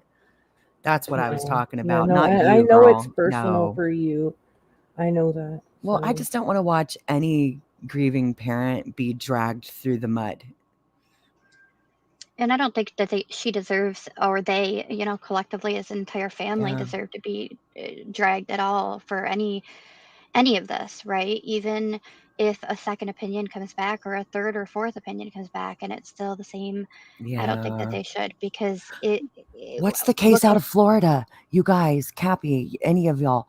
The case in Florida, I can't remember his name. He was an African-American male. He was found rolled up in gym mats. Oh. And they've ruled it time and time again. And the family still thinks somebody, I think it starts with a K, but yeah, no, I definitely think something happened to that kid. But that one keeps getting rolled over and over the same, I don't doesn't think it? he was from Florida, was he? I thought it was Florida. I thought it was from one of the Carolinas. You may be right. Let me look. I can't remember. I can't remember the kid's name either. But I watched a documentary on that one, and man, so heartbreaking. Okay, he was missing his organs. Kendrick Johnson. Yeah, you were right. Yeah, Kendrick Johnson. Yeah, and people started okay, so Georgia. I want to say that the family wasn't notified with the autopsy, and when they went to exhume his body, I think that the organs were gone, and so people started all these rumors about organ harvesting. Well, I will say that it is not normal for the organs to not be returned to the deceased. It does happen sometimes, but it's not normal. Right, like there was a whole bunch of screwed up stuff in that case. Like those parents got really We screwed always over. put them back. You know what I'm saying? Like we treated them and put them back. So that was really It all gross should be to me. catalogued anyway. Yeah. Yeah, there was like some major ball dropping and like people dropping balls and pointing fingers and passing the buck in that case. And It was the conspiracy Valdosta, theory was so Georgia. stupid. Oh, Georgia? Okay. Mm-hmm. So, and the conspiracy theory regarding the organ harvesting was so dumb. Oh, yeah. Because, hello, he was sat in that gym overnight. They Yeah, wouldn't there be was any no good. harvesting his organs. No. Right. So annoying. Anyways, I gotta jump down. I'll be back up in a little bit here if you guys are Yeah, I'm still on. about to have to go too. I love you, Queen. Sorry I was late today. You was real late. I was real late. I was working on something. You dropped in and you said, I'm late. I'm late. Sorry. Yeah. Sorry, guys. I'm the shittiest co-host ever. But I do think your question about the GoFundMe was valid. Is there one? But I wanted to know why too. Did you ask that because of any specific reason or just curiosity? Well, okay, so as I'm watching, I always think that first. Like I want to know Okay. because I'm really jaded and money drives people to do awful things. So Okay. it's in my mind, I always ask. That's like one of my first questions in cases. Like, okay, Okay. so whenever there's some kind of, I mean, not in every case, Yeah. but like Follow the money, right? Yeah, in cases where they're like saying, nope, law enforcement's got it wrong, and we need to do this, and why they need to do it, I don't know. And so if there's any kind of like, this seems kind of weird, I'll usually be like, okay, is there a GoFundMe? Like, what's going on? Like, Okay. so that makes I sense. don't know anything about the case, so I just wanted to ask some questions, and that was one of them because it seemed confusing from the gate, and like, so I don't know. Do you have an opinion yet on what you think? I don't know yet. I want to see some more documentation about like how he was and all that nasty like stuff that you don't want to hear, but kind of have to if you're going to form a proper opinion, you know? So you want to see the autopsy report? Yeah. That would be helpful. I mean, whatever is available. See, because I had to miss part of the stream, so I missed like, but I heard like, I don't know, like from the We video only went through the they were Facebook showing. group. Okay. Where the family made posts about the sister. We read the one about the sister finding him and Right. exactly what she saw.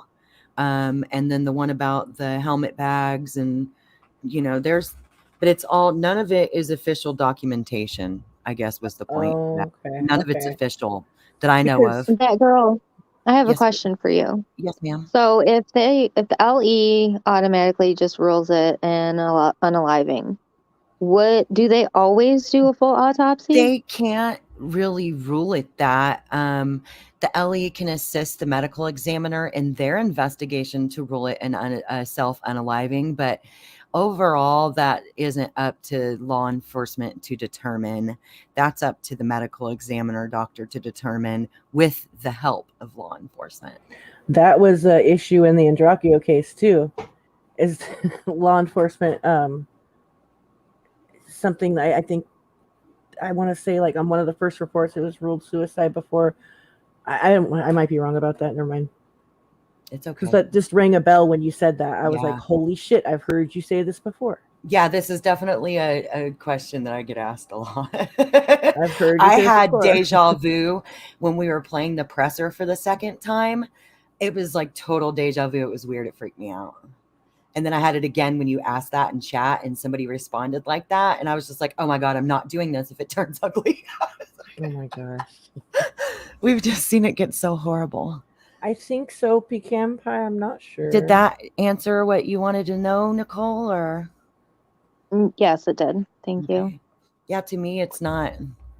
That may be another reason why that cop seemed so irritated, honestly, because it really isn't his job. I mean, they do obviously aid in the investigation and blah, blah, blah, but I thought he was it like, and I don't really like have a whole lot of trust in law enforcement. So, yeah, I know. He seemed very like his press conference. Like I I had a good feeling with it. And I'm just like, I need to look more into the case before I like totally say how I feel about it though. You but were I had a right. good feeling from him. He covered his bases when you said in chat he was thorough. Yeah. He did seem to be trying to cover all the major talking points. Right. Created by the group. And I hate that I'm comparing it in my head to like that other case, but I can't help it. Like, well, that's what we use is other experiences to make logical decisions and compare things, right? I mean, I think that's kind of what we're supposed to do. Like, because in that case, like I said, they were just basically like, it's over, sorry, you know, like, sorry about your luck. You know what I mean? It doesn't matter. And in this case, they're like, okay, so we got to address this because it's serious, and we need to like assure people that we made the right decision, and there's not a killer on the loose, and like, because we've seen law enforcement kind of let things slide before and let people go crazy thinking, and it turns wild. Yeah. Right. That's what I'm So- worried about, honestly. So hopefully they can get to the bottom of this and find out what happened, but I need to look more into it before I say anything else, I guess. Anyways, I love y'all. I'm gonna jump down. Love you too, Caps. Have a good day. You too. I love you too, bitty bitty. I gotta jump too, Queen. I gotta walk this dog again. He's growling at me. He's I literally. know. And Brian, he said, I see Zav on there talking about Sammy per usual. They don't ever stop. Like they just they beat the hell out of that case. When What's cases left like to this talk one and about? others need help, you know what I mean? What's left to talk about? There's nothing left to talk about on that case, and it sickens me that these people just keep dragging it on. Yeah. Even knowing that the family has asked them to stop. Nicole, thanks for coming up to chat with us and not thinking, that you wouldn't be welcome, because I really appreciate you, doing that. I appreciate the opportunity. It was nice to actually speak with you guys. Yeah. Yeah, and you're welcome anytime, girl. You're welcome up anytime. Even like I said, I like to keep an open panel, even if we don't agree on stuff. You know what I mean? I don't like an echo chamber. I want to hear other opinions and other thoughts, and so. That's honestly the best way. I don't watch many channels. Yours is one of them because of that reason. You guys have good debating, but it's not one-sided. It's not argumentative. Yeah, not ugly. Yeah. Yeah, it doesn't get ugly. Exactly. Well, and some people come up and they're real ugly when they disagree. And I don't really agree or disagree because I don't know what to think. I just feel horrible for the mother. But some people come up like super defensive and ugly with it, and you're just really chill. So I just wanted to tell you thank you. Thank you. I hope everybody you has know a what? great lot of people day. get passionate. Some people get real passionate or real serious about stuff. You know what I mean? Like, well, you guys seen how like Ryan, when he was talking about the Kylie case, he got real angry and real upset when people weren't like agreeing with what he was or understanding what he was trying to say. Yes. You know, I love you guys. Freaked out on all of us. That girl was the middle person between Ryan and I when I had. You come don't up get and no confront prayers. him. Oh, that was awful. Oh my God, he was so mean. I don't need your prayers, I don't bitch. need Yes, you your do. prayers. Yes, you do, son. Yes, you do. All right, I'm jumping. I'm gonna go walk this dog. Thanks, He guys. said, that girl Bye. keeps speaking prayers. We love you, baby. Yeah, thanks. I'm glad that you I'm glad you did this today, because I won't lie, I had a little bit of curiosity, but I wasn't gonna click on another channel for it. Because I trust that you won't do well, crazy and I thought, stuff. you know what? I'm not going to do this. He looks identical to my nephew. It's going to be too close to home. I'm going to be really upset. It's just going to really get under my skin. You know what I mean? I'm not going to do this. And then when we were talking, I'm like, yeah, you know what? I am, because this is strange. There's something going on. This is not just a cut and dry kind of thing. It's just not. Well, and you were very dead set. So when I saw your thumbnail, I screenshot, I was like, what happened? Yeah, you did too. I was like, I'm not doing this. I am not doing this. No, 12 I'm hours not doing later, this. we're doing it. Right. All right. You ladies have a good rest of your day. Love you, Queen. I will All talk right, to I y'all love you, soon. baby. Bye, We'll talk to girl. you I'll be later. listening. Thanks. Yeah, I was like, this case is going to be really, really emotional. I don't think I'm going to be able to handle it. I'm just going to, you know, because the Summer Wells case was there, and then well, first it was the Michael Long case and Summer Wells. I jumped in, and I'm like, oh, geez, and then the Kylie one and others in between. And I was like, oh, geez, not another one that we're gonna get emotionally attached to, or you know what I'm saying? Well, and everybody's jumping on it and trying to dissect what they can of it, and that does make me worried. So I think that's what that girl means by that too. Whether it could turn into something, because I do see a lot of people jumping on it, and I just hope that they're responsible with it, unlike Kylie's case.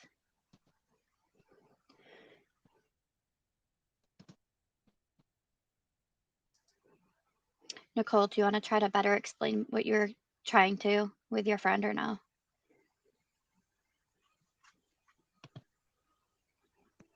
No. Do you remember that? You don't remember that thought anymore? I lost that thought. Yes, I did. It's It okay. flew right out of my head. Well, Nicole can understand both sides of it, right? When we were talking about like somebody being in denial, about like that not wanting to believe maybe that their loved one has unalived themselves. She can totally relate, because that's what was said to her when what happened to her friend took place. They absolutely tried to tell her that that's what occurred, that it was just denial, and that's not the case at all, because she has proof that can completely back her up, and now she fell off. But yeah, and now on this side she can kind of stand, and she initially thought that it was one way, and then has shifted now to seeing it a different direction, just off of listening to the different interviews as well as the profiler talking too. So yeah, and I kind of, I can stand in the middle, right? I can hear both sides, and that's where I tend to be with most cases. I stand in the middle and want to hear both sides. But yeah.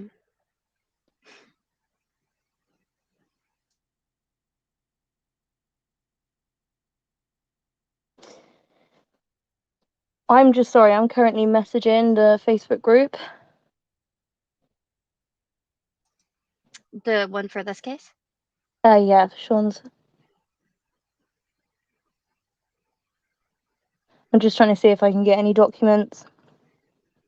Oh, that would be awesome. Yeah, I think they've been reasonably open, as you know, thus far. So I'm just going to see if they will hand anything over, if that makes sense. Yeah, that would be I mean, awesome. they I'm want sorry, my little people one to was in know. here. She was in here talking to me, so I didn't hear what you said. I heard you say, Nicole, do you want to break it down a little better? But I missed what you said, Nicole. Will you repeat that for me? She didn't. She ended up not talking. She ended up falling Oh, off. oh shoot. Okay, you dropped it. Right Okay, at so I the didn't time. miss anything then. No, right at a time that it looked like I upset her. I was like, I promise I didn't upset her. No, you didn't. I pushed the wrong little button on the screen and it knocked me off.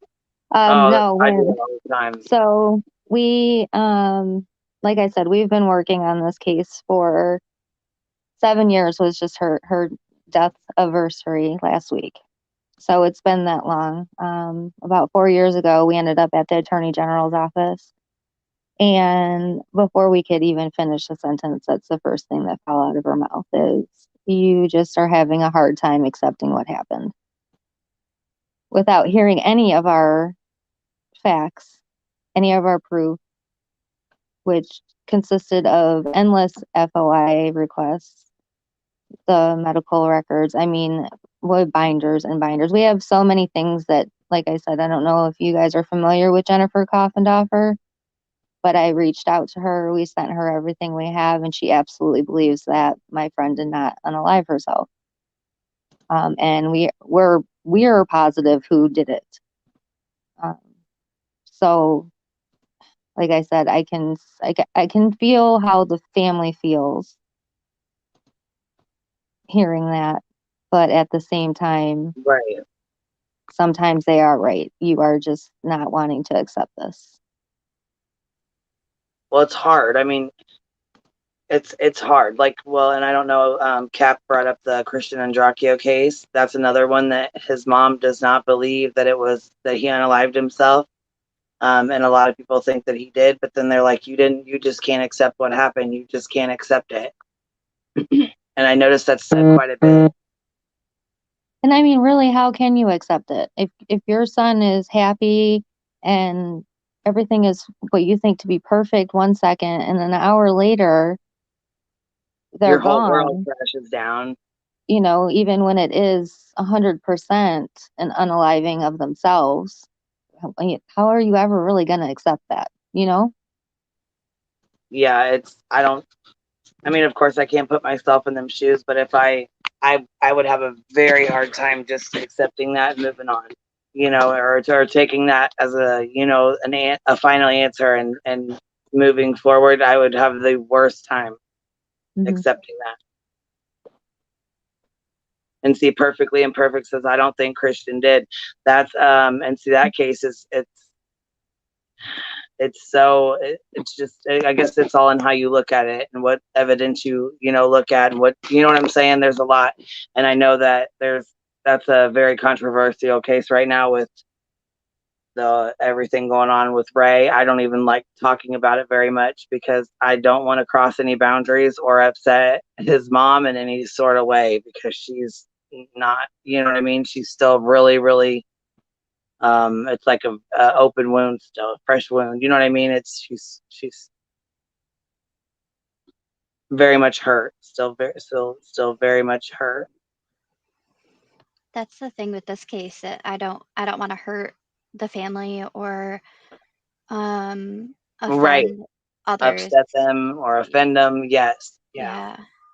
Well, and that's what I was saying too. I don't like to defend them either. Offend them either. And normally I defend the family, you know, I'm staying in it. And not to say that I won't with these guys too, but I know that people want to have open communications. They want to have open conversations. And I know that the parents will be brought up as well, because they always are. The parents are always looked at, you know what I mean? Cousins, neighbors, friends. Well, and another thing too is, like you guys pointed out, was the baby asleep or was he hiding in the corner scared? You know, that makes a big difference. Absolutely. Yeah. Yeah, I think it does make a big difference. Yes. And not only that though, both of them were gone that day, and he may not have known. But if this was him unaliving himself, he obviously had to have planned this to be that articulate with everything down to the, you know, nylon on his face, you know, at 3:30, 4 o'clock in the afternoon, broad daylight in the backyard, in his father's clothing. And see, that's another thing that's very sketch to me, is his dad's boxers or his boxers, you know, because when you're 12 or 13, that's, you know, a critical time in a boy's life. You know what I mean? A girl too, you know, they're going through puberty and stuff. I just don't see him taking his boxers off and you know, going out that way. Like, Well, playing devil's advocate, why would a murderer do that? Exactly. Yeah, that doesn't even make any sense for that either, unless there was some sort of essay involved, which I don't want to go down that route either. But wouldn't you think they would just put pants and a shirt on him? Why go the extra length Well, to the why his underwear? dad's clothing too? Why put his dad's clothing on him? Maybe to make the neighbors or somebody think that it was the dad instead of the son. Yeah, there's a lot that doesn't make sense. Yeah, it's just very odd. Like, why was he playing dress up in his dad's clothes and something happened, you know, or I don't know.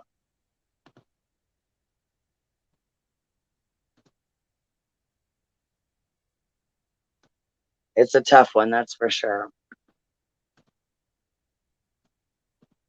I need to change the topic for just a hot second. Go ahead. I watched your replay about Brittany and your comment about her mothering, and I want to commend you for walking away for a half an hour or an hour to go tend to your family rather than spending your life on here, because it sickens me how many streamers spend all of their time with hundreds of strangers while their children are yelling in the background wanting attention. Oh, girl, I will turn my, I will hit the mute button and I'll just be gone sometimes. And I think that's, I don't want to be rude and interrupt, but I've been like that from day one because I just feel like it's more important. And also when your kids see you on your phone like that and they see you on here nonstop, I feel like it's important to show them you come first. You yes, come before YouTube. You come before my yes, phone. If you say, hey, I need you, or hey, I need this, or I'm hungry, or this, that, and the other, then I'm like, okay, give me 1 second, mute, and then I walk away. I feel like it's very important for them to know that they come first before any of this. and that's how it should be. I commend you for that. I really do. I appreciate that. Thank you so much. I'm gonna Jamal's back here. Hey Hello. man, what's up? What's good, girls? How you doing? I'm doing pretty good. Come to join the conversation with us? Yeah, why not? What you got to add?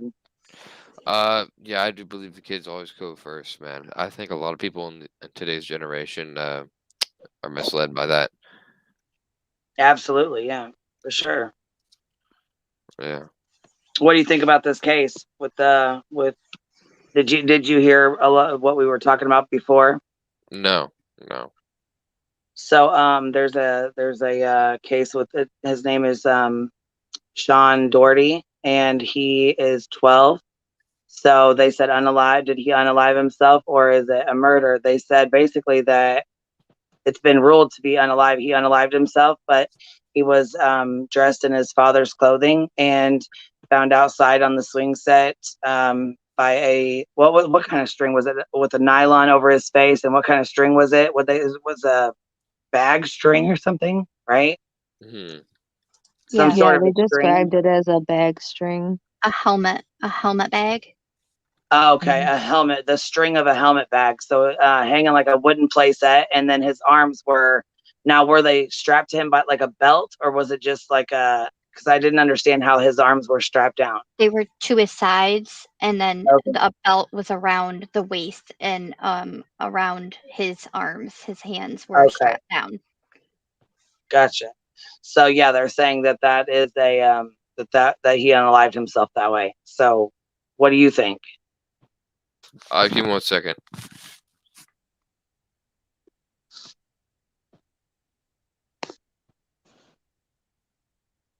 I think I mean, the more I talk about it, I just think there's so much more to it. Yeah, me too. I can't. I don't know.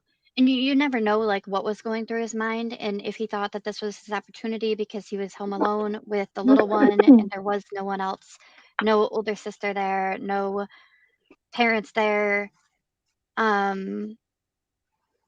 We don't know if there is something going on at school that he didn't want to bring up because he had issues with 3 other girls previously, they said in December, or around Christmas time, and so Okay, they I'm had back. resolved that. Sorry, go ahead. Go ahead. Oh, sorry. Everything okay?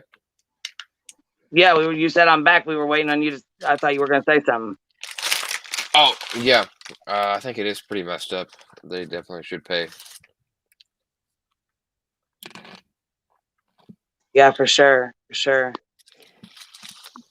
But I don't know if maybe there was anything else going on at school that because it had been resolved, if maybe when his parents told the school and then the school talked with the parents of the 3 girls, if it just kind of turned into a thing that was embarrassing to him and kind of made it worse before it got better.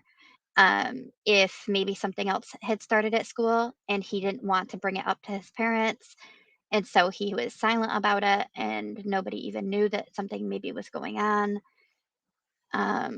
That's I a don't good know. point that I didn't think of. And possibly didn't want his parents to know. Maybe with the first incident, the mom went to the school. And for a lot of kids that age, it is humiliating to have your mom go to the school Super to embarrassing. quote Yeah. unquote fight your battle. Well, he was at that age. Okay, so from a male's perspective, how are you feeling about this? What are you thinking? Being that he was found in his dad's clothes. You're muted. You want me to unmute you? You got it? You hear? Okay. Yeah, so from a male's perspective, he was found in his dad's clothes, and he took his boxers off or whatever and was found in his dad's clothes and his boxers, and he had no shoes, no socks, but he was in his dad's outfit. A kid did this? Yeah. You ain't been listening, man, this whole time? You ain't been here this whole time? Not the whole time. Shit. Okay, so But okay. From what I'm understanding, because I have been listening for maybe 5-10 minutes now. Queen, Yeah. have you seen Zav Girls live? Oh God, is it? No, it's the one about She Sammy, says right? she says that she's talked to campers that night, and she thinks she's changed the whole timeline. Oh Lord, here we go. This Yep. will be another 3 weeks of that'll be her money maker for October. She's got nearly 4,000 people watching. I'm sure. Jesus. Yep. They should just stop calling in LE and just calling in Zav Girl.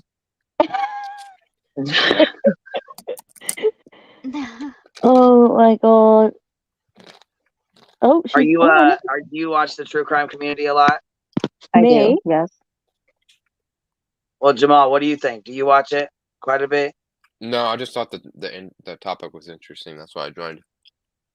Oh, gotcha. Okay.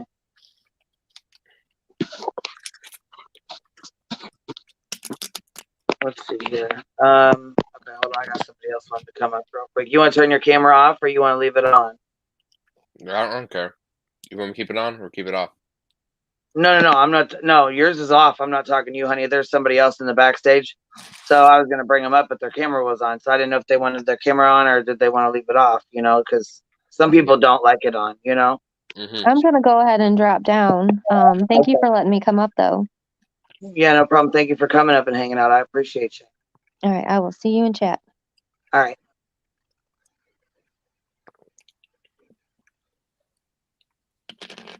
Let's see here. Marsha, you up here? Can you hear me? Okie dokie, never mind. Well, they're gone that quick. That was quick. Okay. Yeah, I was gonna say that was fast. You were up here and then you were gone. So anyhow, guys, well, I don't know. We've been on here about 4 hours. What do you guys think? Is this something we should be covering, or do you think we should just wait and see what's happening, or what do y'all think? Should we keep talking about it, or what? My opinion, I think we should look into it. Yeah, I think there's some sketchy shit going on. I have messaged the group on Facebook asking for some documents. I know it sounds really forward, but I've just spoke about the autopsy report because it's not out there, but the media have had it.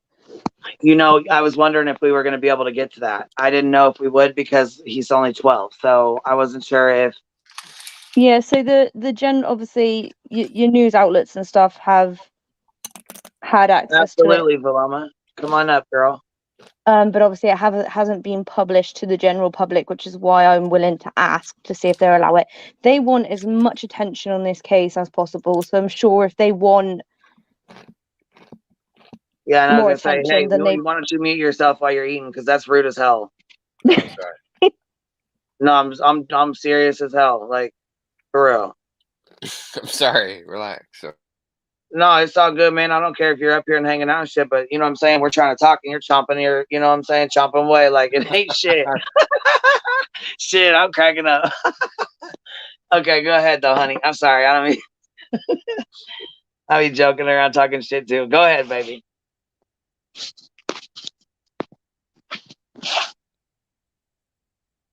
Go ahead. You can finish, honey. I didn't mean to cut you off. Go ahead. Oh yeah, no, I if they want as much, noise about this case, and they probably will give up certain information. We've seen it in the past with people. Yes. Okay. And so look, the mom just got a brand new job at the Pentagon. Yeah. I'm just like, that makes things even more like, what the hell? She needs to be so careful with that, though, with what's going on, and she's going to be thrusted into the media. Well, and that's what that girl was saying. It can be, Yeah. it can be bad. I mean, there can be, you know, devastating consequences that come from being thrown into the media like that. I mean, look at Dawn Wells and Candace Wells. They were not ready. They had no idea that things could be as bad as they got. You know what I mean? They were just, I think they were thinking it was going to be the perfect opportunity to try to get their daughter's name out there. And they didn't know how to act right and conduct themselves out here on the, you know what I'm saying? They're country folk. They didn't know, they weren't ready for it. They was Oh, yeah, not and that ready. turned around and bit them in the butt, didn't it? Yeah, they were not ready for it. Yeah. Like I said, I've spoken. I've got another mother on Facebook with another case. Like I said, this 20-year-old went missing out of Reno, and she's begging people to cover the case because it was covered about a year ago by a really big YouTuber, and it's just no one's talking about it now, and this girl's still missing. And she posted it up on the Facebook page. She's like, I need people to cover this on YouTube again. I need people to start giving it some noise. It's just sad how it goes. You know, 1 minute people are talking about someone, the next minute the next big thing comes along. Yeah, that's, hey, Vilama, what's up? Hey girl, how you doing? Hey, chicky chick. Good to see ya. I'm good I just talking to you. caught. How you feeling? I'm feeling much better. Much better. I've had a migraine now for several days, so I'm just waiting on the surgeon to give me a buzz. But much better. I don't know if you've ever tried AB's pain relieving balm stuff. I'd never heard about it so recently, but that is amazing for migraines and general pain. It's really, really good stuff. What is it called? I didn't even hear you. What'd you say? He calls it it's AB's world famous pain relieving balm. There's I'll have to send you the link to it. I ordered some and then I did a giveaway on my channel one night, but it's Dang, amazing our migraines. friend took off. I was gonna bring him, or I was gonna. I thought he wanted to come back up here, but he's gone. Dang it. Well, that's all right. He was eating his peanuts, and I was like, "Come on, man, you're being a little rude here." He was chomping. He took off on us, man. I hope you have a good day wherever you went, and whatever your name is, man. Have a good day. Maybe he clicked the wrong button or something. Yeah, I think he clicked the link just to come up and shoot the shit with us. I don't think he really even knew anything about the case. I had no idea. I think he just did it to come talk shit with us. Maybe, I don't know. He came to eat his dinner with us. He's seen you pretty girls up here, and he's like, I'm gonna go up there and chit chat, see what's up with you ladies. That's funny.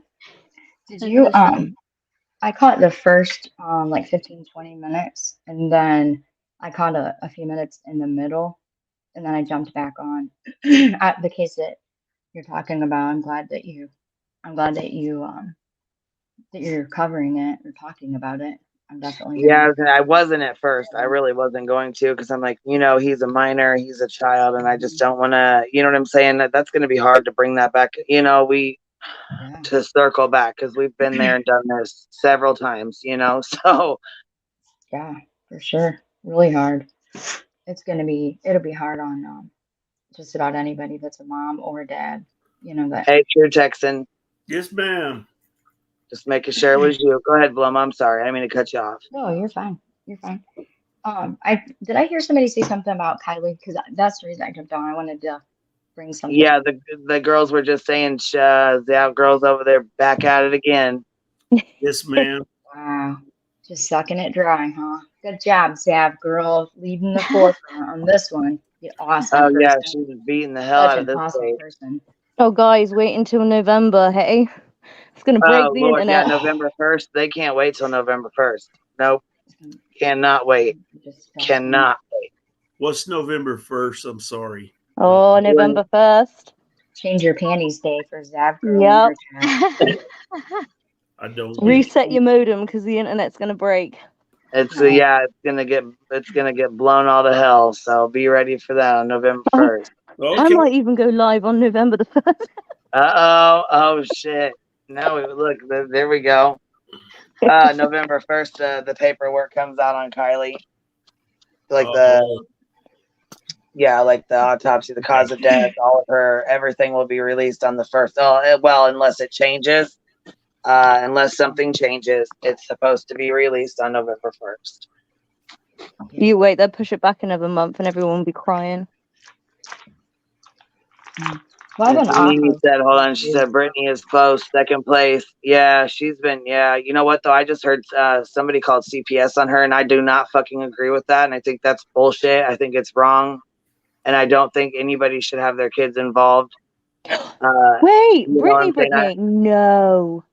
Wait, what happened? Brittany J that's from what I heard. I heard CPS got called on her. I don't know though. I don't go into her streams very often because, like I said, it's not that I don't like her, but we do not agree, and I do not agree with what she's doing. I think it's ridiculous. Okay.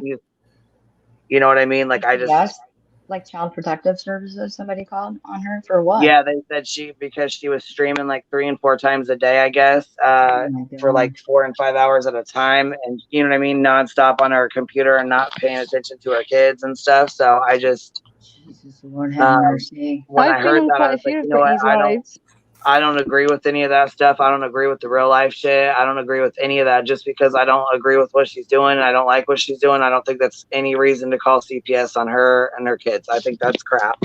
Amen, sister. All these perfect You parents got out men there. on other channels doing that shit too, though.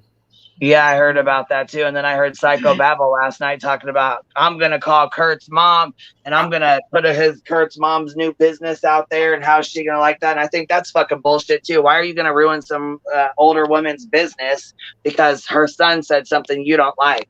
That's fucking wrong. I saw you pop up in the comments. I was on People another live. Yes, I sure did. Yeah, I was on another live and I started I like Kurt, so I do too. I think he's all right. And, I mean, you know, I saw him. We were on a live watching his live, and once he started talking about Kurt, too many people was talking. And I said, fuck it. I got off and jumped off and started watching his shit. And then, you know, the men are worse than the ladies on a lot of I do feel like that. I mean, it really is. And that dude with the guitar, did you stick around to see that? The guitar man, the Ryan Church guitar autograph? Yeah, I heard that. I was going to say, I heard that they supposedly, Ryan said he wanted to sell it. The kid said, no, he didn't. He never said that. No, that dude, he got some chemical cleaner, probably, I figured, denatured alcohol. He cleaned that autograph. He's so butthurt. He got on there on Babble's channel and cleaned that off right in front of everybody like that really did something. I thought, dumb. Wait. Who? Hold on. Wait. Hold on.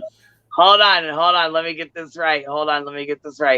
So the kid that the guy that Ryan Upchurch gave the guitar to, yes, took the guitar and scrubbed his signature off of it. His yes, on my Babble's God channel last night. And that was right after he was attacking, going after Kurt. And I'm like thinking, grown men. I mean, I'm sorry. I like listening to y'all stuff. I didn't catch a lot of it today.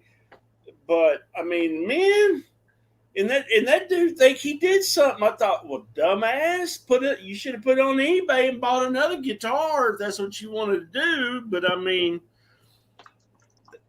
yeah. I mean, he scrubbed that freaking autograph and all that off there. I thought, whatever. That's hilarious. I saw your comment pop up while I was on there. I thought, she's going to jump in here. Oh, that's funny. You got to admit that's funny. It is funny, but it's sad. I mean, it's like, come on, fellas. Right. Sad. He's sad. What he's done is sad. But yeah, I agree, Buttercup. Just stop watching. Just don't watch them. There's people I don't I don't like, I don't watch. I got a question. I'm fired up middle of the night What's last night. I was off of excuse me, off YouTube for the last few days. I've been kind of in and out of chats, but didn't stick around very long. I just didn't feel very good. But I saw last night that there's a couple of these, I don't even have good names for them, channels that have videos. I guess they're making, is there a lot of rumor? I don't want to assume anything. I'm not going to watch these channels, but is there a lot of crap talk going on about Kylie's parents allegedly or possibly having a having had a life insurance policy? You know, what I read looked like there was a lot of people that were talking a lot of smack about. I can't believe she has a life insurance policy. Do you know if that's true?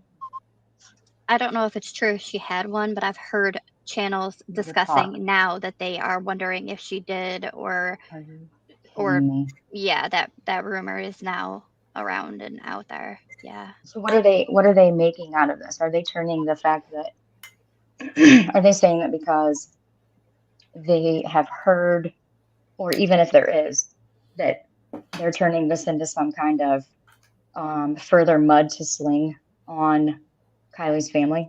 Yes. Sounds like to me. Yep. And talking like terrible about the mother. Yeah, talking awful about her. And like, are they insinuating that that would be a motive for somebody Correct. wanting her deceased? Yeah. Wow. And I just sat there like, you're kidding me right now, right? Like, as if the mother intended this, or are they implying that she planned it? What exactly are they trying to get wow. at? Yeah. Wow. Hey, This is a question. I'm just asking all of y'all ladies, because I presume most of you are mothers. How is that common? I mean, my folks never had a life insurance policy on me when I was growing up. I mean, is that common anyway, or is that uncommon? I don't know these days.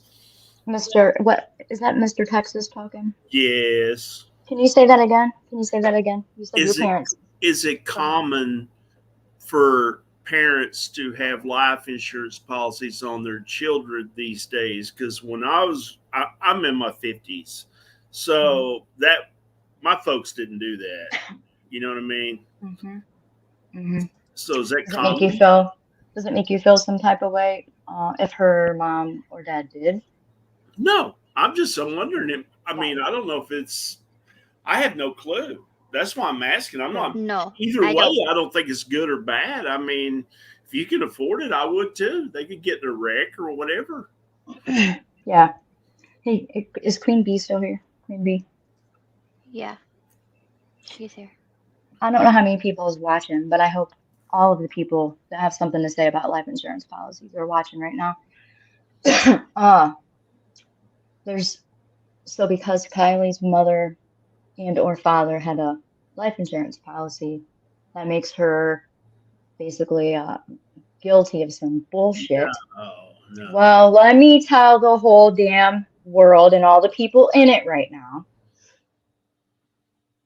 I had life insurance policy on my child. Awesome. And when he passed away, the life insurance policy was also something that people were all kinds of nosy about. So I'll say it like this. Think about your child, teenage, 3 years old, 6 months old, 25 years old, doesn't matter. Think about bad things happen to good people every day. Every day. And so, yeah, exactly. Lip Black, I'm not talking about Mr. Texas. I actually love Mr. Texas. I just didn't hear what he said. I had to swap my earbuds. I'm talking about the people that are on all these other channels. I'm glad I didn't watch them. But bad things happen to people every day, including children. And so think about you drop your child off to school or babysitter or daycare, or somebody's at your house with them or whatever. You go to work or you go to the store or anything of that sort, and you get a call. I got a call, go to the hospital.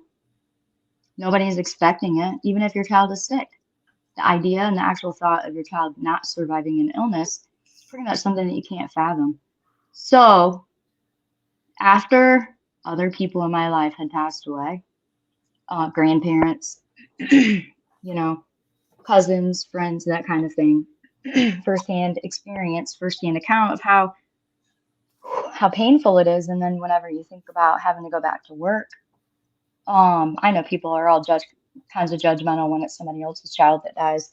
The whole world is standing on a platitude of socially acceptable cop-outs, ready to place the blame and this and that and whatever. But the truth of it is, funeral homes, God love their service because you can't get through it without them. But they're a business, and most of the time they're pretty kind and they do what they can to help out. But can you imagine having to pay your bills for 3, 6, 9 months when you are just every day trying to wake up and not wake up? I mean, the whole life insurance policy, I could see if somebody had, $1 million on their child, but let's talk reality here. Thankfully my son was a professional athlete, so I didn't really have to worry about a lot of the cost of a casket. Didn't enter my mind, not once, not one time. I wanted to do the best that I could do for him.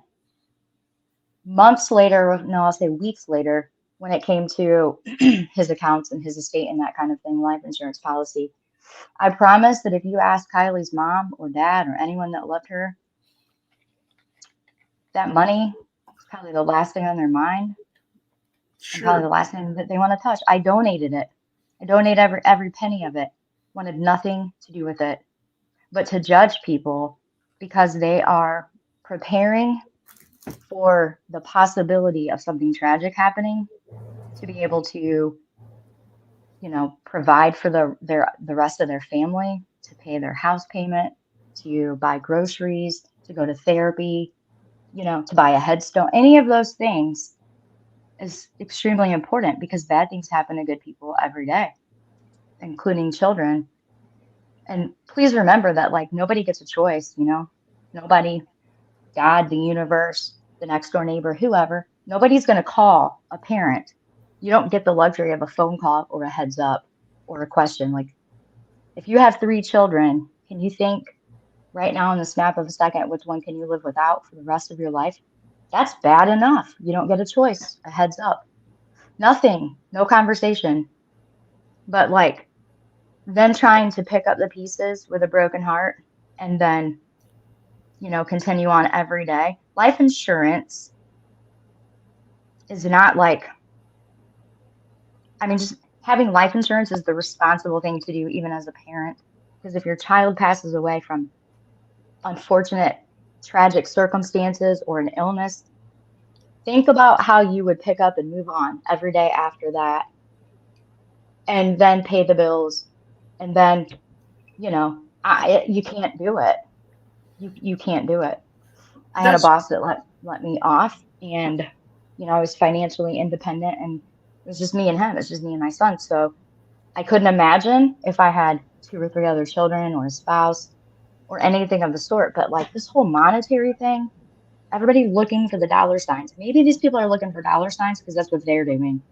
Maybe it's all about money because of their life and their contact and their content is all about money. So of course everybody else has to be all about money. You know what I mean?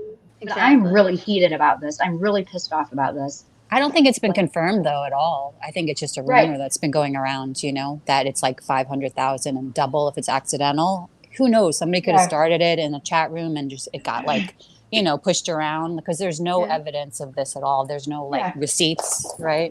And I didn't mean to upset anybody. Oh, Mr. Texas, you didn't. You didn't. I really didn't hear your question. I really didn't hear you. They couldn't afford it if even, back then. And, but, if you have a kid after they're born, as soon as somebody's born, you can get life insurance cheap. And then a few months later, they could come down with a major illness that bankrupts you. I think it's a good idea, but that's why I was asking because I don't know, Yeah. No, I didn't think that you were being smart or anything like that. I surely didn't catch. But the first 3 words that you said, I changed to earbuds. Well, I come across bad sometimes. I'm kind of like Queen Bee. I'm not a good messenger. Well, I know if you think about, the cost of a funeral, like, 20 years ago when my grandmother passed away, I think if I remember my dad and his brother talking about it, I think, it was like $15,000, $20,000 for what she had already chosen. I mean, I paid a heck of a lot more than that for my sons, but then to know that people don't even know, I mean, they're just making an assumption or starting a rumor and they don't even know. Like, it's not anybody's business. No, it's not. But for them to assume that or pick this topic to, I mean, like, ran out of content, can't talk about the sunroof anymore, right? Let's move on to the next, what's going to drag the money in. It's just disgusting. I agree. I do. And the thing about the GoFundMe stuff, I didn't think that. I mean, you think about all the expenses that occurred on the search, just the volunteers and the family shutting everything down. And I mean, I didn't think that was a bad thing, but that got turned ugly too. So, yeah. I mean, it's just crazy. Now she's a bad mom because there's a theory or a rumor that there could possibly have been life insurance. I mean, how many people in today's world actually have $30,000, $40,000 just for a funeral? Just for the physical expenses, not for therapy, not for lost time of work, not for the extended time off work, not for, food, the extras, kids' activities, all of that stuff. I mean, I'm going to be honest with you. If you have the extra money, the responsible thing to do as a parent, just in case you're not I never felt like I was buying a policy on my child's life. I'm not tempting fate. There's nothing like that. You are being responsible as a parent. You're being just like, see, we prepare for all the good things in life. We prepare for college. We prepare for marriage. We get 9 months to prepare for babies. But when it comes to the bad stuff, not only do we not prepare for it, but like, we don't even want to think about it. It happens to everybody else. It don't happen to us. It happens to everybody but us. Or if it happens to somebody else, they must have deserved that. Maybe that's bad karma. All of this crap is ridiculous. The funerals are not cheap anymore. And if you have to stand in a room choosing a box for your child's final resting place, do you really want to have to focus on or look at or go in with a budget? If you have to choose, funeral homes do the absolute best that they can to provide the best service. And I'm sure that they would probably give everything free if they could, but they're a business. But I mean, it's expensive and it's the last thing that you're going to want to do. So you want it to be the most perfect, beautiful thing that you can possibly do. So to judge a parent because they had the wherewithal to live in a reality that's true, that bad things happen to good people. That's why there's accidents all the time. just in case something terrible happens. It'd be like having life insurance on your spouse, on your parents. It's really no different, but it's being responsible. And I heard the same shit. I had people that I didn't give the information to that they wanted, people that I didn't kiss their butt. I didn't allow them in my personal space. They run with their insinuations and innuendos, and they don't care about the damage that they do. But I cannot believe that they're gonna. This one infuriates me. This one really pisses me off.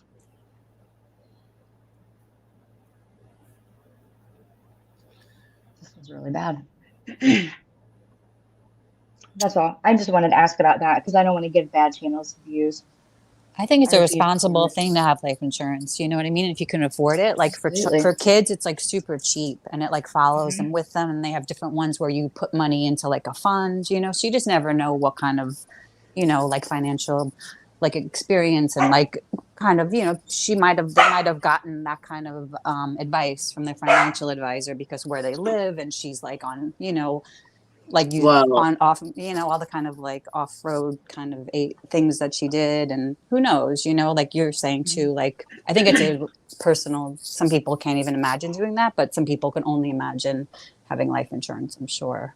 Yeah. You know, I want to add to something that girl said, and then I'm going to mute.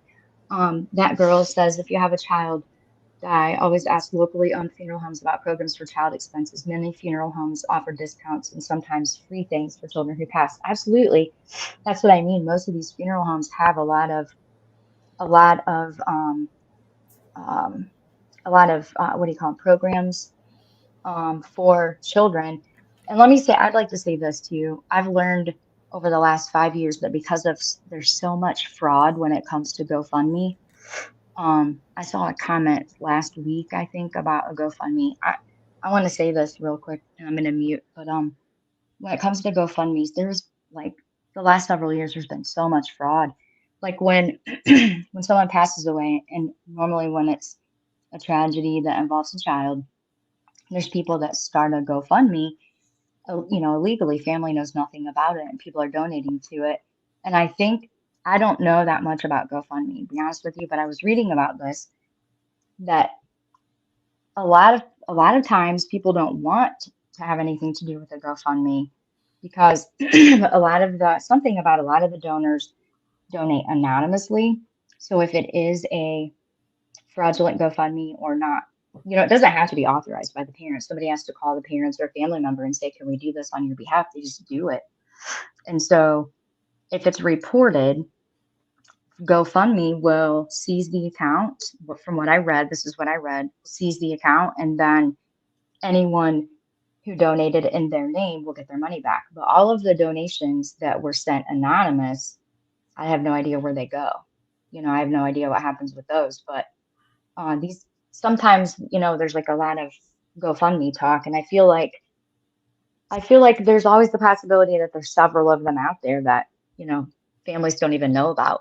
We had people, not in the county where we live, but in the surrounding couple of counties, we had people take buckets with his photo, not his race photo, but his, you know, just something off of social media, not involved with his sport, on the can, and you know, a little bit about his obituary that was not true, but didn't include names or anything. And people, they were donating coin and, you know, dollar bills and stuff at grocery stores and things like that. We had no idea.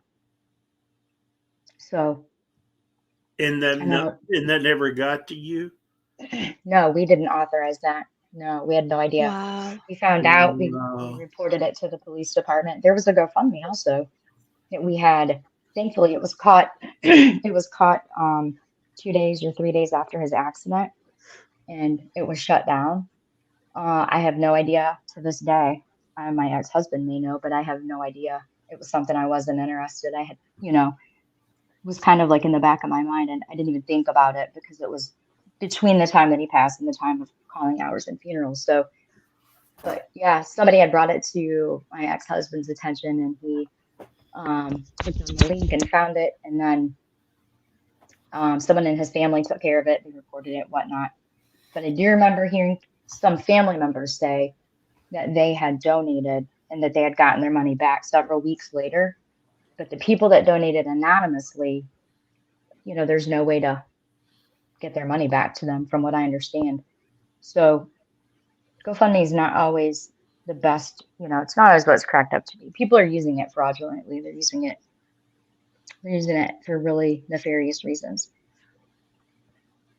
It seems like they Google search, you know. Yeah, I don't usually share GoFundMes. I don't support the GoFundMes. I don't like them put in the chat. I don't fuck with that. You know what I mean? If you guys want to support, that's cool. Do your thing. You know what I'm saying? But I don't put them in here, and I don't rotate them through the chats and none of that stuff. Right.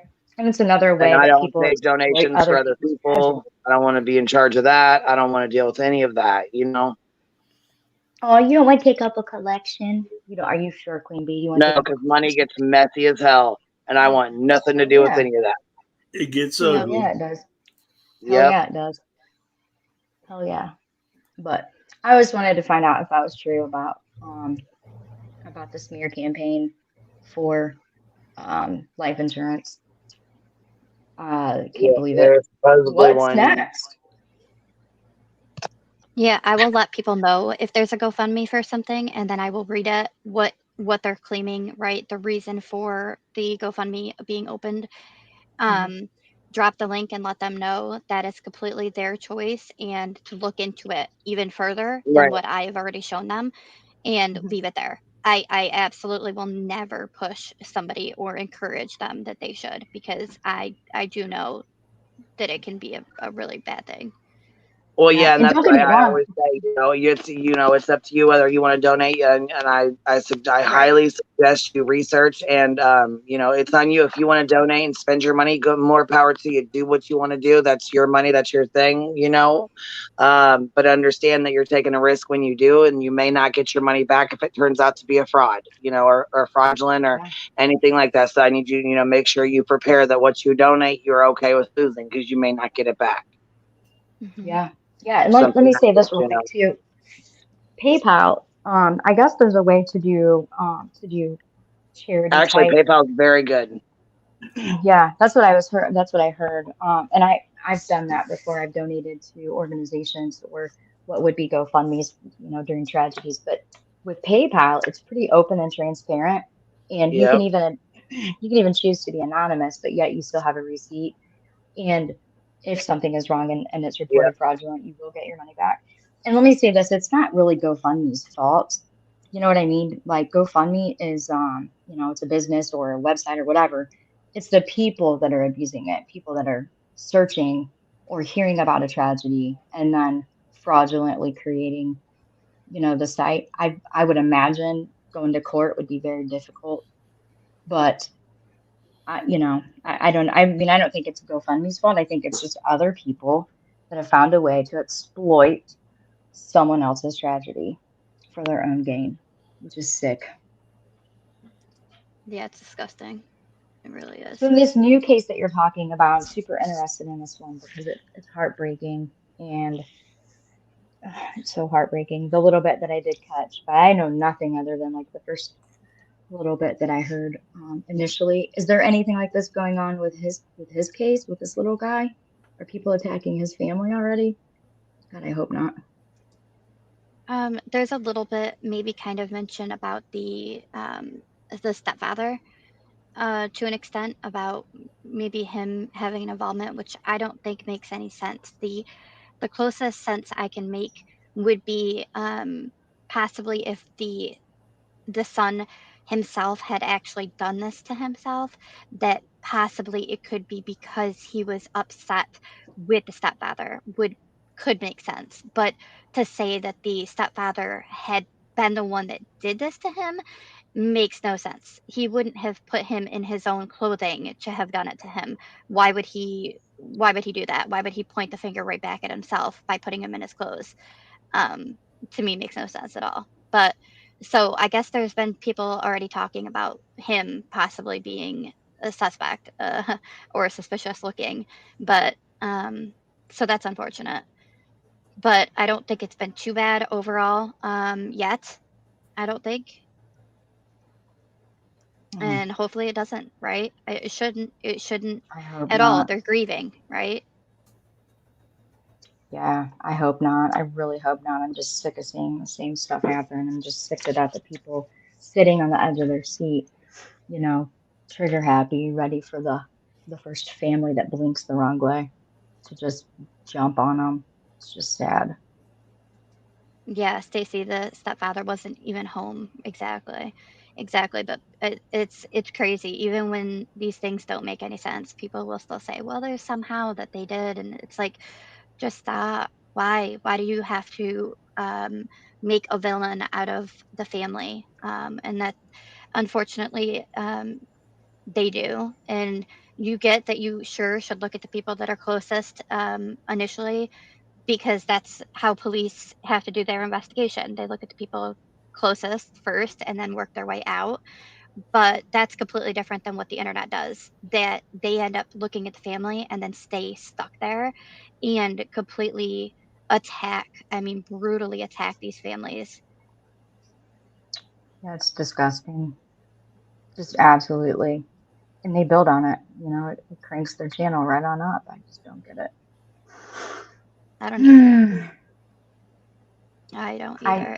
I'm not It's like familiar people with want to this see one it. at all, but I'm definitely gonna go back and watch the stream. I had to log off and lay back down whenever Chasing Truth, I think, Queen Bee was asking Chasing Truth about using a video, and there was talk about sound issues or something. That's about when I had to drop out. So I always wait to see, I wait to see who covers the cases, and then I kind of sit on it for a minute because it's hard. It's hard to watch these people just get attacked, you know, day after day, constantly, weeks. Zab Girl. It's hard to watch people like Zab Girl do what Zab Girl's doing. It's really hard to watch. It makes you want to not be a part of the community at all anymore. Really, it makes you want to delete. It's gotten that way with me. I got into this stuff because I'm just not going up church. Got on these channels and stuff, but heard shit. I'm not slamming it, but it's like, come on, let up a little bit here. You know, I don't know. That's why I kind of come over here to Queen Bee. Kind of straight to the point, blunt. There you go. It's out there, you know.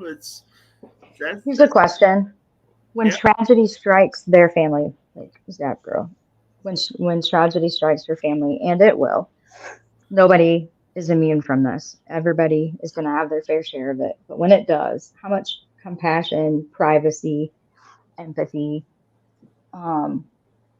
time, you know, how much is she going to demand from people or expect?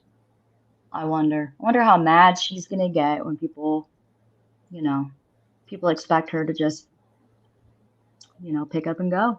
She's not allowed to have what she needs. She can't even voice her opinion to say what she needs. And people like her. It's not just her. There's a ton of people that are doing it. But like, tragedy is going to strike their life because it happens all the time. Nobody is immune to it. So I wonder, these people that are just going hard, doubling down, I wonder how much they're going to scream about their privacy and what they demand, what they need, and what they want. And when it doesn't happen, I wonder, you know, how they're going to feel. I mean, they can't say thank you. Any of the people that are doing this, there's an miss me with that thank you shit. Nobody's going to hear it. You can never say thank or apologize. You can never apologize for the words that you have already said to this family at the worst possible moment of their life. And there's no words at the right time. There's no words when you have a family loss. None. Yeah. A hug's about it. Yeah. I mean, it sucks, but like when they're suffering their tragedy, not maybe grandma, but like a cousin or God forbid, a spouse or a child. I don't want that to ever happen to another human being ever. I wish we could find a way to make that never happen again, because it should never happen, even to people who don't have empathy or compassion for other people. I don't even want to see those people suffer anything like that.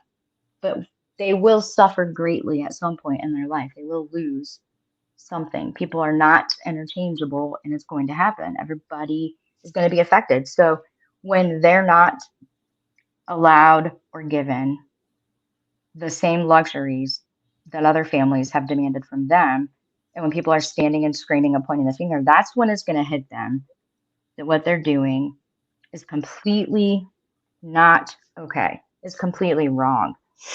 That's when it's going to hit them how terrible they've been. But in the meantime, they're just damaging people.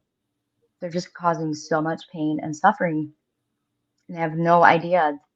They have no idea the words that are coming out of their mouths, the damage that it's doing. They just don't know. And I hope that people do give them, you know, space and time. I really hope nobody ever treats them the way that they've treated other people. But if someone does do that, I wonder what's gonna, you know, I wonder who's gonna have a front row seat to their pain.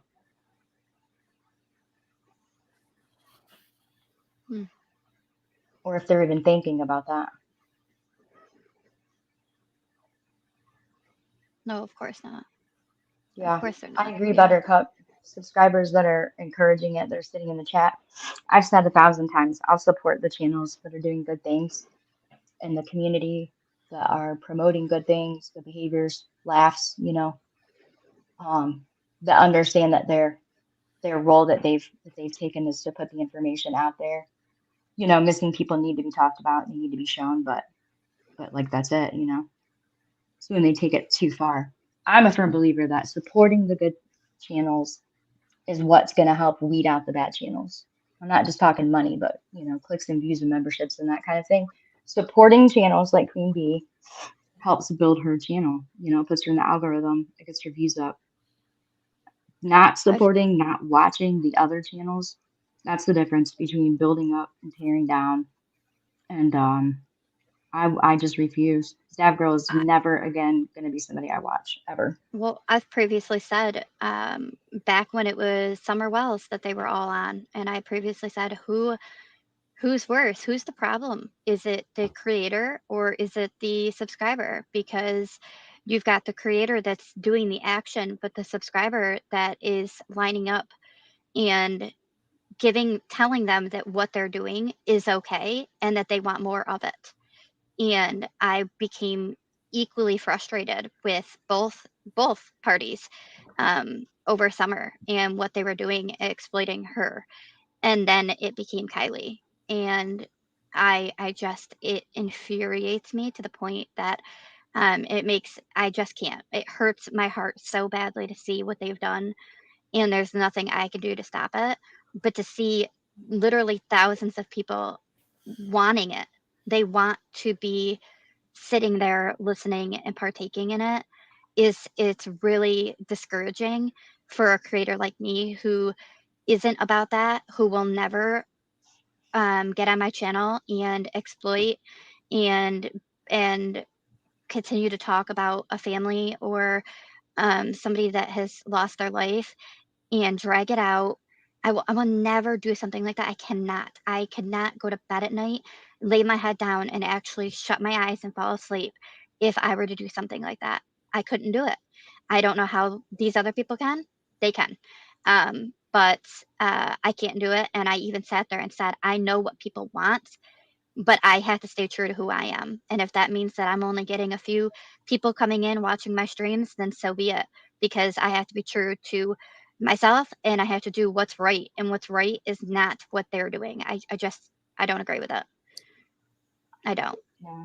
Amen. Well, as a subscriber, I'm glad that you acknowledge it and that you've kind of made it, you know, you made a commitment to, you know, sticking to doing the right thing. I appreciate it, and I'm going to go subscribe to your channel now.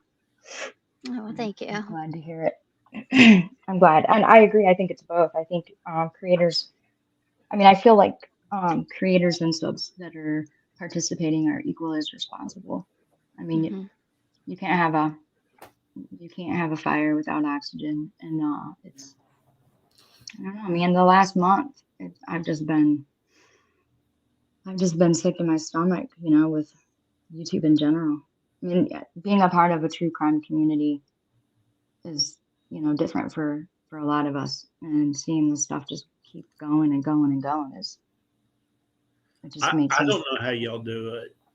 I can't even watch y'all every day. I mean, it gets to you. I mean, you sit here, you watch, you try to go lay down, and then it's like, it's tough. It's just tough. I mean, the news is bad enough on TV, and then y'all dig in the details and try to be cool about it. Some maybe not so much, but I don't know how you do it. And thank y'all for what you do. I mean, it's not pleasant.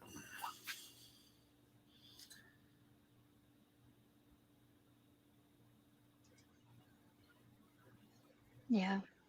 Yeah, it's a lot, but I know that if I have a passion for justice, and there's so many missing people, and that's what infuriates me even more, is that there are thousands, hundreds of thousands of missing people, and you're just gonna just sit right up on just one person who is not missing anymore. She's found. She has Yeah. lost her life, and you must wait for the process, right? Wait for the medical examiner, wait for the toxicology to come back. It's a waiting at this point, and that's it. And in the meantime, you have a voice and thousands of people that are listening, that you could be getting out the pictures and the names of these other missing people, that people may be living in that exact city or town where the person may be missing. They could be walking right past them, and you could really help bring people home to their loved ones. But instead, you're going to sit and talk about a case of somebody that isn't missing anymore. Mr. Texas, if I was near you, I would hug your face right now. You just made it make sense for me. I swear to you, I would hug your face. I would kiss your face off right now if I was I'd near take you. a hug any day. That's an awesome thing. You just cleared it up for me. My whole internal struggle. I'm telling you, you did it for me. You're a pretty smart dude. I came here to this whole true crime community because it motivated me in my grief. It made my grief more. I was more self-accountable with. I've talked about it before. I'm not going to go into great lengths because numbers will drop and people will disappear when you talk about this kind of stuff. But when I was ready to give up and not care anymore. Well, the first case was Delphi, and it woke me up and it motivated me. Like a whole community had no idea what happened to these two precious baby girls, and they were dead. And then every case after that, it has motivated me to put myself in check. To like, are you kidding me? At least I know how he died. At least I was able to give him a proper burial. At least I know this, that, and whatever. And there's people that don't know. And so it put me in check. And what's happening is, even though the families are getting Kylie's mother, God rest her little soul, Kylie's mother has also been given those same opportunities for her daughter. She's been able to do the same things for her. It's the people here that are turning it into all this other stuff. That's my internal battle. I have not been able to find the motivation because these bad creators keep they're Like right take now, the I think focus. they said Dab Girl's like, she's got like 5,000 in chat. So if I made a live stream right now and said, I talked to Kylie Rodney's dad and some campers, let's talk about it. You don't think I'm going to have a big ass fucking chat full of 700, 800, 900 people? You know what I mean? That's the difference between like me and Burden of Proof. We're not just going to go, talking about bullshit and throwing stuff out there just to have a chat full of subs and conspiracy theories and all this craziness. Amen, sister. That's the difference. I don't know if I butted in on the conversation or if I'm lagging because I had to jump in the car for a second, but you know what I'm saying. You get the point. No, Yeah, it makes perfect. sense. It's yeah. Because I mean, It's like feeding a frenzy. I can tell you right now, me and Burden of Proof, we could both right now. She could go on her channel, I could go on mine and say, new evidence, brand new evidence in the case of Kylie Rodney, or brand new proof that we where we spoke to a neighbor, we spoke to somebody that was out there that night, we spoke to somebody at the party, like Olivia says, and then she just says Jane Doe 1 and Jane Doe 2. So we could go right now and be like, you know what, Burden of Proof, you got Jane Doe 3 and I got Jane Doe 4. We done talked to 2 more girls at the campground and we got so much information to tell y'all right now. We could do the same fucking shit. Yeah. Well, Queen Bee, you want to impress me now? You come up with some new evidence of Jimmy Hoffa or JFK, and hell, I'll pay people to come watch you. But no, I'm just making a joke. But I understand what you're saying. I'm good with the little bit of people we got. I just, as long as I don't have to deal with, you know what I mean, bullshit, I'm good. That girl, I don't know what you're talking about, but you are cracking me the hell up. She said, yes, I got the egg texting and the boobies and the whole 9 yards. Yeah, Queen, that's why I come to your channel and keep coming back, because you do actually have a voice that stands for not putting up with channels that behave that way and that continue to exploit these cases. I appreciate it. I appreciate it. I appreciate that you actually say, no, it's not right. We don't do it here. We're not going to do it here. It's not okay.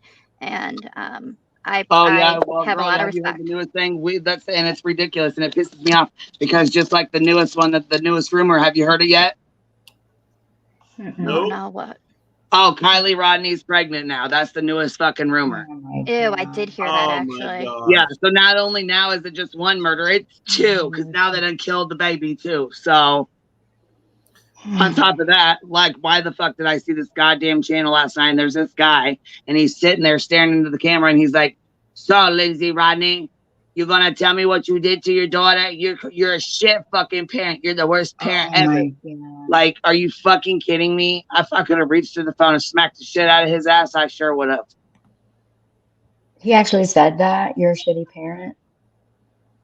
Yeah, he said a lot more than that. He said, "Oh, I wouldn't be letting my daughter go to that party. There ain't no way." Oh, really? Because you know what? I'm telling you right now, kids sneak the fuck around, first of all.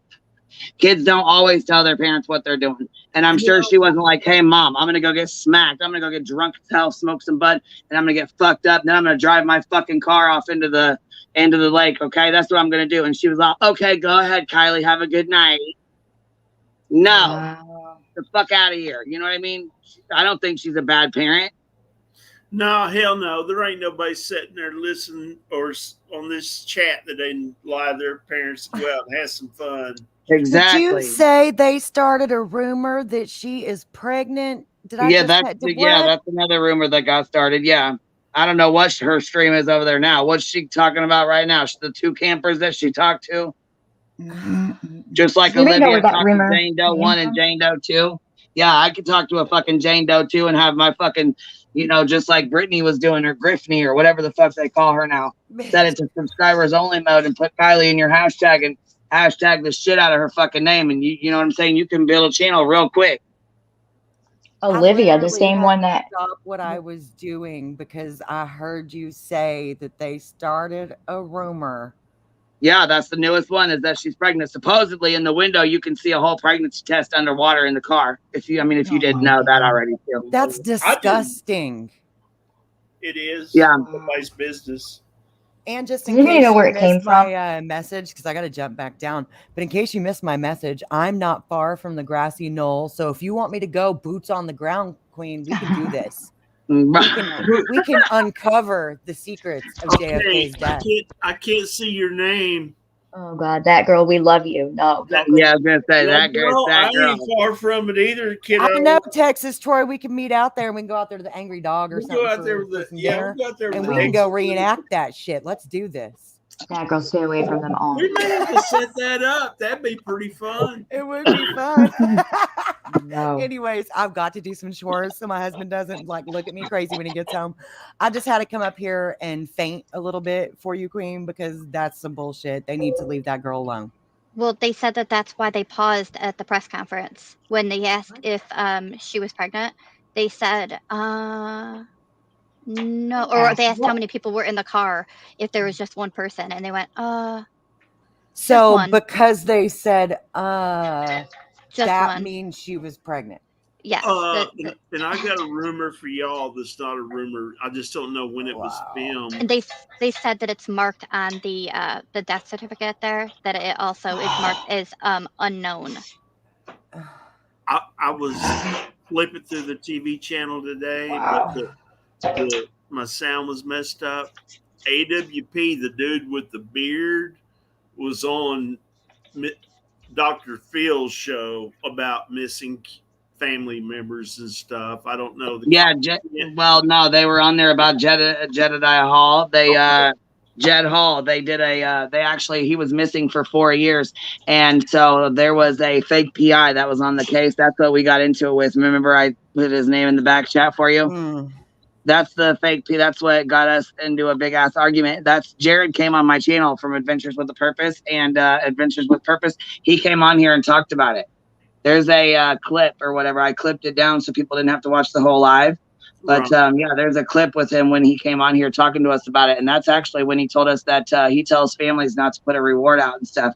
But it's that case that he's going in to find. They found Jed Hall within 20 minutes of being in the water. Awesome. I didn't And know he what was missing for 4 years.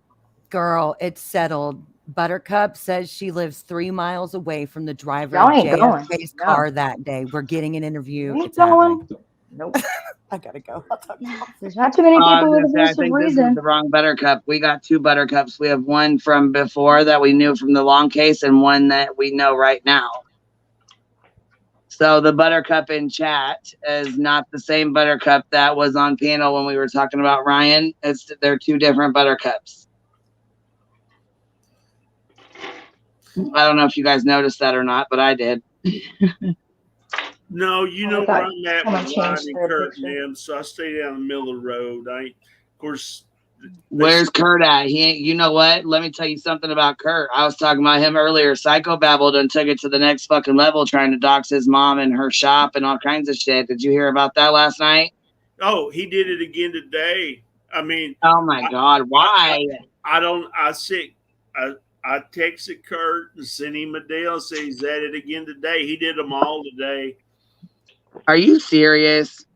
No, I'm not serious. I'm not joking, but I can't believe I'm telling it because I'm like saying it's worse than what I would say when I was growing up. A bunch of old gossiping women. Well, these men are worse. Damn it. Shit, PBR is off the fucking hinges. Look, scam. I love that fucking name. It says the channel is saying, as we speak, 5 people in the car, cussing people in chat that don't agree. See what I'm saying, you guys? Do you see what I'm saying? We got till November 1st for this bullshit, and then it's going to get even worse. I bet you. Probably. When They come out and say it's an accident, they're going to say, oh my God, corruption, you're covering it up. You're covering it. We know what you're covering up. You might as well just tell us what you guys are hiding. You guys are working with the family and everything. I see the stupidity now.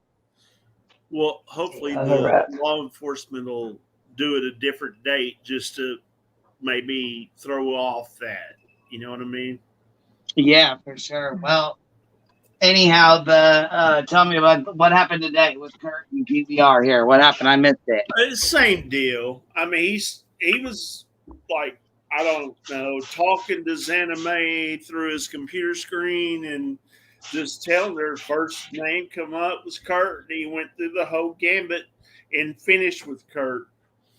And I'm like, I don't know that many people off YouTube, very few I've talked to on the phone, you being one of them, Kurt's been one of them. And my people meter, my bullshit meter is pretty good. And I mean, I texted Kurt. I said, he's at it again, dude. I mean, it's none of my business. I mean, I never said nothing about none of that stuff, but come off of it. It's like, he's on him, man. I mean, you go watch it. You know there'll be a live tonight. Come on, Queen Bee. That brings him. That's going to be on there. You know it is. I don't even know who these people are. You're talking about Kurt or Psychobabble? No, Babble have a live, and he'll go at it again. So remember, who said we don't even know who these people are? Me, Valoma. I don't know who these Okay, people are. Paloma, do you remember when we kind of went back and forth with Ryan Upchurch when he said Kylie Rodney's not real, her grandfather's not real? Mm-hmm. Yeah. This accident's not real, blah, blah, blah. Psychobabble is one of Ryan Upchurch's really, he was one of his, one of his major, big, huge fans, he really was into Ryan's music. He played his son was into drugs real bad, and they related, they had a connection. They bonded over Ryan's music and stuff like that. And he really enjoyed Ryan's music. And then he heard Ryan say that Kylie wasn't real. And first he heard the Xanamel stuff and was like making fun of it too at first, because like a joke. And then it got real fucking serious real quick when he figured out that Ryan was being serious and that this girl was being attacked, and it was just, you know, that Xaname or whatever. And it got to a point where it was really bad. She was getting death threats and stuff like this because Ryan made a video on her. Well, Psycho Babble Rap, which, like I said, was one of Ryan's big fan, like one of his biggest fans. I won't say the biggest, but one of his bigger fans, you know, basically turned on him and said, I like his music, but I can't stand behind somebody that's going to say a teenage girl isn't real, which I got to give him kudos for that. He stuck up for what was right. He stuck up for his anime. He stuck up for Ikmel. He's stuck up, he stuck up for Ronnie too. But I'm telling you right now, basically with him going, he goes super hard over his anime. And I feel like he's also beating a dead horse. Ryan's already done and over with this. He's done. He has nothing else to really speak on. He ain't even been back on here in 2 weeks. He doesn't care about Kylie's case. He didn't care about it before. So he's not going to come back here and go back into the case and start talking shit again. He doesn't care. He's already been moved on. Right. So I feel like the way he's like beating the hell out of this, like it's like beating a dead horse with him wanting to have him apologize to Xaname. First of all, Ryan is Ryan. He's not gonna fucking apologize. Right. He's a grown adult. You know what I mean?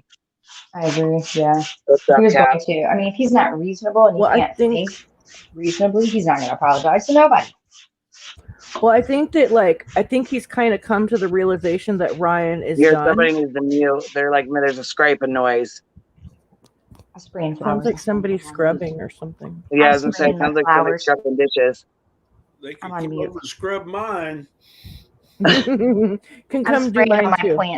My house plants. I was. Oh, that's what that sound. Oh, spraying them. Okay. She was standing there spraying her plant and talking. I was.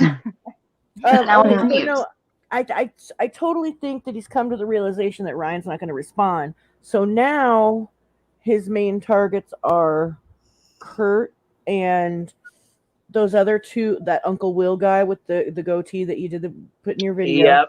And that bad actors, fucking false flag, the other trucker guy, and some other guy named Patrick, right?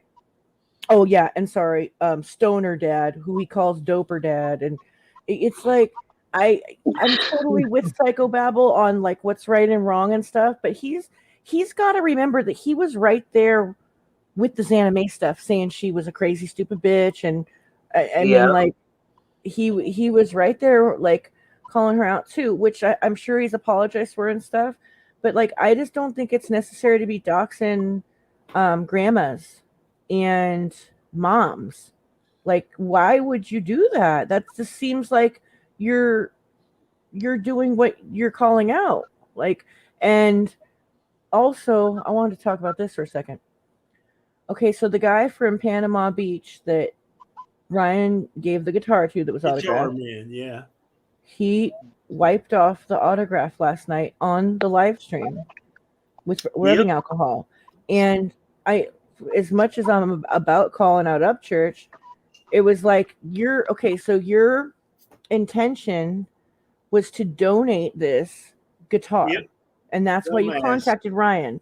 So now that what Ryan did to that guy was wrong as fuck. Like typical, childish because he said Ryan behavior. He sold the guitar or something and he didn't. Right. So he got, his Creek squad after him, and you know what I'm saying? I mean, we dealt with their bullshit. I mean, I still have ignorant fucking people coming in saying, you're gonna lose your channel, you're gonna get sued. That's so funny when they do that. I'm like, shut the fuck up. You'll get flicked in your damn nose. Get the fuck out of here. It's so funny when they do Get out of my damn face. I'm so sick of them fuckers. What I didn't like is that they encouraged him to do it. I felt like it was a knee-jerk reaction out of anger, and maybe he felt like he needed to do it like because he really looked up to Ryan, and Ryan like hurt him, you know what I mean, and really fucked him over. But everybody on panel's like, you're so brave for doing that. No, that was a bad decision. Like, stupid. It was really a bad decision because your first intention was to donate it. Why didn't you just go ahead and donate it without his permission then? Amen, sister. That's it. Like, everybody was like, you're so brave. You're so brave. You're so like, I'm like, no, he's not that. Why are you guys?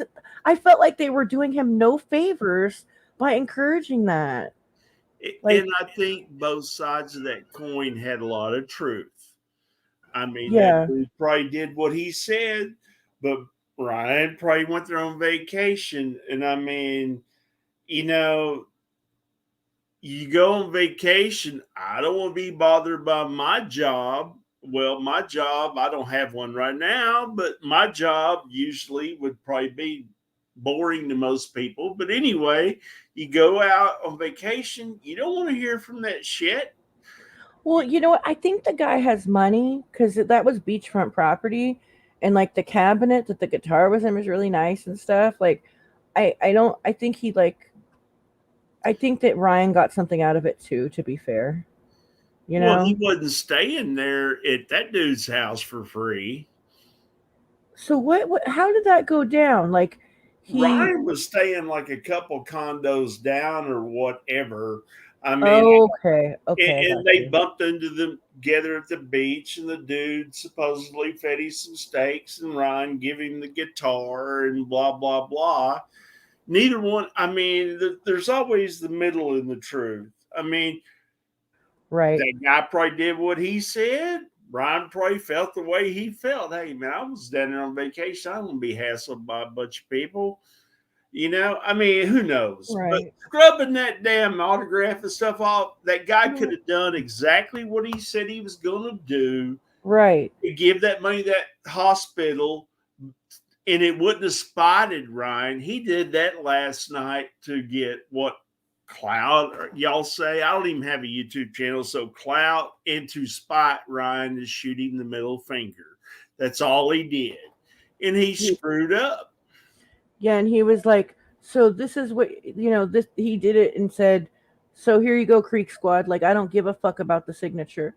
Well, it's still like a really expensive guitar. Like, Yeah, Martins are good guitars from what I've heard. I mean, Yeah. I watched some musicians, and Martin's the good acoustic guitar. Mhm.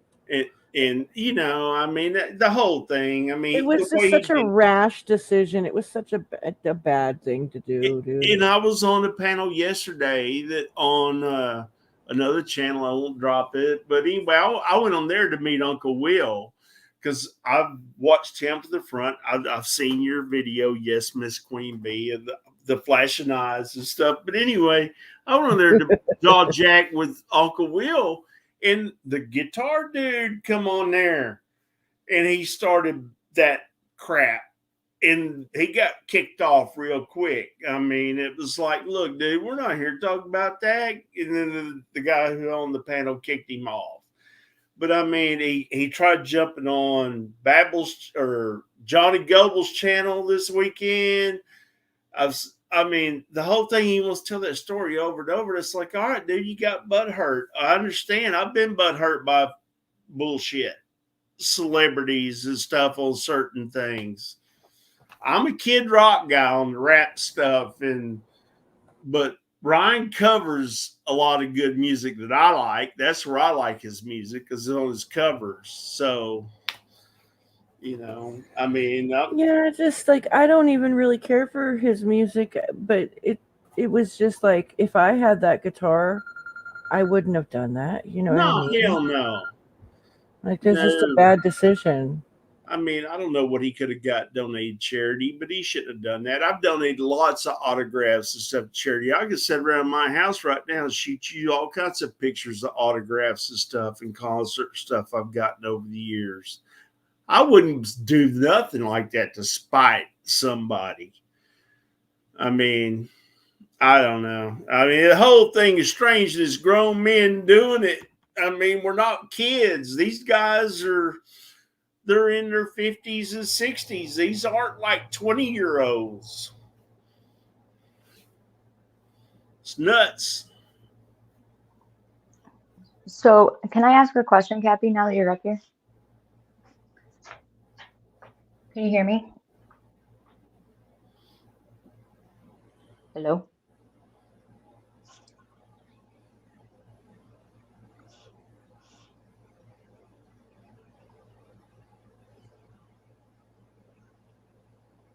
Hmm.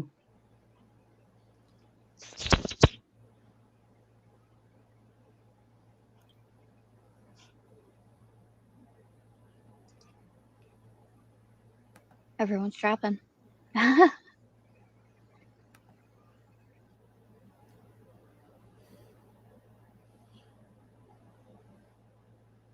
What's going on? I don't know. That was kind of weird. I think that she thought that Cappy was up here still or something. I'm not sure. Right? I think.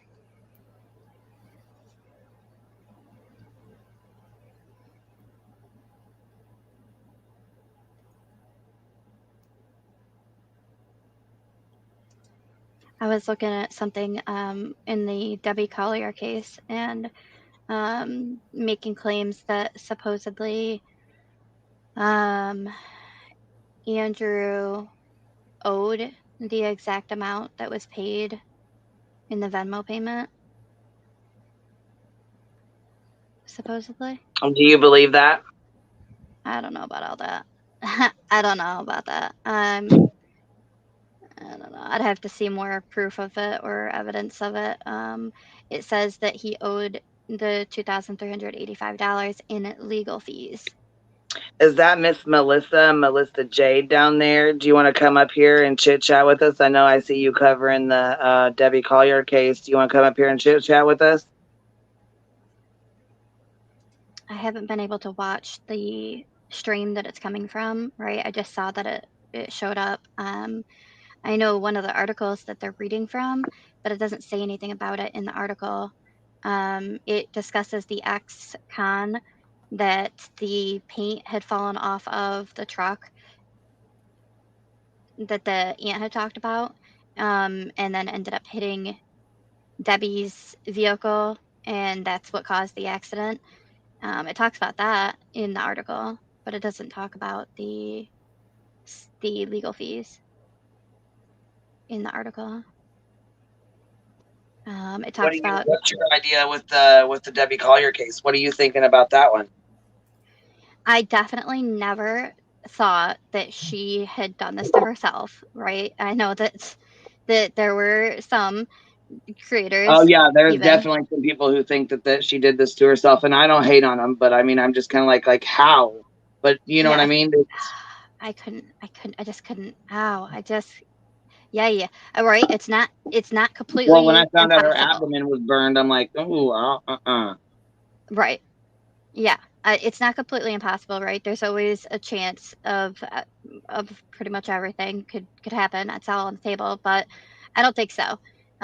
It does make it more difficult in the time frame that there was, but I had started to pick up on the fact that I thought she sent that Venmo possibly from the parking lot. So when they came out and said she didn't leave right away and that she did sit there for 10 minutes, I'm like, okay, perfect. That fell in line. That made a lot more sense. And then she shut her phone right off. That is very strange to me that she is the one, but they don't know that she's the one that sent it, right? That it came from her device. They don't know that yet, what device it came from. So that's kind of interesting, but I don't know. It is a strange case. It's just strange all the way around. I do think that the daughter is very sus, very, very. I'm not going to definitely put blame in any one direction or another because I don't like to do that, but you can't, there's really no getting around that she has made herself seem, stand out. She definitely stands out for sure. So this I think her report, and her boyfriend do. Actually, I think that both of them do. But Yep. like the more I think about it, and the more I think about stuff, like I don't know. I don't know about her daughter. Like my mind, I keep bouncing back and forth. Like sometimes I'll hear something that's like, then I'm like, you know what? Yeah, definitely. And then I'm like, no, got to be somebody else. That's too. You know what I mean? Like I keep going back and forth with it. Right. Initially, I thought the daughter, and then I quickly was like, no, because why would she send herself money then? Why would she put, and I'm like, that's somebody trying to divert attention toward her. It's somebody else. And then I went back over to, then I did think maybe she had something to do with it again. So Yeah, I I went back understand. and forth, and I'm like, it was real personal. So whatever happened, but then I'm like, you know what? Just like with Chris Watts having the significant other, you know what I'm saying? Like I was thinking, what if she, or what if she was having an affair, or what if her husband was having an affair, maybe? Right. And Right. something happened. I guess you just really never know these days. And a friend of mine, okay, so here I'm going to tell you a quick story. A friend of mine, she was she was married for like 20 years, got out of this marriage, she was single, went to the bar one night, and she never came back home. Her daughter's like, what the heck, this is not normal. They filed the missing persons report, and she was found the next day, strangled in like a kind of like a ditch, like a ravine. And it took them a couple of days, but come to find out it was just some random guy that she had met in the bar, and he wanted to, have sex with her. She didn't want to have sex with him, and he, started trying to force her. She fought him, and he choked her and killed her. Wow. And it happened that fast, it was just that fast. He left her laying there. It took a few days, but Wow. Yeah, it can be really quickly, and it does make you wonder, like, because you question why would she have been that far up, especially when there were already as many Family Dollars down by her house as there was. Why would she have gone that far out of her way? She wouldn't have gone that far out of her way just to get to that Family Dollar. That's strange. But to think of a possible affair, not that I'm putting that upon anybody, but just thinking of possibilities, that could be one that definitely would add up of why she would have gone that far up and out of the way. This report says from the ex-con, it says that driver 1 had metal items on the top of the van with the ladder. 1 or more items flew off of the van and hit vehicle 2, resulting in damage on the driver's side of vehicle 2 front and front quarter. No injuries. And it shows like a little draw up design of like vehicle 1 and vehicle 2. His last name is Martinez. It says that he faced a slew of misdemeanors after allegedly pulling his ex's hair while she was holding their child in early 2015, sending them both tumbling to the ground. He does not appear to be part of Georgia's parole system. Most of the charges were dismissed in a plea deal in which he admitted to 2 counts of disorderly conduct. He was sentenced to 12 months of probation and would have been off 6 years before his accident with Collier. And a search of Georgia records found no evidence that he had ever been found guilty of a felony, sent to prison, or been paroled. Interesting about that. yeah, as I said, that's pretty interesting there. Thank you, Tony, for becoming a new member to the Hive. Welcome to the Hive, baby. So he was driving without a license and operating a vehicle without securing the load, is what he did. It was a metal item flew off the roof of a 2009 GMC Savannah van, slamming into the driver's side front end of Collier's 2020 Ford Ranger, causing an accident. According to the incident report, no one was injured. Police cited him. He's 48 years old.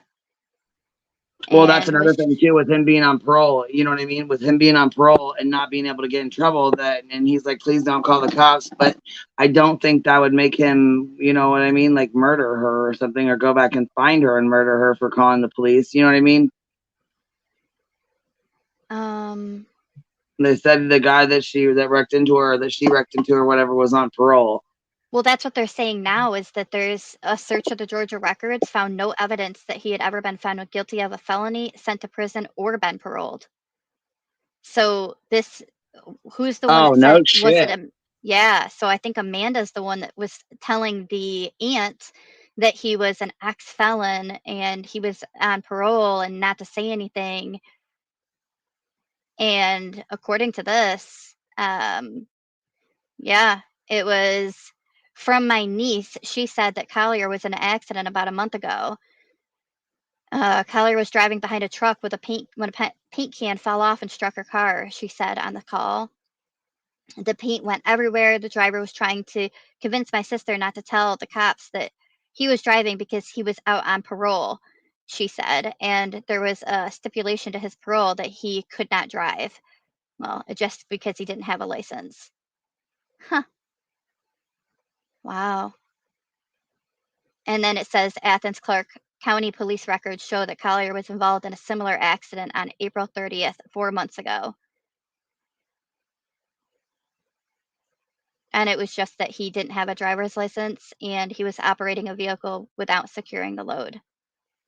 But he, in fact, had no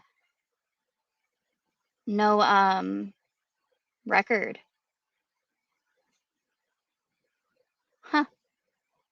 That's interesting. So that might be another thing that she, I don't know. I think that he probably did say, right, that, don't say anything, but it was because of a license. Yeah. Unless the whole thing was made up, but wow. Just gets Yeah, I was more. gonna say Amanda seems to be making up stories, and see, I don't know. TikTok, they said, okay, hold on, any day now. I have a feeling they're gonna arrest Amanda. Like, I really do. Even if it's not on the murder charge, maybe it could be like on suspicions or, using her, sending the money to herself if it comes up that she's the one that did that. It's very strange that they don't know where the money is. That part. Yeah, where the hell is the money at? Where you would know? Okay, if you got sent $2,500, that shit should still be sitting in the fucking bank. What'd you do with it? Exactly. And I think that was the beginning of a downfall for her when they said, okay, so she sent you the money, right? You've got the money still? No. Well, where is it? What'd you spend it on? She probably tried to come up with some bogus lie. And they said, okay, well, we'd like to take a look into that. And when that didn't pan out, they said, okay, so really, where did you spend it? Yeah. If she spent that right away, and I mean, that is already showing motive right there. If you receive that money and then spent it right away. There is a comment from who is believed to have been Andrew on a Facebook site under Debbie Collier's name. And there's a man that's been commenting under Andrew's name or under MMA something. And he said that the reason that Amanda didn't call right away was because she was cleaning. So she didn't get the message from her mother, the Venmo payment. That's why she didn't call the police. And it's like, yeah, but she did end up calling her mom supposedly right away, I thought, and was driving around looking for her, I thought. The money is long gone. See, I thought they told her that I thought they did not give her a specific address there, like a specific spot. They just said, hey, we found the car here, and she made her way over there and found the car. Like, they didn't, you know what I mean? They didn't tell her exactly where it was, but somehow she knew exactly where she was. Exactly. Yep. She drove straight to it. But see, and that's another thing too, is she may not have had anything to do with the actual crime, but it's like, did she plot, or was that her trying to pay somebody? Was that $2,500 or $2,400 for her to pay somebody? Exactly. I don't know. It's just it's very odd, and it's very odd that she doesn't have answers for these questions. Yeah. But it makes me feel like her boyfriend's just as guilty, because he kept trying to say, well, she takes my check and spends $500 a week on dope. Okay, why not? Like the officer said, why not go, stop her? Why not check, they cancel the card? Why are you allowing her to do this? He's like, oh, I don't know. We just got it canceled, and I started getting a paper check. Well, yeah, you should have done this shit a long time ago if she was taking that money. I think she was taking that money to go pay the dope dealer because they both owed. Absolutely. Totally agree with you on that. Yep. Yep. And he didn't have an issue with it. And then all of a sudden he decides that he's going to have a problem. What? Because he couldn't get into the house? So now he's going to call and say that she's taking money out of the account and try to put the blame strictly on her. Well, yeah, and that's another thing too, is like what, hold on, the items that were found at the crime scene, was it for a football game? I don't know. That's what we were thinking too, because she had that football jersey on, but then I'm like, why, what would she be doing at a game like there? You know what I mean? When the game was all the way down in the other direction. Steve called Ellie, not Amanda. Yeah, I know. Right. And when Steve called, everything he said to her, everything he said to the law enforcement was either wrong or messed up, wasn't it? Because he was getting his information from Amanda while he was calling. Yeah. Yep. He was relaying anything that Amanda said is the information he had. So he was relaying it, said it was a text message, not a Venmo message, didn't even know about the money, was talking and Kate about said the game was the other direction, so that's not going to work. Hey, True Texan, what's up? Yeah. No, just jumping back. Oh, hey. Yeah, so I don't know about that. I don't know about the... What'd you think about the video, like the video of her sitting in the parking lot for those extra few minutes? I know people were like, oh, we can see stuff in the back window. I can see somebody was in her back window. I didn't see anybody back there, but then again, I got bad eyesight, so. I have, I see pixelation. Like I see like pixels kind of shifting. Like the whole, I kind of see like shifting. So I do see movement, but I don't know that it's a movement only in that back window, but I do see movement. But a lot of people are saying that they believe for sure that there is somebody in the back. And what I will say to that is that I'm shocked that law enforcement ruled out and said, like, no, we're confident that she was alone and by herself. How can you be confident with windows that dark? I'm shocked. I'm really surprised that they would say that, because we have no idea if somebody wasn't in that vehicle her entire drive up with her. I mean, there very well could have been somebody. What if she talked to her daughter at 12?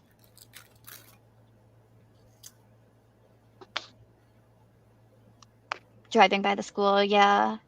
And then they still haven't found, as far as we know, haven't found her driving back the other direction, which some think is strange, but as they said, it's because there's so many different, there's so many vehicles that travel through there. They're not going to let me go. I would blow up their phone and anyone else's. Right, and law enforcement. I would absolutely be calling law enforcement right away if I got a message that said they're not going to let me go. True Texan, what do you think about Debbie Collier's case? No comment because of ignorance.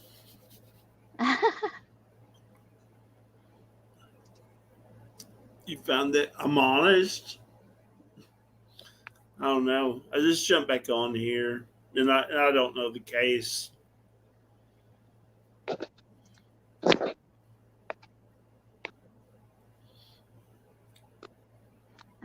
We really don't know how many times. Right. Yeah, and Amanda continuing to call. Yeah, I was gonna say, Glitter says here, my van's windows are that dark, and you can't even really see in there with your face up to the window. So I guess it all depends on like the window tint. Yeah. But it does look really dark. Hold on, Laura Lee said Amanda and Andrew highly sus. I think so too. And everybody's like, no, Andrew had an alibi. And so did Steve. Well, I know Steve did because they said he was at work, and they had him covered. But what about Andrew? What is his alibi? Because I didn't hear nothing about it. So do you guys know where he was at when this happened, or where he was, where he was at work, or? No, I don't think that I've heard anything about where he was. Off the top of my head, I cannot think of where he was. That's a great question. I don't know that we have heard about Andrew being anywhere during that time. Yeah, okay. Laura says, me neither. I've heard nothing, Laura Lee. Okay, what about this? Lip Block says, this case makes my head spin. Me too. This one makes my head spin too.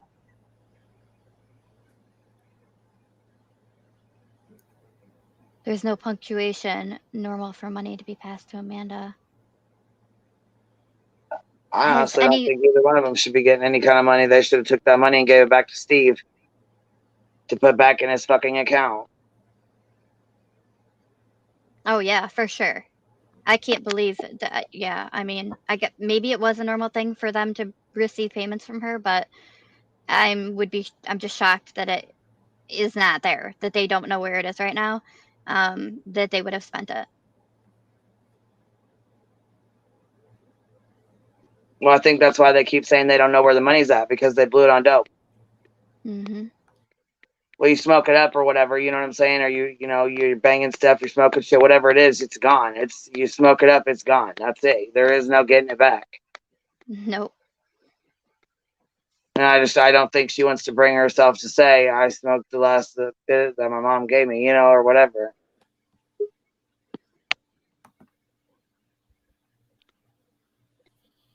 What's up, chick? Hey. What's happening? So yeah, with this case, we haven't been told where he was. There's been no mention of where he was. That's what I was wondering. And they keep saying we've put out, we've done search warrants, and we've, you know what I'm saying? They keep dropping little clues, and it makes me think that, that something's up with him. Even Amanda, but him so too. Yeah. Yeah. Something's going on. I keep feeling, and I keep saying Amanda, but now I'm starting to switch that maybe it was him. But I really do feel someone was in that van in the parking lot.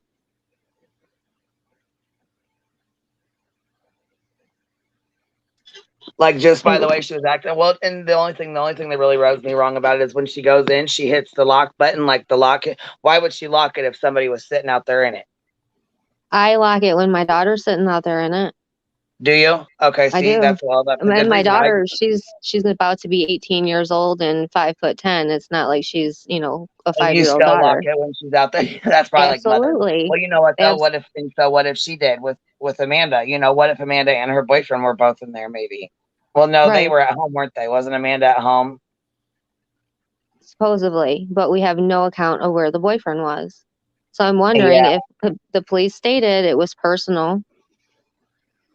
It was somebody close to her. This was a personal attack. Are they not mentioning or are they not bringing to the public his whereabouts because they're on to him? That's my line of thinking. Like I feel they know who, and they just need to get enough proof to make a good arrest, to have a strong enough case to where once they get him behind bars, there's no chance of him getting back out. Right. So is this the case in like the black SUV or van with the blonde haired mom? Is that what y'all are talking about? Yeah. It just happened? Yep. Okay. The name didn't ring a bell, so now I know what we're talking about. The Debbie Collier. Debbie and Steve. That's her name, and her husband's name is Steve. Okay. Yeah, I seen that lady on Fox, Nancy something talking. Great. Yeah, she was on it the other like 2-3 days ago. She was all over it.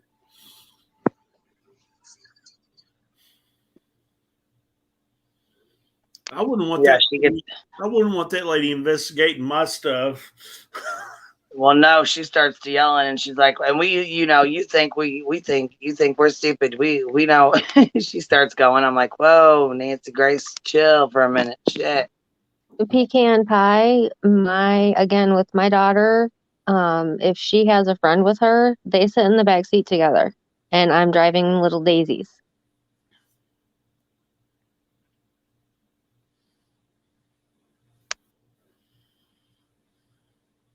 Amanda could have, if it was Amanda in the van even, or whoever it was, could have started off in the front seat and then decided to move to the back seat. True. Because the way she pulled out, even after she pulled out and then stopped in that other spot by the pole for 10 minutes where we're assuming the Venmo was sent. After that, when she drove off, the way she drove through that parking lot to me seemed suspicious. She was like zagging through the parking lot rather than just going straight and then turning right to the approach to the next street and then turning right onto the street like she did.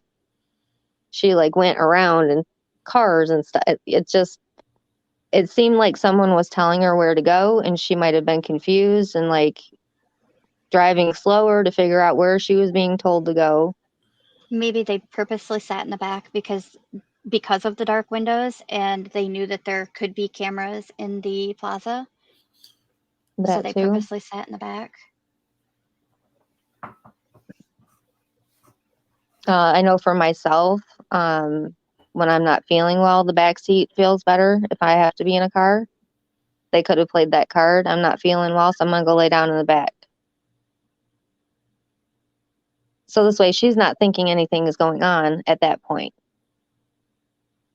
Because she didn't really seem nervous or frazzled in the store. So I feel like whatever happened, she wasn't aware it was happening until she got back in that van. Yeah, because she seemed like she was doing okay. You know, like when she was picking stuff out and at the cash register and stuff, like she. Now, the only thing that Bird and I have discussed that was strange at the checkout was how it appeared she was going to go reach in her purse to pay and then switch to her back pocket. To me, going into the purse seems like a habit.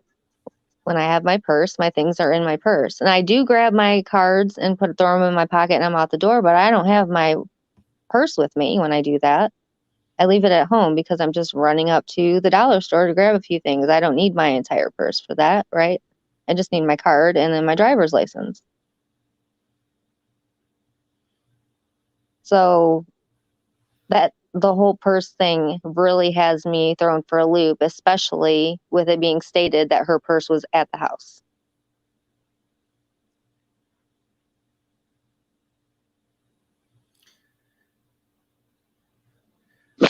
Strange for me too, just being a kid watching his mom. I don't think I ever will see my mother leave the house without a purse. Never.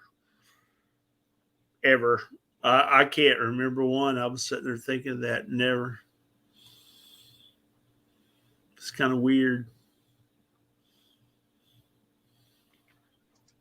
Yeah, just I don't know. I keep thinking like it's very odd that, and I mean, look here, like they look like such a normal couple, like normal family, you know? Yeah. They don't look like they would be on drugs by any means. Yeah, I'm not a person either, and I also have a couple of different ones too. But I know Amanda looks like she is. You know, there was a picture of her and Andrew, I believe his name is. That is her boyfriend's Andrew, right? Yeah, Andrew. Okay, she's got like acne or scabs or something all over her face. Now I don't know where they got that picture from, or if maybe it's like an old mugshot. But I believe it was AB or A Balance. He had it on his stream, and I seen it, and I'm like, damn, I didn't even know that. Like, I didn't know that she. So that's like a telltale sign of meth. You know what I mean? When you're picking your face and stuff, it made me wonder if that's not what she was on. Right. She's pretty lady in your picture you're showing. Oh, look, hold on. We got a super chat in here. I didn't even see this. Mike. Look at you. Thank you. Look, let me play this super chill. We got to play our song. We ain't got to play this whole time. Oh, gosh. I think we got a See, super here chat. goes. I think we got a super chat. Thank you, Mike. I think we got a super chat. I think we got a super chat. We had to pull our super chat button out there. It never gets old. That never I gets know, old. cracks me up. It's like it never gets old. I'm gonna send Ryan an email telling him to copyright that shit. Oh, you better fucking not. Right, just in time. Thank you, Mike. We appreciate that. Nick, you love this. You look. See, he said super chat. He loves the super chat. I do too. That's funny. Cracks me up. Okay, no, they haven't got the autopsy back yet, have they? No. Nope. If they did, you'd see everybody going crazy on it, I'm sure. Yeah, I was gonna say I don't think so because the internet's not going nuts. So you know what I mean. Yeah. Well, No, guys, I've been on here for, I don't know, 5.5 hours. So I think I'm going to go ahead and call it. And I got to take my little to tumbling. So we got to get going here in a few. But it was nice chatting with everybody. I really appreciate you guys hanging out. Oh, you mean you're today. not going to keep streaming while you drive your kids somewhere and then just pay attention to us instead?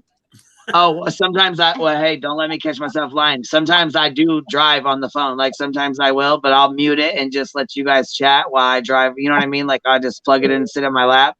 That's But fine. usually I was kidding. Oh, I was gonna say usually, but usually no, I won't. You know what I mean? I just I'll sit the phone down and just let you guys chat. As you should. Kids first. But I know there's some people that fucking don't. It pisses me off, so I ain't even gonna get started on it. But I'll tell you right now, it irritates the hell out of me, especially if I hear "Mom, I'm hungry," "Mommy, I'm hungry," "Mom, I'm hungry," and they're like, "Just a minute, just a minute, just a minute, just a minute." I'm like, go feed your fucking kid.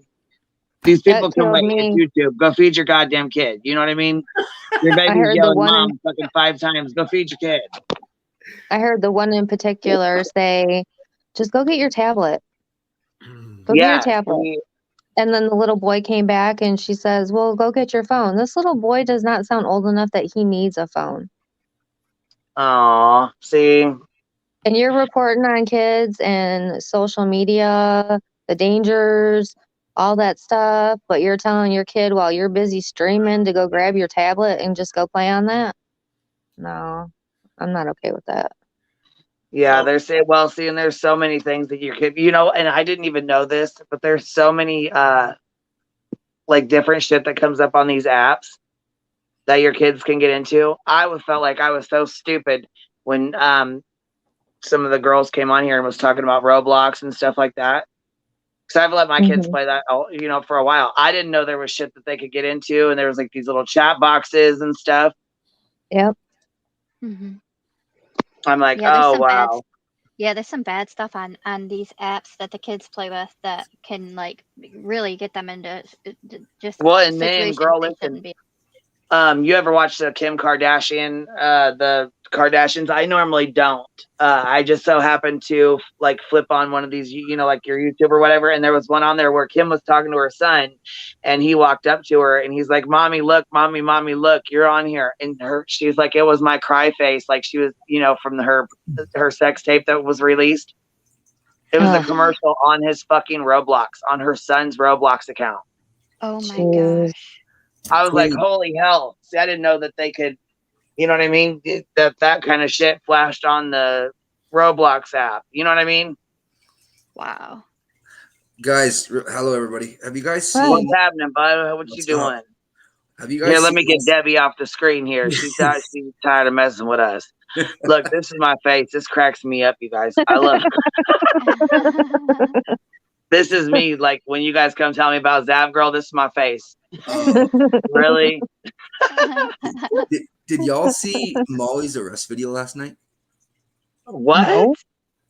The Glare played yesterday Molly's arrest video. She got caught in 2019 stealing money out of a stripper's purse, and it out of a stripper's ass crack. Yes, we have seen it. Matter of fact, yes, we have. Matter of fact, and listen, you know what she just did the night before last?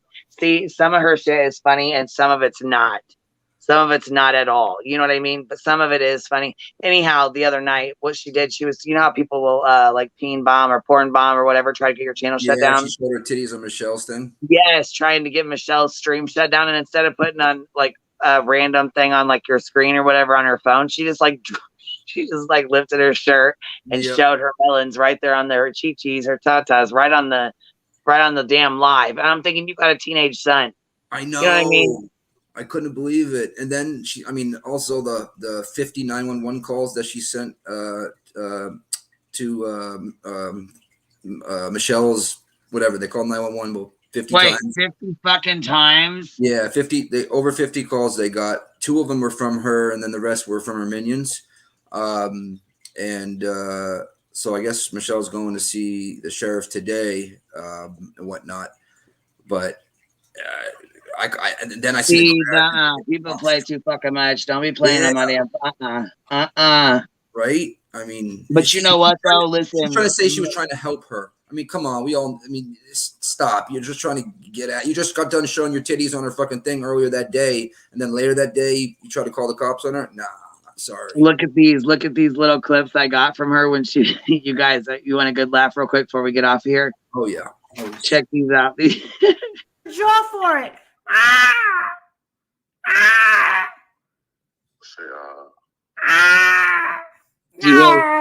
Don't she sound like a dead cat?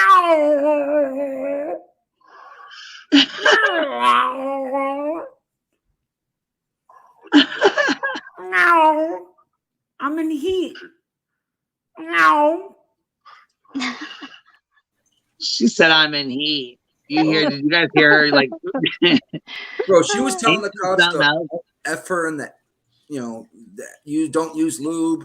I mean, I could not believe it. I don't know where he found that footage or whatever, but holy freaking moly! And out of her ass crack, I heard it was out of her purse.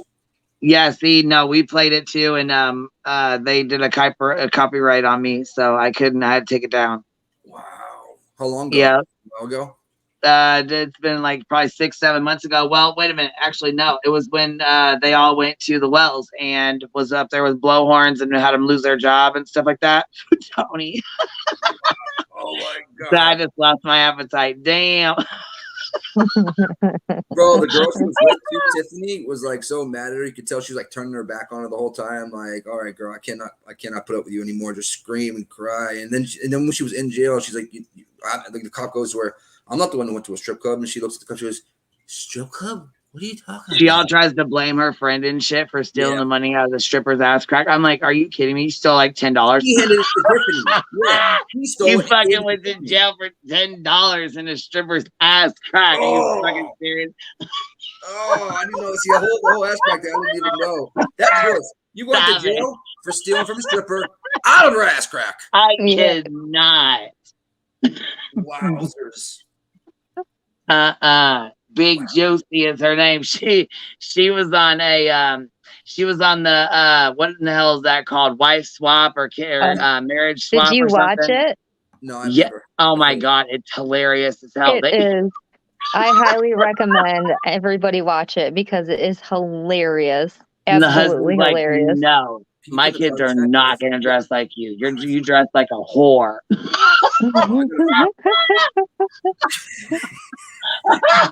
I'm like, yes, she does. Shit. He said, you are not gonna have my daughters dressing like that. Yeah, we sure did. The little boy. Look, I laughed so fucking hard. Like, you know what was really messed up is when she really tried. The little boy came out and was crying. He's like, I don't want my sisters to wear that. Now I gotta find it. I don't know how to find it. The wife swap. What the shnikey? Just put in her name with wife big swap. Juicy wife swap. It'll pop right up. You can't miss it, honey. Big Juicy wife swap. Big. That sounds weird. Big. She flipped out. She couldn't live without a microwave.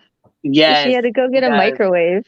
She has the whole damn panic attack. You know what though? I gotta give her credit for. I got to give her credit for at least trying to go, but damn, I can't believe her and Princess. You know, that situation is messed up because I feel like they're toxic as hell with each other. Are they still friends? I don't think right now. No, I think he got fired and they're not friends anymore or something. I don't know what's going on with him right now. I don't follow him that close, but Princess I is just alive follow her anymore. fuck shit. You know what I mean? Just her bullshit that gets that I get told about. Really.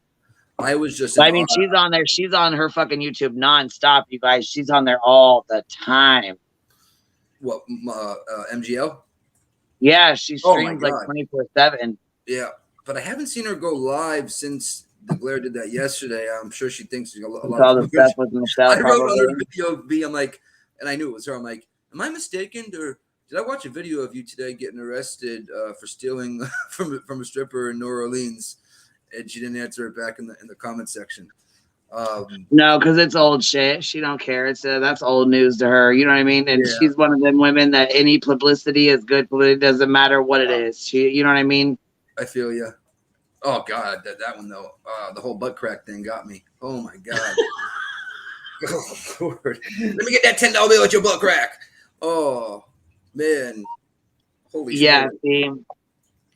Yeah, Jen P. She said, I doubt she gives a fuck. She don't. Savage. Savage. I think it's Savage Live Media. She's got a lot of Molly stuff posted. Because Molly don't fuck with her. Savage tried to go up on panel and Molly blocked her right off jump. She's like, oh hell, I don't want none of Savage. She'll eat my ass right up. Like Savage will tell her ass about herself. So I have some inside. I have an inside like a really inside person in her that I cannot give up the source whatsoever. I'm a very loyal person. Oh, you know, honey, you ain't even got to say nothing. Just keep it to yourself. You ain't even got to worry about it. She was arrested in Georgia as well for something similar. So. Who was? MGL. She was arrested in Georgia for something similar to what? Just something similar. Stealing.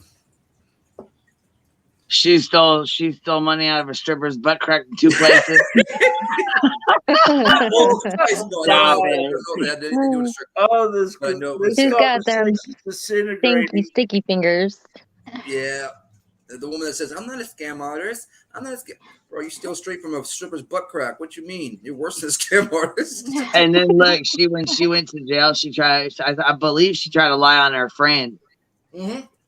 Yep. When they went to jail, I think she tried to lie on her friend and say her friend did it. I can't remember though. I'll have to watch it again, but I fucking laughed so goddamn hard at that shit. Yeah. Her friend turns her back at her at one point, doesn't even want to fucking deal with her anymore. What ended up happening is Molly stole it and hands it to Tiffany. Is what happened. Well, see, I don't drink because I get kind of silly too. You know what I mean? I either get like laughing or I'm ready to go at it with somebody. Oh, my bullshit detector's going off. I'm either cracking up laughing and you know what I mean, like happy as hell, or I'm like, don't even look my fucking way. Don't even look over here. Just don't even do it. You know? I think that was alcohol mixed with a Pralzam though. See, I'm a smoker. I like to smoke my bud, sit back and chill, talk shit with you guys. I'm not a drinker. I never really have liked to drink. I don't dig it. But see, like when like MGL, I feel like when she gets drunk, once she starts, she can't stop. It's like, it seems like that's what. Oh, also there's a, I don't know if you guys have seen this or not, but there's a call, like it's like a escort. There's a video that, it's like, something about what your life was like when you were an escort or a sex worker or whatever. And she actually does a video on it. And the only reason why you know it's her for sure is because Princess is in it. Really? Oh, wow. Yeah, they go to dinner. I'm gonna try to figure out what the name of it is. But yeah, it's her. She was an escort. She tells the story about it. I did not know that. Well, if you need, So she life coaches to teach how to escort. If you need a life coach, go to the woman that steals $10 bills out of strippers' asses. So. Yeah, that's it. If she can be a life coach, I can be one too. That's it. I'm going to be Queen Bee's life coach. That's what this is going to be over here.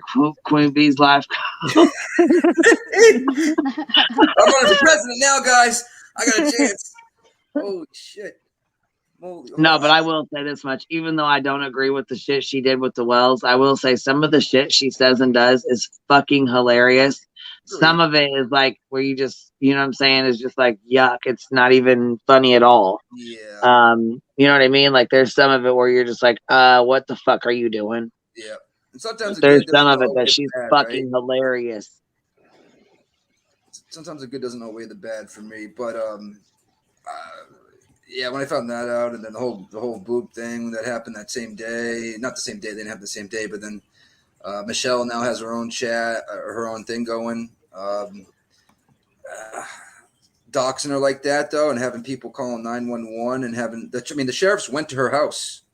Yeah, that's fucked up. And I mean, she should have told the sheriff what was going on too. You know what I mean? On her birthday too. She did it on her birthday. It was all fucking premeditated. You know what I mean? It was all premeditated. Yeah. So I feel not bad. cool. I feel bad for the Not chick. cool at all. I don't think she's not say the word all there, but I think she's suffering somehow. Gotta jump, folks. Y'all have a good evening. Oh yeah, real quick, Johnny Depp. Watch that shit. I watched a little bit of it so far. You're gonna die laughing. Where is that? I was just watching over. Just Popcorn Planet was playing it just now. Okay, so you don't know who's originally streaming? Like Oh, what it's platform? Tubi. Yes, I'm sorry. It's under Tubi. You can watch it. Okay. Yeah, it's on Tubi. Bye, Okay. True Texan. We'll see you later, man. Hold on. I've learned a lot. Says, does she make money off being a life coach? I really don't know. I'm sure she probably does, though. Yeah, you got to be her Patreon for her to be your life coach. So it goes hand in hand. Oh, okay. So how much is it for it to be a Patreon? I don't know. Oh my god, I don't know. Maybe $10. Because you still $10. All right, so you pay Pay $10 and it has to smell like stripper. Yeah, that's what I was gonna say. I pay $10 a week, or is this $10? I think her Patreon is monthly because she'll tell people like towards the end of the month, don't buy it because then you're gonna pay for it for 4 days and have to, you know what I mean? Right. Rebuy it again. There's a comment saying 50 a month. Whoa. Wow. And I guarantee she's got at least fucking 50 Patreon members. I mean, you do the math there. Holy shit. Whoa. Wow. So, yeah, what is that? Fuck. I'm bad at math. What is that? What is that? That's like 20 would be 1,000. $2,500 a month? Holy shit, at least? Wow. Hey, if you want to learn how to steal from a stripper, $50 a month. I'll pass. I'll pass and save my money. Yeah, I mean, I go to strip club all the time. I throw that money. I don't take it. Jesus, Lord, Mary and Joseph. I can be rain. Oof.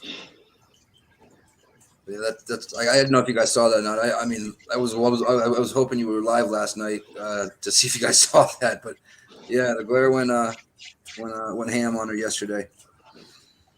That he did. Was you watching Psycho Babble Rap when he went off? No. Oh, great. Now I got some more content. Yeah, you know what though? Kurt went up on his panel and was trying to talk to him because he was going to dox his kid, he was going to dox his mom or something like that. So I guess he went up on his panel and was like, "Yo, like, what's your obsession with me, man?" And I guess Psycho Babble Rap went off. I don't know. I haven't seen it yet, but so wait, I figured you would be over there. Whose mom was going to be doxxed? Kurt, Captain Kurt Reacts, Ryan's friend, because he's still going really super hard at Ryan Upchurch. Yeah, so Babel was gonna dox friggin' Captain Kirk's mom. Yeah, that's what he said last night. I guess she's got some little business, some like real small business or whatever, and he was gonna blast that too. Don't do that, Babel. Don't lower yourself to that shit, man. Come on, fucking, that's so dumb. That's dumb. He said because Kurt and Low Stroke or No Stroke or whatever the fuck that guy's name is. He I think what is his name? Power Stroke. Oh, Power Stroke. Okay. Well, yeah, they looked him up, or they looked the anime. He said Captain Kurt and Power Stroke looked up. I was gonna call him Lowrider Stroke. They both looked up Zanime for like 3 hours and doxed her on the live stream for like 3 or 4 hours. And I'm thinking, what if Zanime doesn't even want you to keep saying her name and bringing her up every single day, every video, every morning, afternoon, and evening? He brings her up. Yep, I wrote that to him about a week ago. I said, but I thought, if she wanted to be left alone and she didn't want to deal with this, why is she still dealing with all of it? Yeah, and he always starts the stream, or he'll still.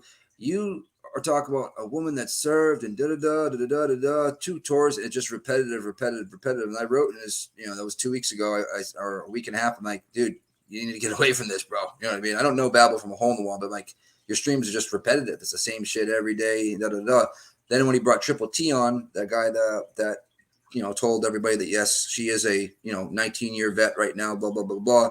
I wrote in there, I'm like, hey, this is the first productive stream you've done in a while. Keep doing this type of shit, not the other type of shit, blah blah blah blah blah. Because that was a good stream. Because people fucking finally, the crack squad, as you want to call them, couldn't deny a vet like that was saying all that positive stuff about Xana May. You know what I mean? These YouTube streets, man. These YouTube streets are tough. Oh yeah, yeah, for sure, man. What's been going on over in Tony's neck of the woods? I seen him and Voices were going at it. I haven't even checked on him in a while. Who's going at it? Him and who? Well, I guess him and Voices behind the wall. Cher, she's been here for a long time, but she covered a lot of the Summerwell stuff. And they were going at it. Yeah. On his panel? She basically looked up his background or something and said that he was, and I don't even think it was real. Maybe I don't think it was real actually, but that he was chasing younger girls or something. Said that he had a record. Yeah. Said that he had a record that he claims he has no record. And then she said that there are missing girls in his area. And then she went a little further and said that he has them chained up in his backyard. Christ. Yeah.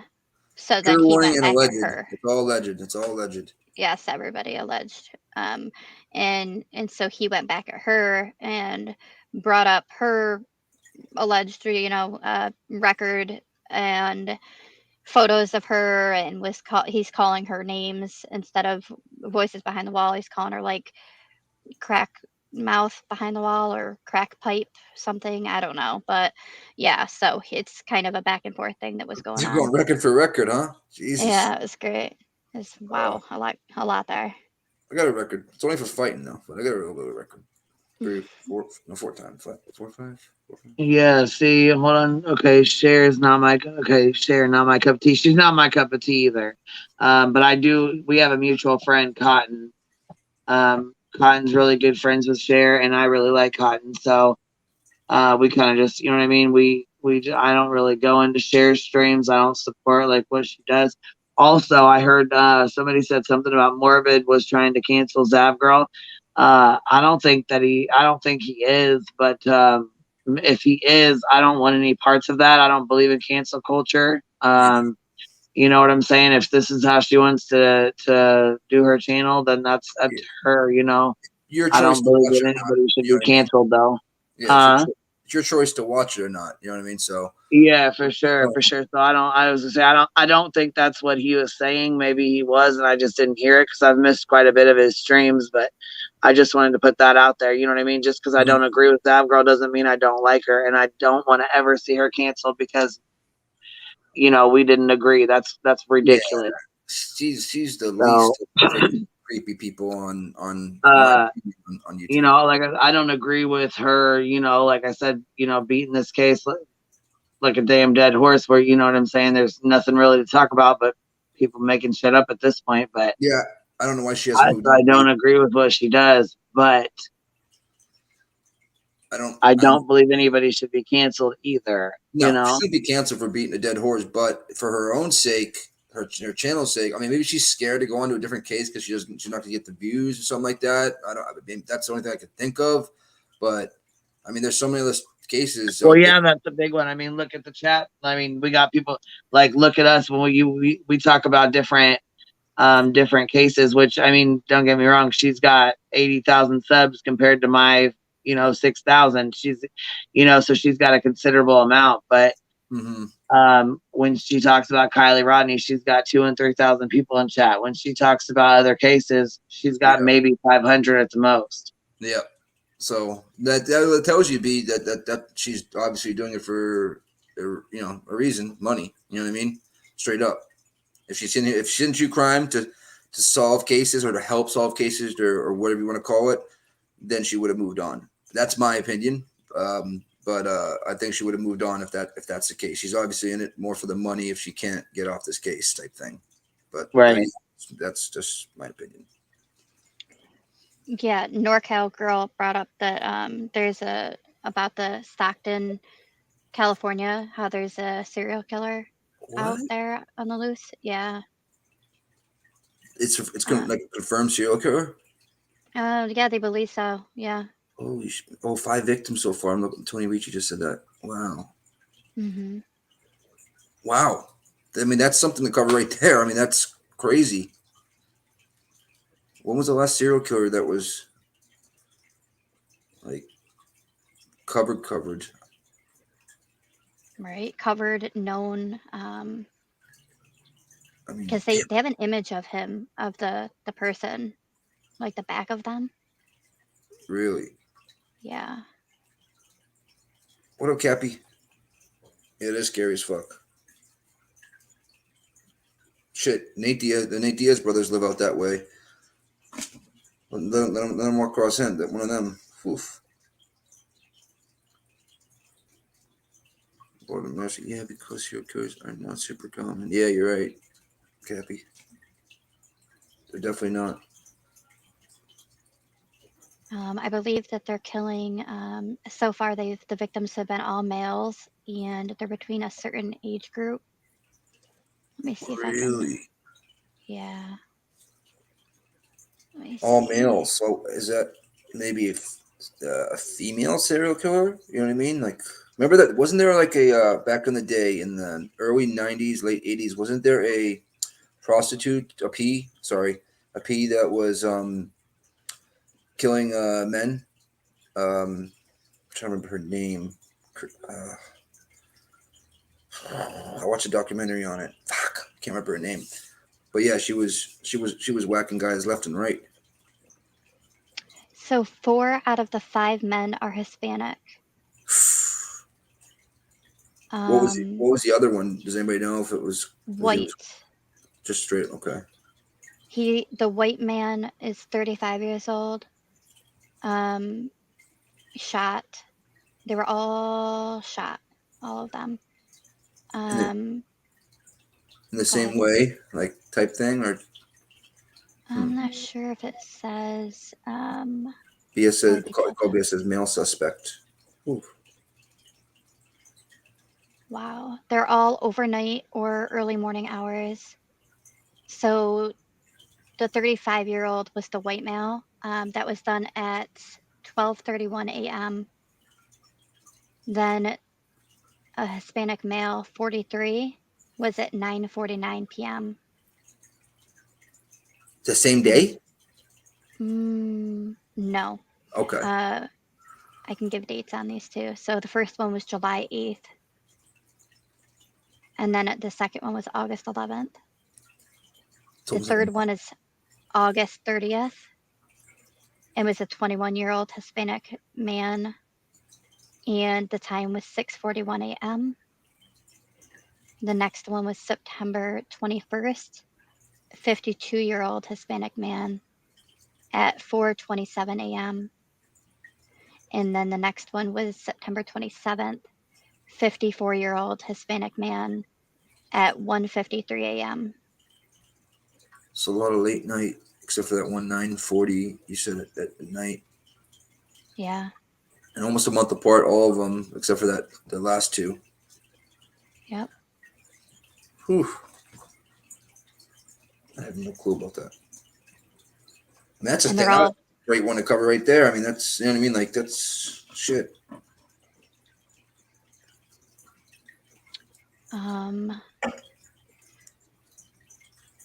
So the city of Stockton put up a $75,000 reward for information, and Crime Stoppers put up $10,000.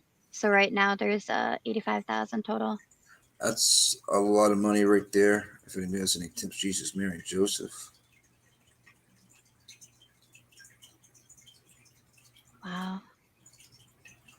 Yeah, that's crazy. Yeah, that's definitely something that could be covered. Yeah, I mean, all she has to do is a couple days on it, and then people will, you know what I mean? Maybe the first day or so, maybe the first 2 times, but it will build up. I just don't know how she just can't get off of this. I don't understand it. You know what I mean? There's like B said, there's nothing to cover anymore. There really is nothing to cover. There's nothing to cover anymore. We're just waiting on the toxicology reports. Yep. Exactly. It's so true. And during that waiting, like, you don't need to talk about like the clothing that they were wearing. And then now it's spread to, like we were talking about earlier, that they're trying to say that she was pregnant and what? Yeah. Yeah. And that came from over there? No, I don't think that it started there. I don't know if it's made it over there yet. I'm not sure. I just know that there are channels that are discussing it, and it's got to the point that a channel is even being like ugly at her, at Kylie, and just being like, "What did you do? Like, how awful are you that you did this to your unborn?" Like, Yeah. what? Yeah, that's where it starts to get taken. You know what I mean? It's already been taken too far, and now it's getting into now she's a villain. Like, come on now, like what the f? And like who just said that? Yeah, get off the Rodney case. I've learned a lot. Said yeah, get off the Rodney case. Let the girl rest in peace. Let the family rest in peace. Friends rest in peace. Yes, the community as a whole. It doesn't make any sense to me. I don't know. It's only been like 4 months for me. I started during the Johnny Depp case is when I started to jump on YouTube and watching all you guys and stuff like that. Yeah, I watched some of the Johnny. Well, I watched the majority of Johnny. I watched every minute of that entire case live. Every single minute. Were you in agreement with Johnny? Oh, 125,000%. Yeah. Yeah. I think they were verbally abusive to each other. 100%. But those claims that she made, I think, I can't say I know for a fact, but I'm 99% sure in my feelings that they're all bullshit. Maybe there was times where she slapped him, he slapped her back type thing. You know what I mean? There could have been stuff like that, but the whole, like I said on Queen Bee's channel once before, that phone call she had with Johnny when Johnny's like, you punched me in the face and yada yada yada. You've been in many fights, Johnny. You know what it's like to be punched. I didn't punch you. Not one time did you hear out of her mouth say, Johnny, you've hit me so many times and you're complaining about me hitting punch. You know what I mean? That's what would come out of somebody's mouth. That's what would come out of somebody's mouth. If I agree. You know what I mean? If X, Y, and Z happened to her, that's what would have been on that phone call. And there was none of that. So that was the biggest thing. Not a lot of people, like, nobody that I watched said anything about that. That's the one thing to me that like stood out was that phone call and her not defending herself, saying, you've beat me up so many times, Johnny. You've done X, Y, and Z, yada yada yada, blah blah blah, whoop de whoop. No, none of that. Just don't be a pussy. I didn't punch you, blah blah blah. Now, does that sound like a victim? Absolutely fucking not to me. Absolutely not. Yeah. That's yeah. No, I hear you. Yeah. She's like, oh, that wasn't a real hit. Like I touched you, I tapped you, like it was. Yes, I hit you, but it didn't really hurt. Type of hit. Buttercup says, I'm sorry, but Johnny was just as bad. I read the UK transcripts. I don't think the UK gave him a fair shake at all, but that's just me. Just as bad. I mean, so you think that Johnny beat the shit out of, beat her up, Buttercup? Or do you think none of that happened and they just were verbally abusive? For as much footage and pictures and recorded audio she had, I feel like if she got beat up on a regular basis, she'd have pictures of that. That's mic drop. That's what I thought too. I mean, the girl can't take any responsibility for anything. She was completely innocent on that stand for anything that allegedly she did. You know what I mean? There was no accountability. That's the word, accountability for anything. So if she can lie about the little things like that and whatnot, she obviously can lie about the big things. So that's just me, though, I guess. Perfectly imperfect. If JD did those things, she claims she'd be in the hospital. His rings would break her face. Yeah, that's another thing. All the rings that he wore, I know they covered that. You know, the marks over the face. Another thing, her coming out of the court, you know what I mean, with that bruise on the side of her face that looked like it was put on by makeup. To be quite frank, I've never seen a bruise like that. Bruises get purple, and they it's not like I don't know if anybody's ever been punched in the face before and had a black eye or whatnot. That's not what it looks like. It looks totally different, and it's in different areas. And it's not controlled to one area. And it looked like it was like done up by someone that does movies and stuff like that. That's what it looked like to me. She came out of that. What's it called? Not to mention she was emaciated. She was so thin to the point where he could have bumped into anything, get a bruise. You know what I mean? I think that trial went exactly the way it should have went. I honestly would have liked to see neither of them get money. I don't think he was completely innocent. I do think she lied, over exaggerated. But I mean, toxic relationships happen, and in my opinion, they were just toxic to each other. Yeah, the whole bottle thing. You know what I'm talking about? The whole bottle with the bottle. I mean, that's no way, fucking, shape, and form. I will ever believe that. I don't, especially with her saying she didn't realize what it was at first. Like, no, come on. Didn't you say it was a broken bottle too? I want to say. I thought she said it was a broken one. Maybe not. Yeah. At one point she said it was a broken bottle. So why is she not getting cut? Yeah. She got caught in she got caught in her own lies on the stand, twisted up. Thank God for Camille being able to do what she did and pinpoint everything and catch her on everything on the cross exams and stuff like that. Shit, if it wasn't for Camille, it might not have went that way. Oh, she was a rock star. I was proud. I was like, Mom, proud of her after that. Pekin Bai believes her. I believe her, she says. Hell yeah, she was a fucking beast. But let me tell you something, and I know it's probably going to piss a couple people off, but I feel like, I definitely feel like Johnny could be a dickhead, and I feel like he was not innocent. I feel like they both got fucked up. They both did drugs. They both partied, and I feel like they both said shit to each other. I agree with that 100%. Do I think he beat the fuck out of her? Hell no, I don't. I don't think he put his hands on her like that at all.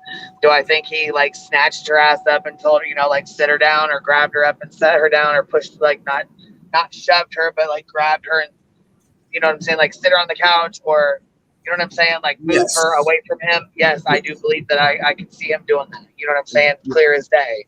I could also with a closed fist. No, I don't see him punching her in the mouth, or, you know what I'm saying? You know what I mean? Being abusive.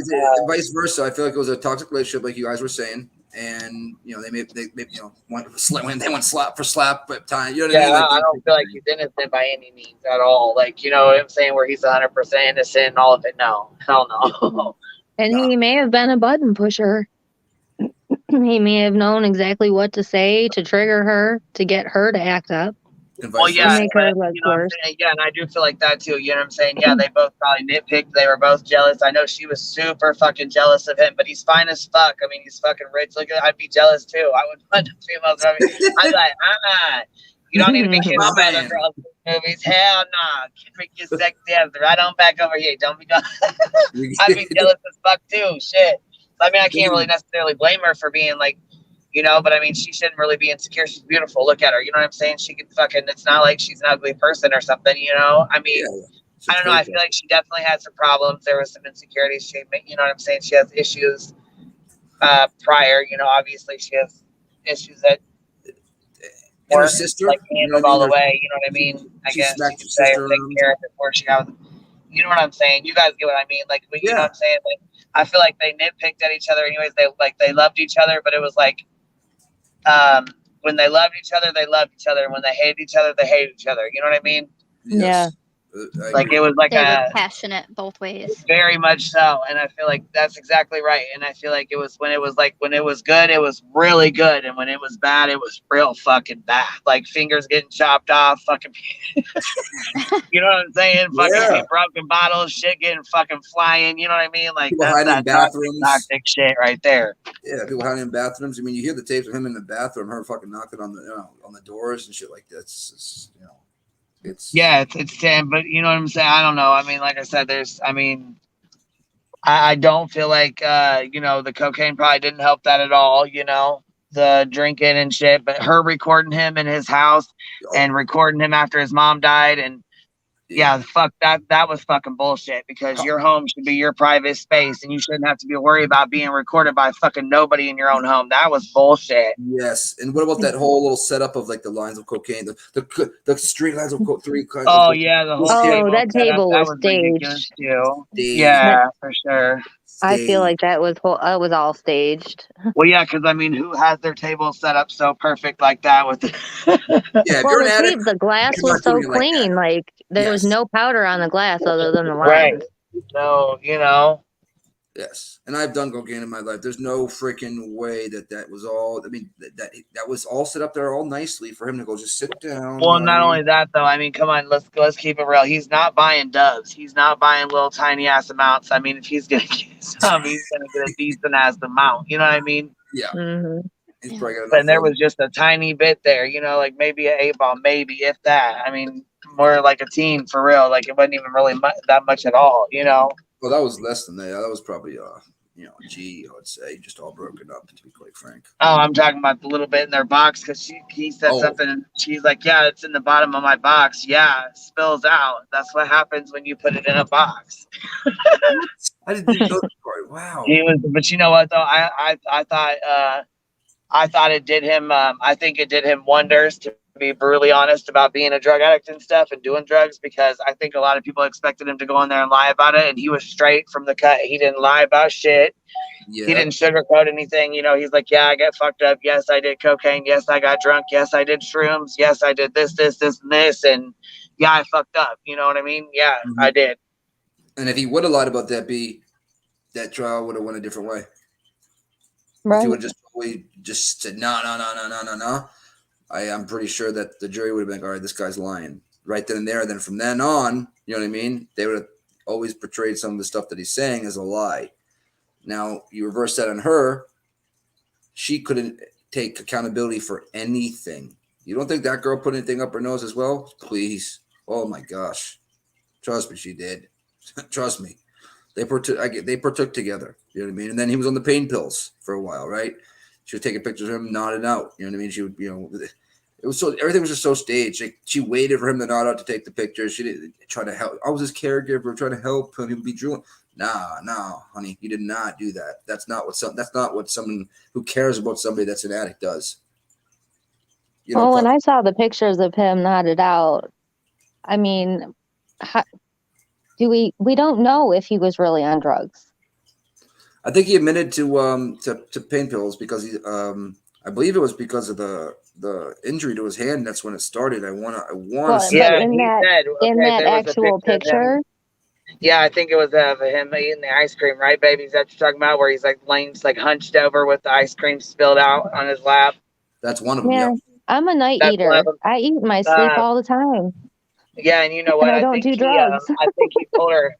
I think he said, he's like, she knew I had taken my medicine, and she knew I was going to be knocked out. She knew I was going to be sleeping. So she handed me that ice cream and let me spill it all over. So I looked like I was, I remember, I'll have to pull it up, but I remember him talking about that. Yep. She knew I was passing out. She handed me that ice cream so I would spill it all over me and look like that. Yep. Cracking up. I'm like, she probably did though, because she's like, she seems like one of them little vindictive ass. You know what I'm saying? Oh, he's passing out. I'm gonna, you know what I'm saying? I'm gonna hand him this ice cream and let him spill it on himself and then take a picture of him, and that way I have that picture. I think she's sneaky like that because she did so much little sneak shit recording, and honey, you want some ice cream? Yeah, okay. Brings it to him. Knows he's gonna fall asleep right then and there, and then boom. You know what I mean? Last night I was watching Game of Thrones till like 3 a.m. I was eating my hamburger. You know what I mean? I fell asleep, woke up, my hamburger was still there. Well, half of it. My dog ate the other half. It happens. You know what I mean? And I wasn't on It any does. whatsoever. I had some beers. You know what I mean? But it happened. I was sober and munching on marshmallows, watching a movie. I fell asleep, woke up the next morning with one stuck in my hair. Shit happens. It does happen. I'm stuck in there. That'd be a bitch to get out. Oh, It Lord. was. Yeah, but I think that I mean, what he's getting 10 million, and that's if he gets it. She's fucking broke as a joke right now, so I don't think he cared about the money. To be quite frank, I just think he wanted justice for himself. So it was a win. It was a win for him, and you know, get back his career and stuff like that. I'm happy that it went that way. So his career and stuff like that. I'm happy. Well, we got a YouTube You're on. talking. You gotta turn your YouTube off, True Texan. You gotta turn your YouTube off. You came up here and made a rookie mistake on us, man. What you doing? Shoot. You got it? Yeah, but usually you take forever. Goddamn. Take forever. Goddamn. Shit. I was on it today, baby. What's I up, was baby? on it today. Yes, ma'am, you were. No, I had to bust off, but I thought you were finished. I was getting ready to get off here. We've just been shooting the shit about, I don't even know. I think, you know, just the stuff with MTL and then this. And you don't have to turn the YouTube off. You just got to mute the volume on it. You can still watch a chat through YouTube. Oh yeah. Just get to the, oh yeah. You just have to mute. Well, you know what I'm saying. You can pause the video and still watch the chat. Yeah. I have it on right now. Yeah, just have it muted. And I agree. Who just said that? Where is he? I've learned a lot. No cooking table is like that. That's correct. You know what I mean? That was just that was staged. Everybody knows that was staged. That was probably the stupidest thing for her to even bring that into the case. Everybody that knows and is an ex-addict or an addict would see that was a staged table of her putting all of this stuff together.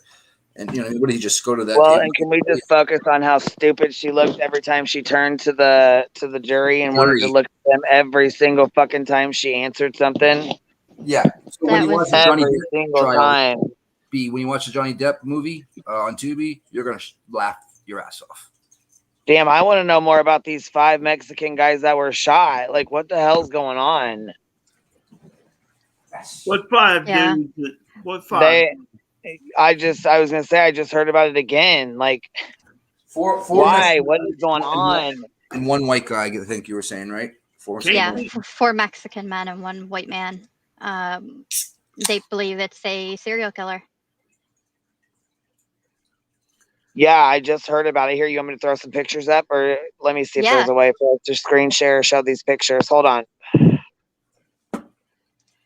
Because they have the image of the man that the suspect, the serial killer. I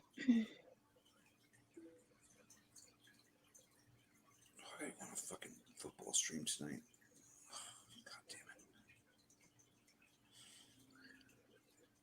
I was really going to irritate you and eat some like potato chips and shit.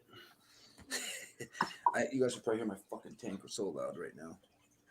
The time frame was July 8th to September 27th.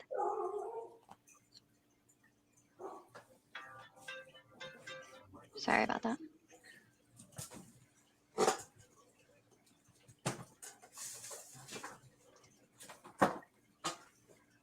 What the hell is my cord for my mic? What the hell?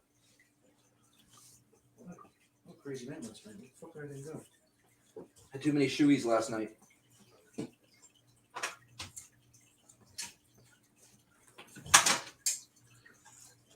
Somebody donated $150 for me to do 4 shoeies in a row. I was like, all right, I guess so.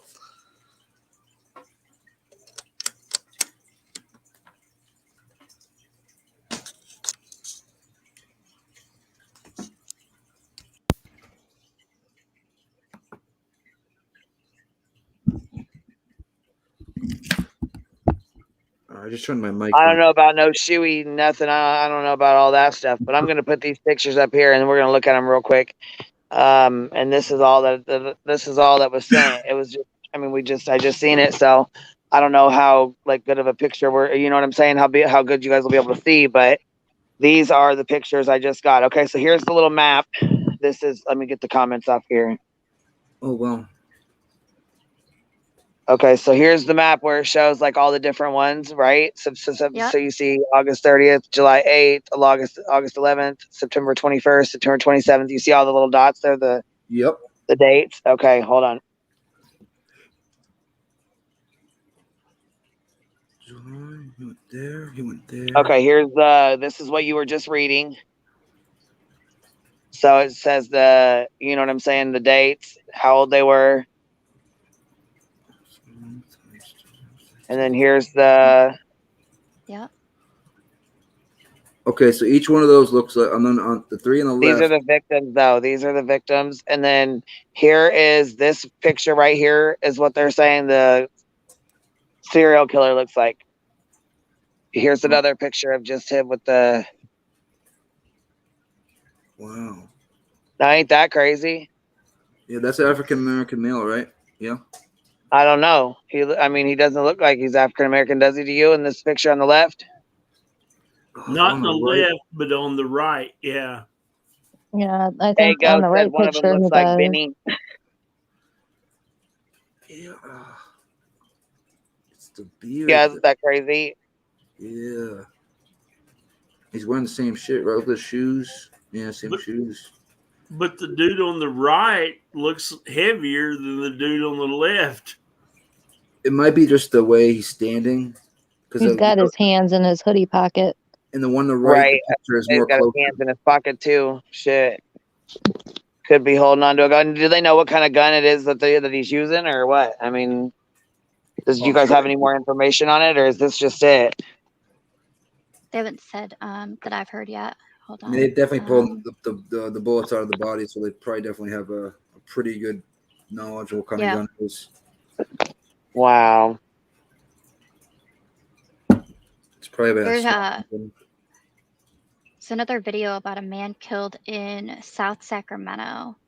So I'm watching that to see if that has anything to do with us or not. I don't know if it does. Yeah, Kate, I think it's definitely the same person as well. It has to be. I mean, look at the beard, the where it just wraps around like the goatee part of the beard. Yeah, there's no doubt in my mind that that's two different people.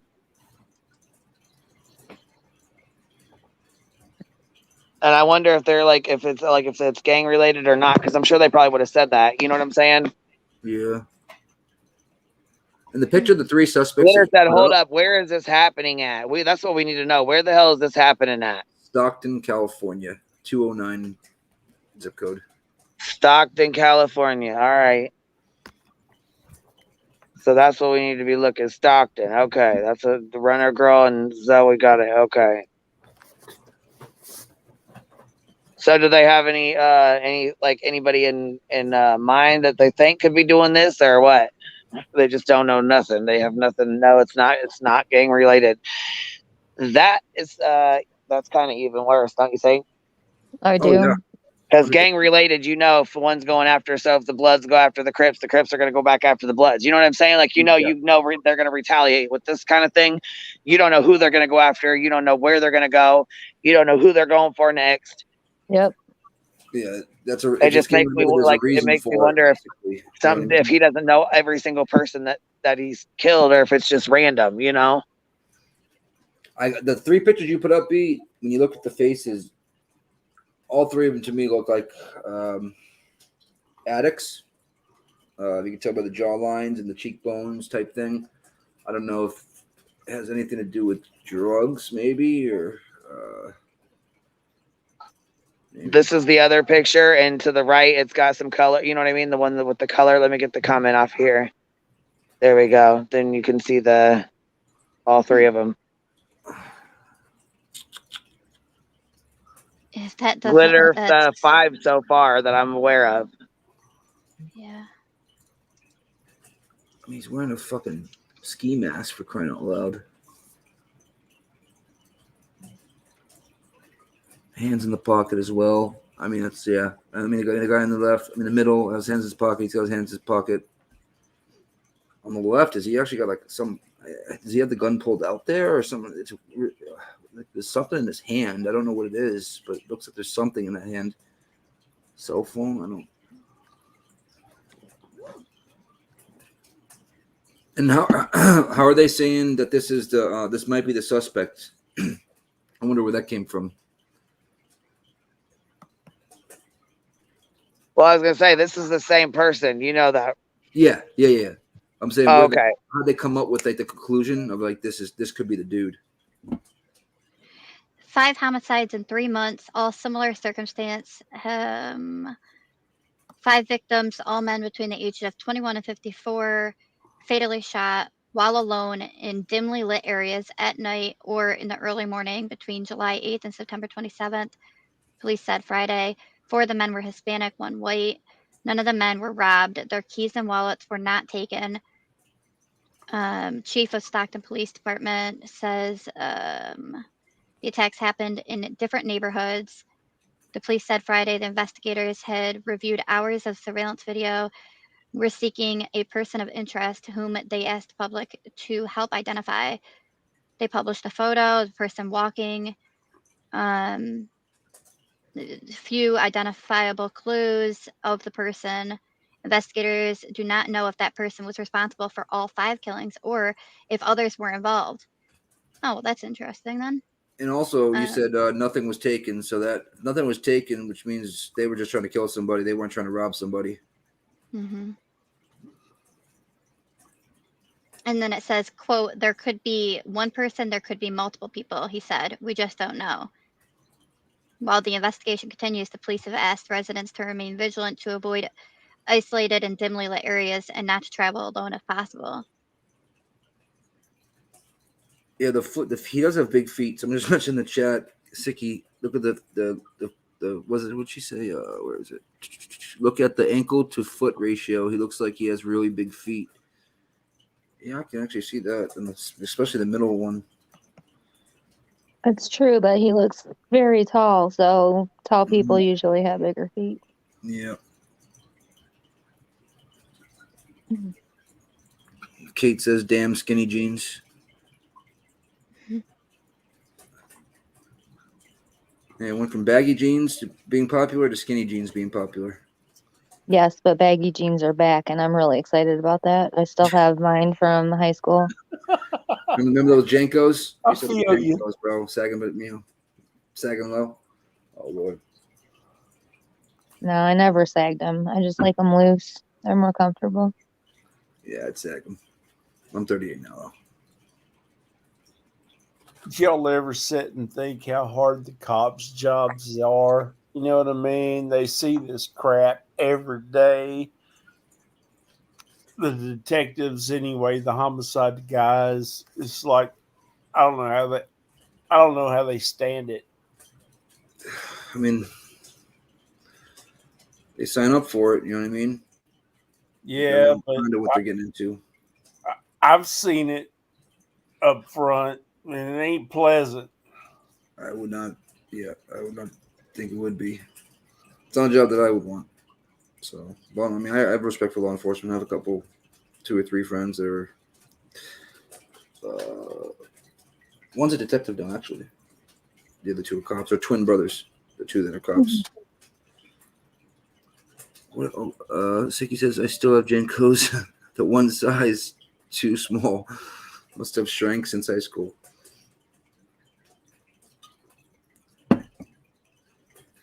Question is, what are parachute Well, pants? guys, I am going to get off of here. I've been on here a long time. I'm tired. I'm jumping off of here. I've 6 hours and 24 I minutes. will talk to you guys here after a bit. Yep. Thank you for having me. Queen Bee, I've heard this 3 times, and then I click on it. You're still up, so I come back up. Are you done or I know. you not done? It was my fault. Well, I I'm gonna start talking about Molly. I'm gonna end it though right now. So I just don't want to be rude to you guys, but I'm just telling you thank you. I appreciate you coming up, but I am gonna I am gonna cut it short here, man. So Thank you for having me. 25. That's a long I stream. appreciate you guys hanging out. Thank you, girls. Thank you for having me on. Y'all take care. Take care. You Bye. too, man. We'll talk to you later. And thank you Later, guys. for Have a hanging good out, Burden night. Approved. Thank you. Later, Thank guys. you too, Nicole, for coming up and hanging out too. It was Bye, fun. Nick. Have We'll a good see you night. later, man. Bye bye. We'll see you later, girls, guys.